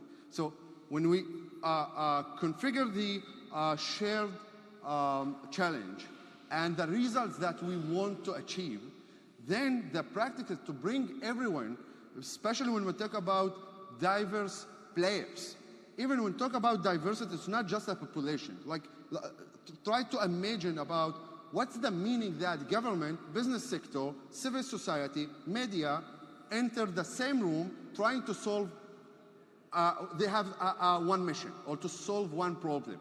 It's facing the same issues that every population or every group or every sector have his narrative, his perception, her methods, her professionality. So it's the same difficulty that you face in a multi-sectorial working. It happens also with a dialogue by itself. It's not figure, for me, in my opinion, almost anything. I have a high rate of kilometrage, I would say, in a peace-building dialogues. Yeah, we're talking a lot. We return to the reality. There's still occupation, there's still discrimination, so nothing changed. So dialogue should be part of learning a process to solve a specific problem that we wanna solve. Then, if we have this shared target, I can't say all the time, I'm not fixing the whole problems that we have. If we practice in the COVID that we try to fix the whole discrimination and the low accessibility services for the all levels or the all issues in our life, we fail. Then we fail. When we were more specific with a target, with a mission, we succeed. So it's comparing. It's not a one right rule or method, but you should be diverse also in your methods to deal to bring everyone on the table or in the room. Thank you. Yeah.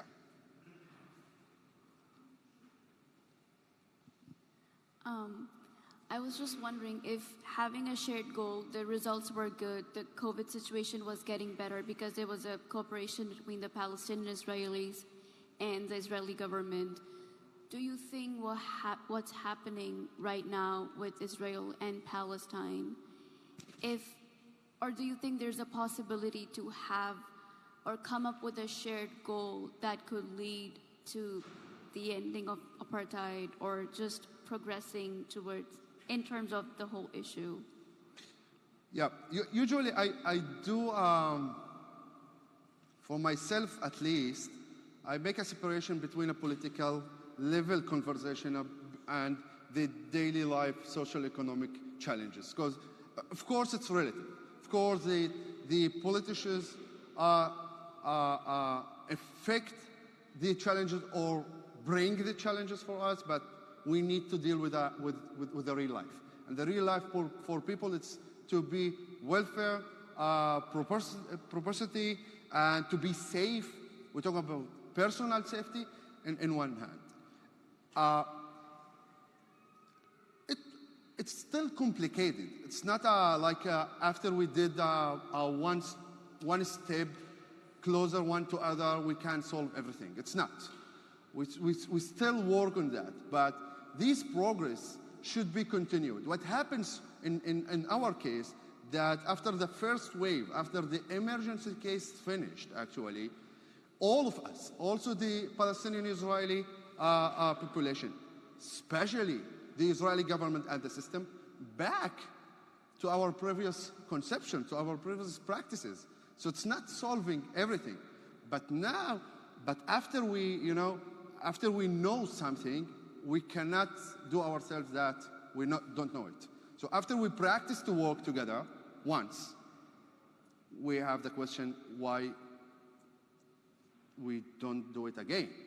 So there's a field that it's more comfortable for people who are leading a change to work in it. Social economic is one of them. In a political field, it's much more complicated because it's relevant also for what happens in the world. Actually, it's not in a local level. So politically, I would say I'm hopeful, yeah? Politically, I would say I'm too optimistic about the situation. I think this progress would continue it, and it should be solved someday, our conflict. It's like, it's a unique, but it's not the only. So I learned a lot from you in the last 2 days about what we can do. But yeah, we have a lot of gaps. We should keep doing just. That's my answer. And to be optimistic. The future is beautiful for me, at least. No one else? Yeah. I just want to ask what you see as the next step or the next field you want to apply this model to, like going forward.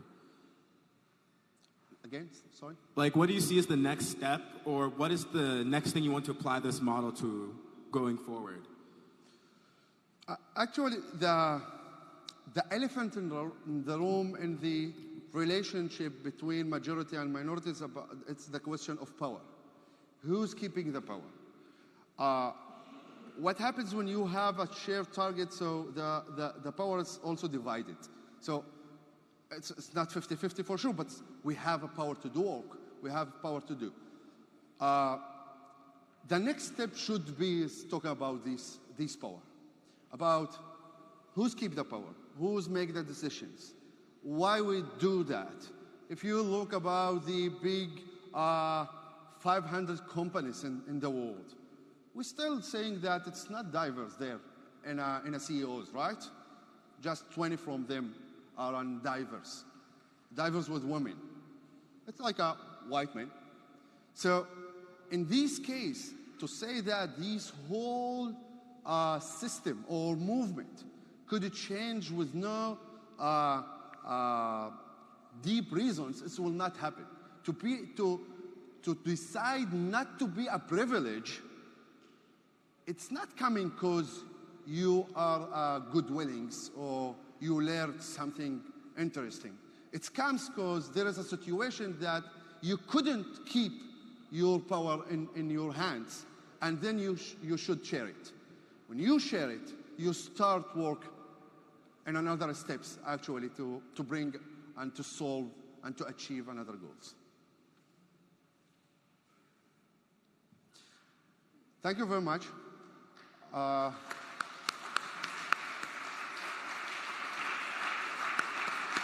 Thank you. Thanks. Yeah, we have a minute. Thank you very much, guys. Yeah, just To take you the microphone. yeah, of course. Don't forget your jacket. Oh yeah, my jacket.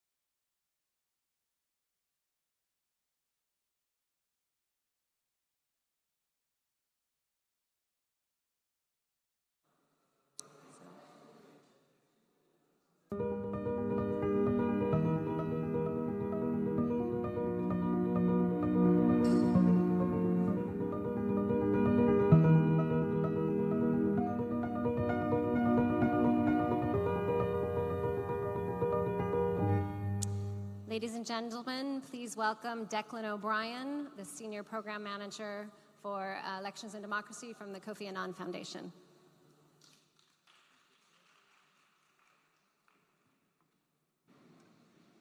Good afternoon, everyone. It's a pleasure to be here, and I am relishing the challenge of keeping you all entertained and awake in that critical 3 p.m. mid-afternoon slump period.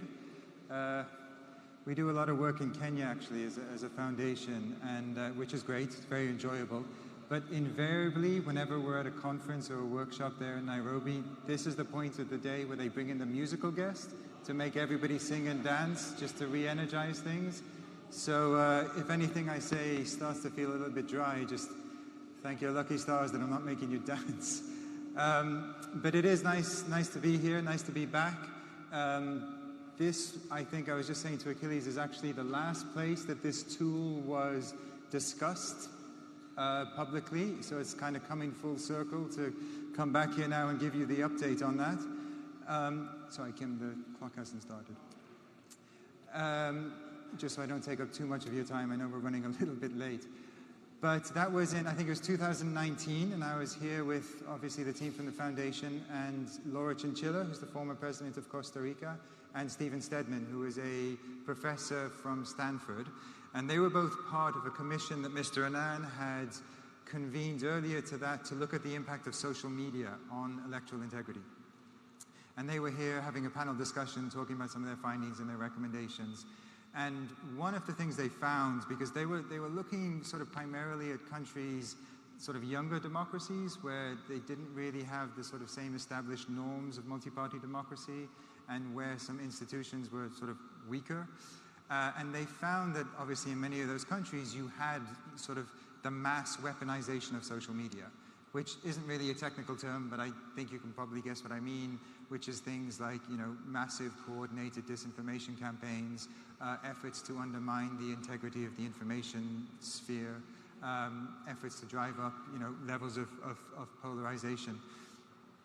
And in looking at those countries, they realized actually there's some common traits there. They shared some factors. And the three that they identified was that if you had a recent history of violence, you seem to be a little bit more vulnerable. If you had really high levels of polarization already within society, either sort of social, political, religious, whatever, and if you had a really partisan media, that would all make you more vulnerable to the weaponization of social media.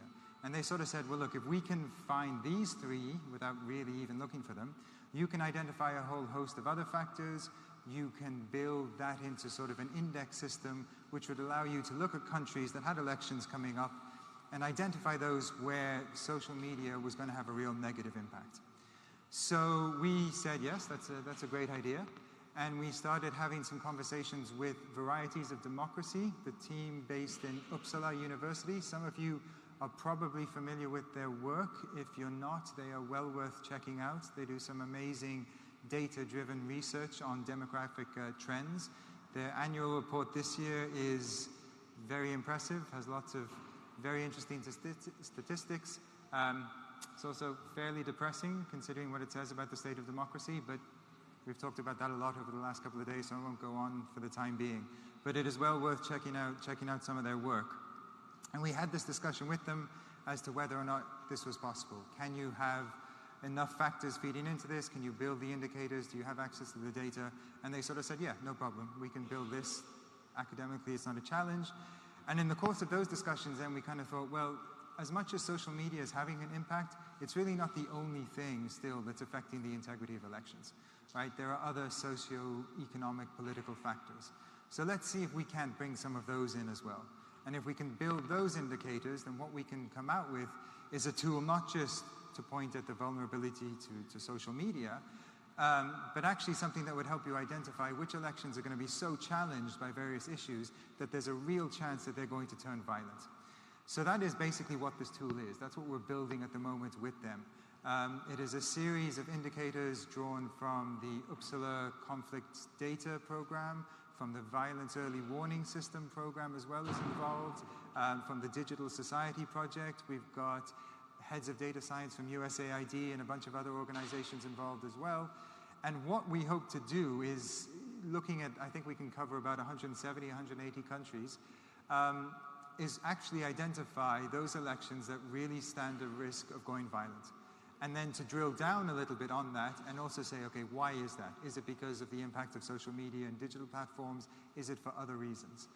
And in doing so, what we hope, if all goes well into plan, is that we'll have a very helpful sort of early warning forecasting tool that will allow national actors, whether you're talking about electoral management bodies or other government institutions, civil society, the media, to understand the threats and risks that their elections face, and develop and deploy resources accordingly, and also the international community of electoral support organizations, donors, partners, to also understand where they need to put their efforts, where they need to put their resources.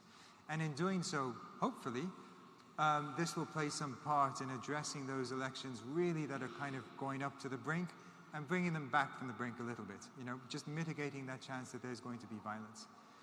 And that, for us, is kind of comes back to what is at the heart of our Elections and Democracy program, because the foundation is not a sort of technical support organization. We don't really do capacity building.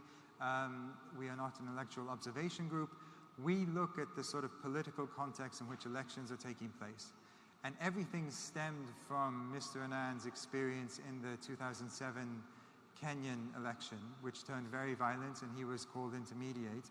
And it was at that point that he sort of realized, look, if we don't do more to improve the integrity of our elections to a point where people really understand or feel that they've had a say and an opportunity to exercise their voice and how they're governed and by whom, then people are increasingly going to look for alternatives.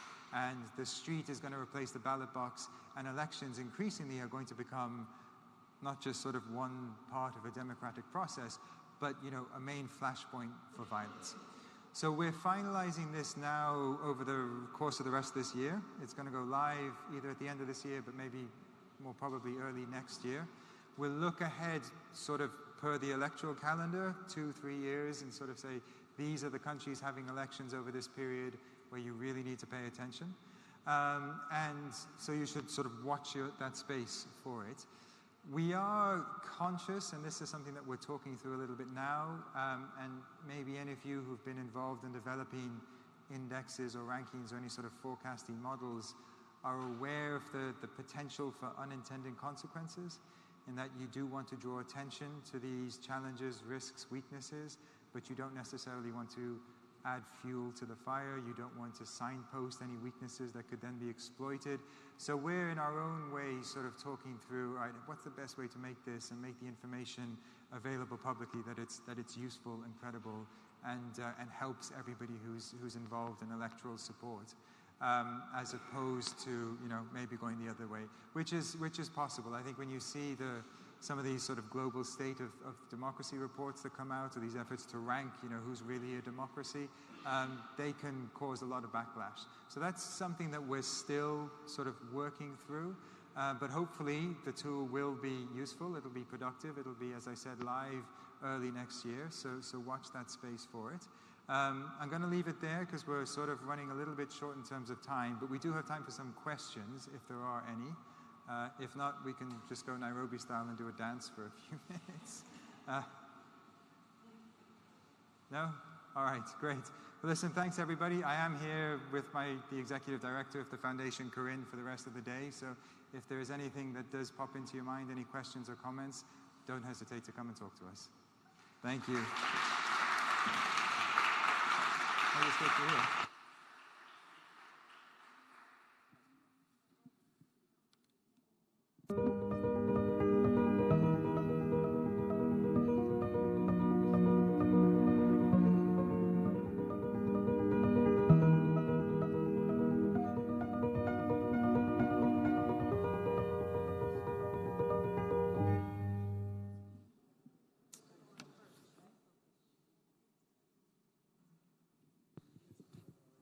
Just one moment. We're just getting one of the panelists.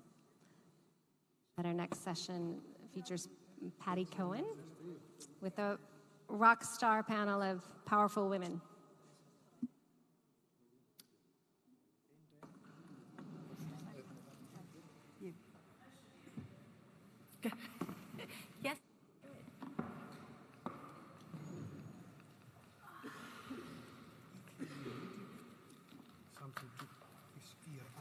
here? Do you want one too? Yeah. Maybe if I need it. All right, welcome. Thanks for being here. It's the last panel of the day, which I know is always tricky, but hopefully we're going to try and keep you very much awake. And one strain that's been running through, I think, all the conversations here is, what do you do when democratic institutions and elections produce anti-democratic results? And we seem to be seeing this more and more in Western democracies, and I would argue we've certainly been seeing it in the United States in a way that has left me the most pessimistic I've ever felt in my lifetime about the future of American institutions. So I wanted to start with this group to talk about this and what we do when the democracy we have doesn't produce the kind of results that we wanted. So, Carol, let me start with you, and we'll hopefully have a conversation, and then we'll leave a few minutes for questions at the end. I think one of the first things that we have to recognize, and I'm going to talk about the American context, is that you had the rise of what we call voter suppression laws. And these laws were targeted at key elements in the population to ensure that they would have multiple obstacles to have to jump over. And then what we do is we blame those groups for not voting. And instead of looking at those obstacles that look race neutral, but that they are racially targeted. And so what we have to do is to dismantle the barriers to voting. Because when you look at the polls, part of what you see is you see a population that thirsts for democracy, that is hungry for democracy. But you have a structure that is anti-democratic. And so we have to mobilize in order to remove those barriers to democracy. There's so many things to say about this. I do believe that the forces of a very binary political system forces us into a winner-take-all, sort of you win, I lose, zero-sum game kind of politics that is dangerous for democracy, because ultimately you end up in a pitched battle for I will do anything that it takes to win. And that's kind of where we are in the United States. And I think both parties play this to some extent. I think one party, for them, voter suppression is a political strategy. And when that's your political strategy, you're not in a democracy at all anymore. And so we are slipping into a place where I think democracy and democracy as culture, as Achilles pointed out, is what's at stake here. People don't understand the concept of democracy when the game we're playing is to actually rob the other of their agency and their rights. And that's what we're doing. Could I take us to a little bit of the light, because there's so much darkness to talk about this, and I'm refusing to be pessimistic, because I love that spirit. Well, one is, if you're optimist, you're only disappointed once. When you're a pessimist, you're disappointed when you choose to be pessimist and then when the bad thing happens. So, and I think it's kind of trendy now to be pessimistic about democracy and climate, and I think those two things are going together, and we have to really fight that trend in a really big way for ourselves. What I do see the light is, we just got done doing a report mapping the 420 organizations shaping 21st century politicians. And in the United States, there is a flood of political entrepreneurship going on to do this work. And as Carol will probably talk about more, it is, as we were talking about before, it is diverse, it is interesting. I'll give you one example that could be just a light. There's about 560,000 elected positions in the United States. It's a lot. There's 6.1 million in the world, so we have 560,000. If the Native Americans are going to achieve parity for how much they represent the country, and by the way, most Native Americans live in states that have been problematic for democracy, you can say that again, they would need 17,000 elected officials, and there are 200 Native Americans elected. Sounds bad, but there's opportunity here. I mean, magical opportunity, and incredible entrepreneurs are on the ground organizing, changing the laws so you don't, because one of the things in the reservations is you do not have an address, and you have to have an address to register to vote. So this is proactive, systematic, empowering people versus just playing defense. And that makes me really happy, and my concern is I just got back in the US speaking to about 20 of these entrepreneurs, including a new movement called Country First, which is not a red movement, but a blue movement, but a purple movement. This is Adam Kissinger, who stood up as a Republican during the January 6th committee and lost a seat, which you see Liz Cheney and many others. And they are mobilizing. They have so much money and mobilizing, honestly, independent and Republicans who don't want democracy to go this way, to run candidates against election deniers in important states. So there is massive, massive opportunity, and we need to shine a light and feed the good wolf in us. I will leave you, though, with a concern I have, is that it is not enough to play status quo politics anymore. We all know that. We're here talking about new ways of doing things. And the scarcity on the minds of Americans and American even political entrepreneurs, we're just like scraping to win instead of thinking, what sort of politics do we want? What does that future look like? That is being short-sighted, and I understand why we're playing. But so we're not expanding the experiments we have with ranked choice voting that has changed. We're not really leaning into the possibility. So I hope as we have this big election in 2 years and in a couple months. We have them all the time at the local level. We've got to hold that optimism and stretch into new ways at the future at the same time while defending and improving our democracy. I mean, it's interesting you're talking about kind of this having the long and short view at the same time. And one of the things that is credited with the Republican Party, having been out of power for many years, is that they really worked on a very local grassroots level to build support and take over local elections, which can be very crucial, as we were talking about before. In fact, the race that really kind of decided this election between Trump and Biden was dependent in some degree on one Republican official in Georgia who had the guts to resist pressure from the White House. But just as you're talking about playing that long game, the Republicans are too, and now they're going after secretaries of state. So, what do you do if you say we can't wait 40 years?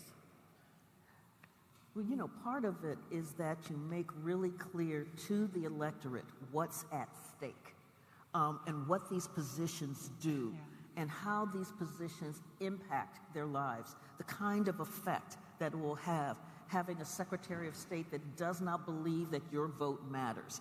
What does it mean having a school board member that doesn't believe in teaching real American history? What does it mean having a city council member that doesn't believe in real zoning to keep pollutants out of your neighborhood? I mean, so by being really clear about what these positions mean, it begins to open up vistas. And so one of the things that I think about is the 2017 special election in Alabama for U.S. Senator between Doug Jones, who was the man who took on the Klan in the killing of the 4 little girls in Birmingham, and Judge Roy Moore.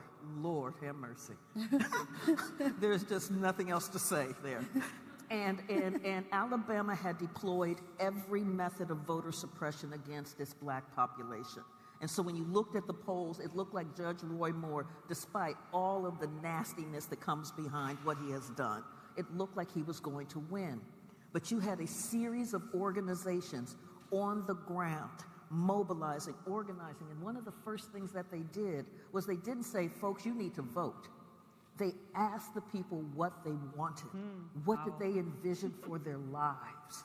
And then in that conversation about what people envisioned for their lives, then they link that up with what voting would mean for being transformative, for being able to get to that point. And you had this massive turn. I remember seeing the election results come through. In Alabama, it was like red, Republican, Republican, Republican. And then there was like Huntsville, where it was for the Democrats, and then it was Republican, Republican. And then there was this moment. I'm looking at Twitter, and Bernice King, who is Reverend Dr. Martin Luther King's daughter, tweeted, "Selma, Lord Selma." And Selma, Alabama, boom, turned the tide. And you just saw blue, blue, blue, blue. And then Birmingham, boom, knockout punch. I mean, as I wrote, there weren't enough white evangelical Christians left in Alabama to pull Judge Roy Moore off the mat, because that was what being able to envision what democracy could mean, and then being able to tap into how do we civically engage to make this democracy real. That's how this works. That's where the hope comes from. The hope is always with the people. Yeah. I don't know how to follow that up, but no, but just to say, I think so your optimism, like I think over the long term, and I don't mean long term in terms of generation, I think it's sooner than that, but in this cycle, I feel our only hope is in the work of Stacey Abrams and the ground game and mobilizing the people and bringing out the vote. That is the system we have. We don't have any other choices. So over the short term, that's the fight we have to fight, and we have to fight it district by district and do our best to preserve democracy, literally, and not let these illiberal forces who have, I think, fallen into the rabbit hole of conspiracy and really been hoodwinked and easily manipulated by would-be autocrats. I think that's the fight we're in for the next little while. Over the longer term, I mean, you listen to young people, you see the spirit of entrepreneurship, the courage to reinvent, the conversations we're having today and in the last 2 days about literally reinventing what a democracy for and by the people means and rebuilding institutions to be something very different than elections. I mean, that's a really courageous conversation that was non-existent 3 years ago, right? So you see how far we're coming and how fast we're coming. And I think, again, over the long term, I think we've got a phenomenal future ahead of us. I think to get there, I don't think we're going to have another uncontested election in the United States. I see a deepening of the polarization. I see a increasing tolerance for political violence. So over the short term, I'm very worried and very pessimistic. But over the long term, I think we're going to have an incredible and reinvented democracy. And I think it actually may happen in the United States because of the crisis point we're reaching. And in a way, that would be a good thing for democracy everywhere. If we reinvent it in the United States, I believe it'll spread faster. Let's talk a moment about, we've been focusing on the political process in the United States, both in terms of individuals, charismatic individuals like Trump, as well as structural, as you were talking about, voter suppression. But let's also now add in the economic, because clearly that has been a big factor, and inequality, we were talking, this has been through a lot of the sessions. To what degree has the increasing inequality that has been going on over a couple of decades, do you think has fed into this, perhaps in some ways a good way in terms of mobilizing more young people, but also in mobilizing the far right as well? Yeah, I mean, I don't know if any of you have seen the video where there's a monkey, some sort of monkey in a cage, and he's eating grapes. And then another one is eating grapes next to them. And then pretty soon the monkey gets a cookie, and this one only gets grapes. And the monkey that only gets grapes begins to go mad and violent. And I feel like in some ways that's what we're seeing being played out, and we call it polarization. But it is part of it's making us crazy, this inequality. But my observation about the United States is, and we have this in many places, we have a tale of two cities, or a tale of a city and a dwarf, depending on where you're from. We have a rural-urban divide. Urban people are not hanging out with rural people, and rural people are not hanging out with urban people, and the Democrats have completely abandoned places where they can't win. And because of that, it's deepened. There's no engagement, no engagement, and no engagement. And I think one of the big challenges is, and I want to flip to the opportunity I think we have, is that I don't know how many people understand America. I don't know that we understand America, but one of my mentors, a guy named George Lakoff, who's a cognitive scientist, Berkeley one, he describes America basically as there's two metaphors. There's the strict parents. Which party is that? That's the Republican Party. And there's the the strict father, let me be very clear, strict father, and then the nurturant parent. The strict father, it's very easy to have command and control long game. You just listen to the boss, and the boss goes, and you do it. The nurturant parent is, you're going to let the kids make the mistakes, we're going to have a big table, everyone's going to listen to one another, and that's what the coalition of the Democrats is. And what's been going on, and I really want to point this out, we just heard in the New York Times, I think the New York Times broke the story, that in the Women's March that came after the election of Donald Trump, that all of a sudden there was all this scuttlebutt, rumors or things happening that it's white women that sold out black women, and it's transgender people who sold out black people, and all of this, like, it's third wave feminism and not second wave, and all of a sudden the movement was like, the women's movement was fighting one another, and it turns out that it was 350 bots in Russia So one of the things I want to tell y'all is we are being distracted by, look at the birdie. This is like Noam Chomsky's warning, like we are being divided. And one of the things I think that's really dividing us is every time we talk about how bad trust in government is, over and over and over again. I wonder how much of this is a self-fulfilling prophecy. I'm not taking away that people feel disconnected, but how much of that disconnection has been fomented by outside forces. We got to play defense against this misinformation, against even within our own party. So I don't want us to be distracted by really hard sources, because what happened? The women's movement basically fought each other, and now we're coming back together around Dobbs. There wasn't this ruling. Now we're coming back together. Women are coming out in droves. That's the abortion That's ruling, the abortion. just It took to down make it clear. the federal protection of an abortion, which is complicated in the U.S. because we have federation. I'm just saying, y'all, let's not be distracted by the people who really want to win, and those are the autocrats. Let's not fight amongst ourselves, please. We don't have time. We have to innovate.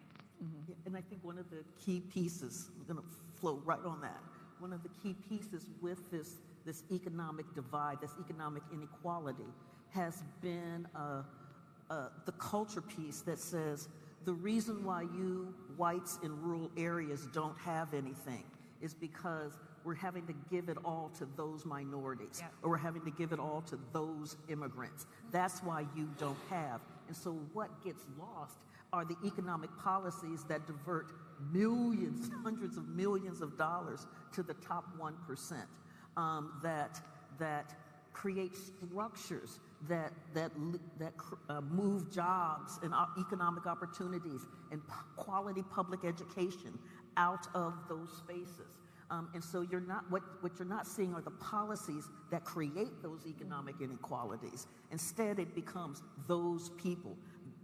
That divide and conquer piece is it is a playbook that continues to win. And so we have to be very cognizant about what it is. And so yes, there is that economic inequality, but why is there that economic inequality? If we start asking that question and coming back with real answers, then we're going to begin to see something that we saw in the 1890s. I'm a historian. I know we're supposed to be doing the past 10 years, but in the 1890s, part of what we saw was that the economic disparities were so intense and the policies were so intense that were pouring money into the banks, into the big railroads, is that you had poor whites working with poor blacks, coming together in a political party that had a vision of what America could be. And it was an America where the resources went to the people. Wow. Where there was real public education for all of the children. Wow. Where there were opportunities readily available. I mean, they had a vision where voting was not restricted. Wow. I mean, they had a vision.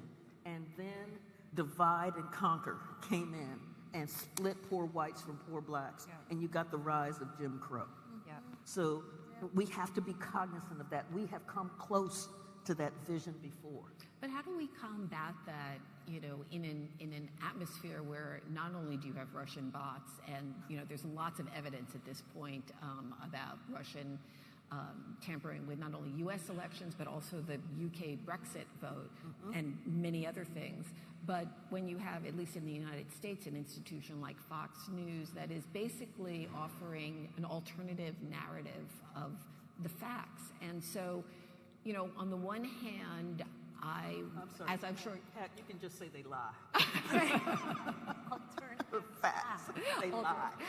An alternative version of events. But so I guess the question is, and this came up last night in the discussion, when people are working hard and they don't have a lot of money, and how much can we expect them to really be knowledgeable and engage? On the other hand, we do have this kind of blaring disinformation machine that's very sophisticated and well funded. So how do we go about it? So Dawn, why don't you take I that? honestly think it doesn't work. That's my honest opinion. My honest opinion is that electoral representative democracy relied very, very heavily on a few controlling the narrative, and that's not the world we live in anymore. We live in information chaos, and it's not going back. The genie's not going back in the bottle. Mark Zuckerberg is not going to save our democracy, no matter what he does to the Facebook platform. The tools for manipulation are out there, and they're going to remain. And those who will use them against us will continue to use them against us and find better and better ways of doing so. I truly believe that what we have to do is have the courage to reinvent our institutions in order to create a democracy that can be resilient in this time. And it's not representative electoral democracy. We have to bring it, we have to bring and ground the power in the people.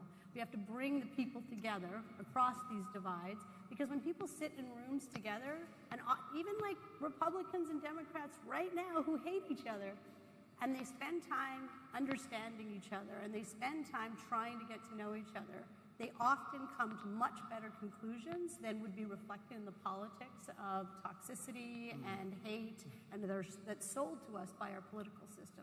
People aren't as divided as our politics. So what does that look like, though? Well, I think it looks like, citizens' engagement processes, participatory processes, citizens' assemblies. There's all kinds of tools out there now that can bring people together to help them make decisions as communities to solve problems that they share in common. It's being done all over the world, and we could do a lot more of it. And I promise you we'd have better policies as a result of it and less politics. Lisa. Could I just pull us up a level? I totally agree. I'm super excited about the work we're trying to do to get politicians to take on some of these things. I want to take us to the level of, I was talking to a young man who wanted to start a political leadership incubator in his home state of Argentina, and he said, I don't think we could do it right now because we have narco trades everywhere. So I'm quitting my job and I'm going to go get a PhD to understand narco trades. And he said, why do people get involved in narco trading? Why do good people start becoming narco trading? Is it the money? Yeah, but really why is it? It's belonging. They feel a sense of belonging. And I spend time in rural America, a lot of time in RVs. And you talk to people that have a lot of money. The reason why they are a part of Magna is they feel a sense of belonging. And our modern day capitalist system, I'm going to sound like a radical, there's not a lot of place for belonging in America right now. And I just wonder, if you looked at different times in our history when we had an enemy, and I don't want to have an enemy. I mean, I don't want one, but we have one right now. It's clear. There's a war going on.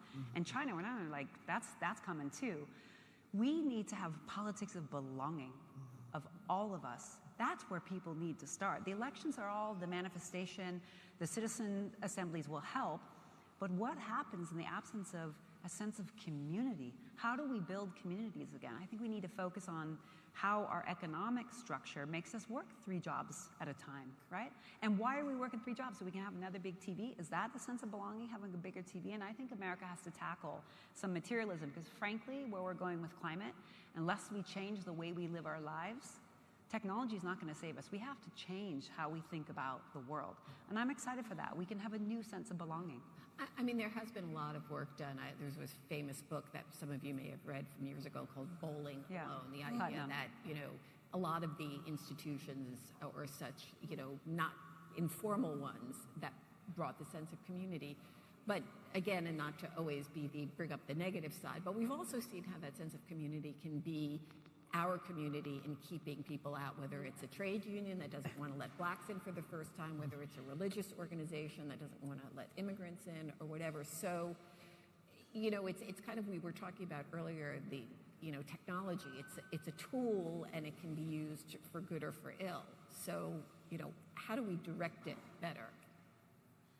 Part of the way that we direct it better is to help folks understand how to assess disinformation, how to assess the quality of the information that they're getting, how to assess the sources. I mean, I work on that with my students because so much stuff looks real. Like there was a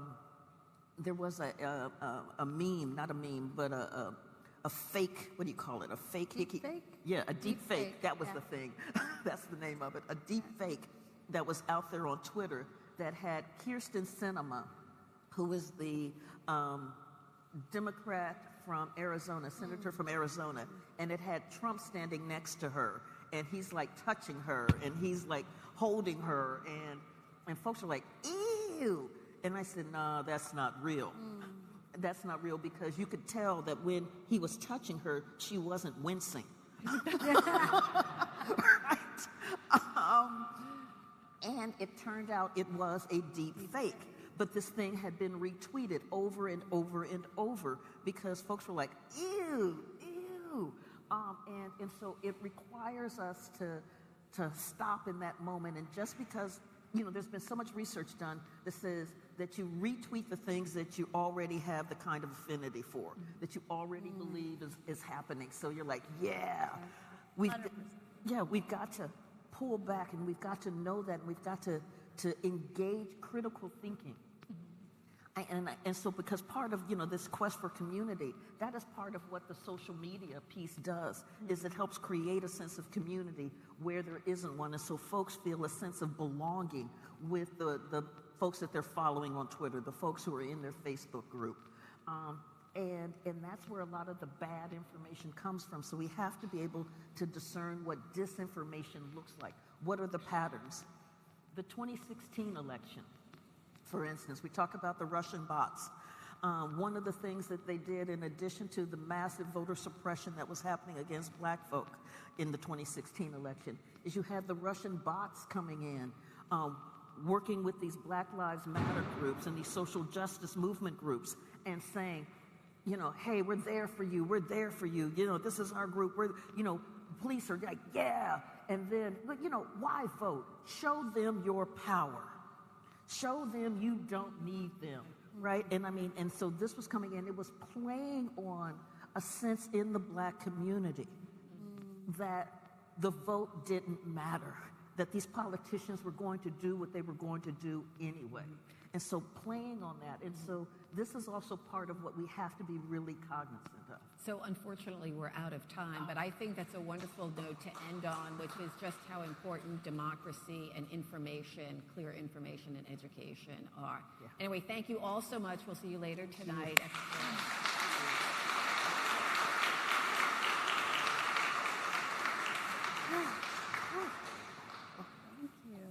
Thank you, ladies. And that concludes our sessions for the daytime today. But there'll be buses going back to the Grand Bretagne hotel area. And then at 5:30, shuttles will leave for the Stoa of Atlos for President von der Leyen and a discussion on rethinking media.